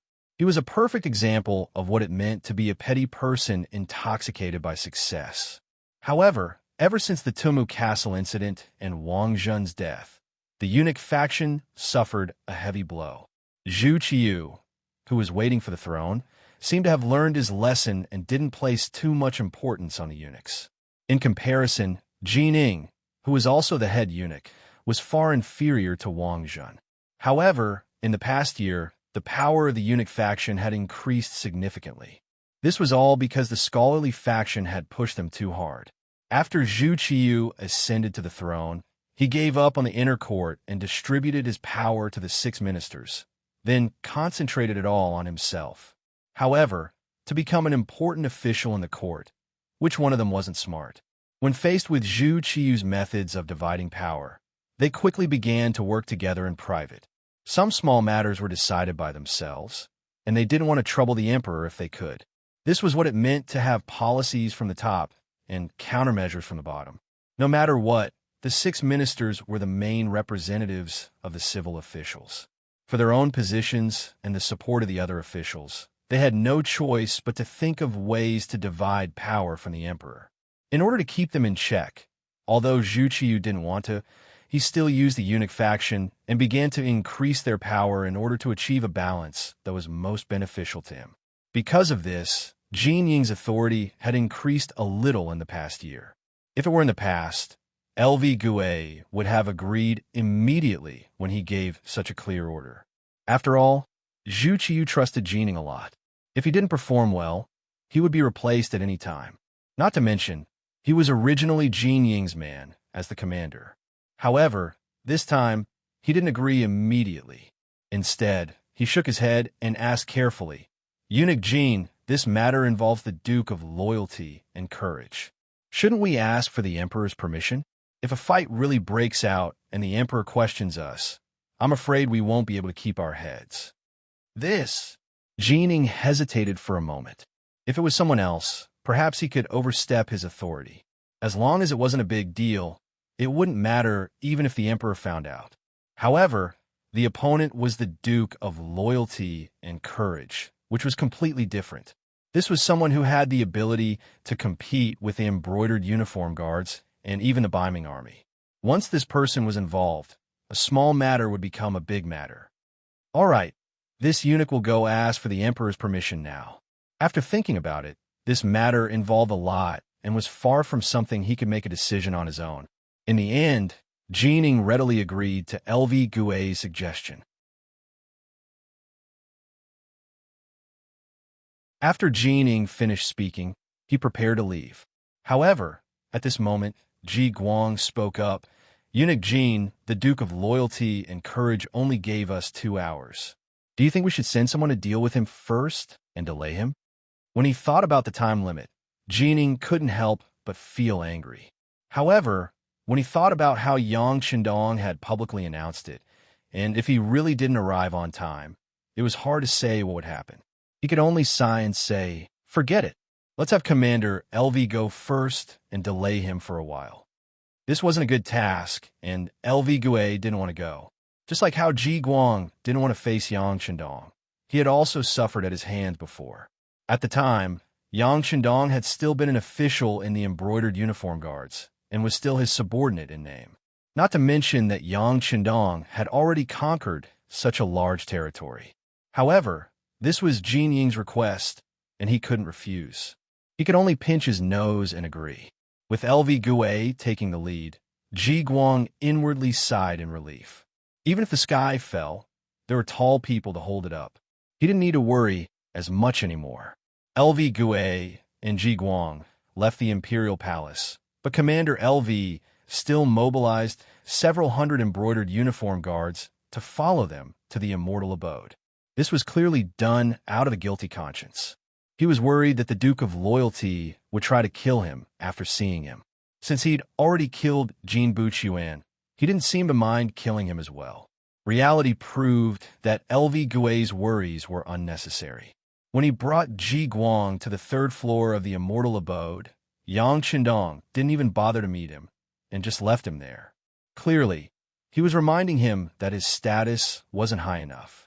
LV Gui didn't know whether to be happy or disappointed. However, not having to face the Duke of Loyalty was still a good thing. When Ji Guang said that there would be other important figures coming, they finally received Yang Shandong's permission to stay for a while longer. The two of them relaxed and began to investigate the whole situation. LV Gui arrived, and the 10 embroidered uniform guards who'd been beaten up finally regained their freedom. From their mouths, the two sirs were finally able to get a clear picture of what had happened. However, because they knew the reason, their expressions were bitter. You're tuning in to the Romance Rendezvous YouTube channel.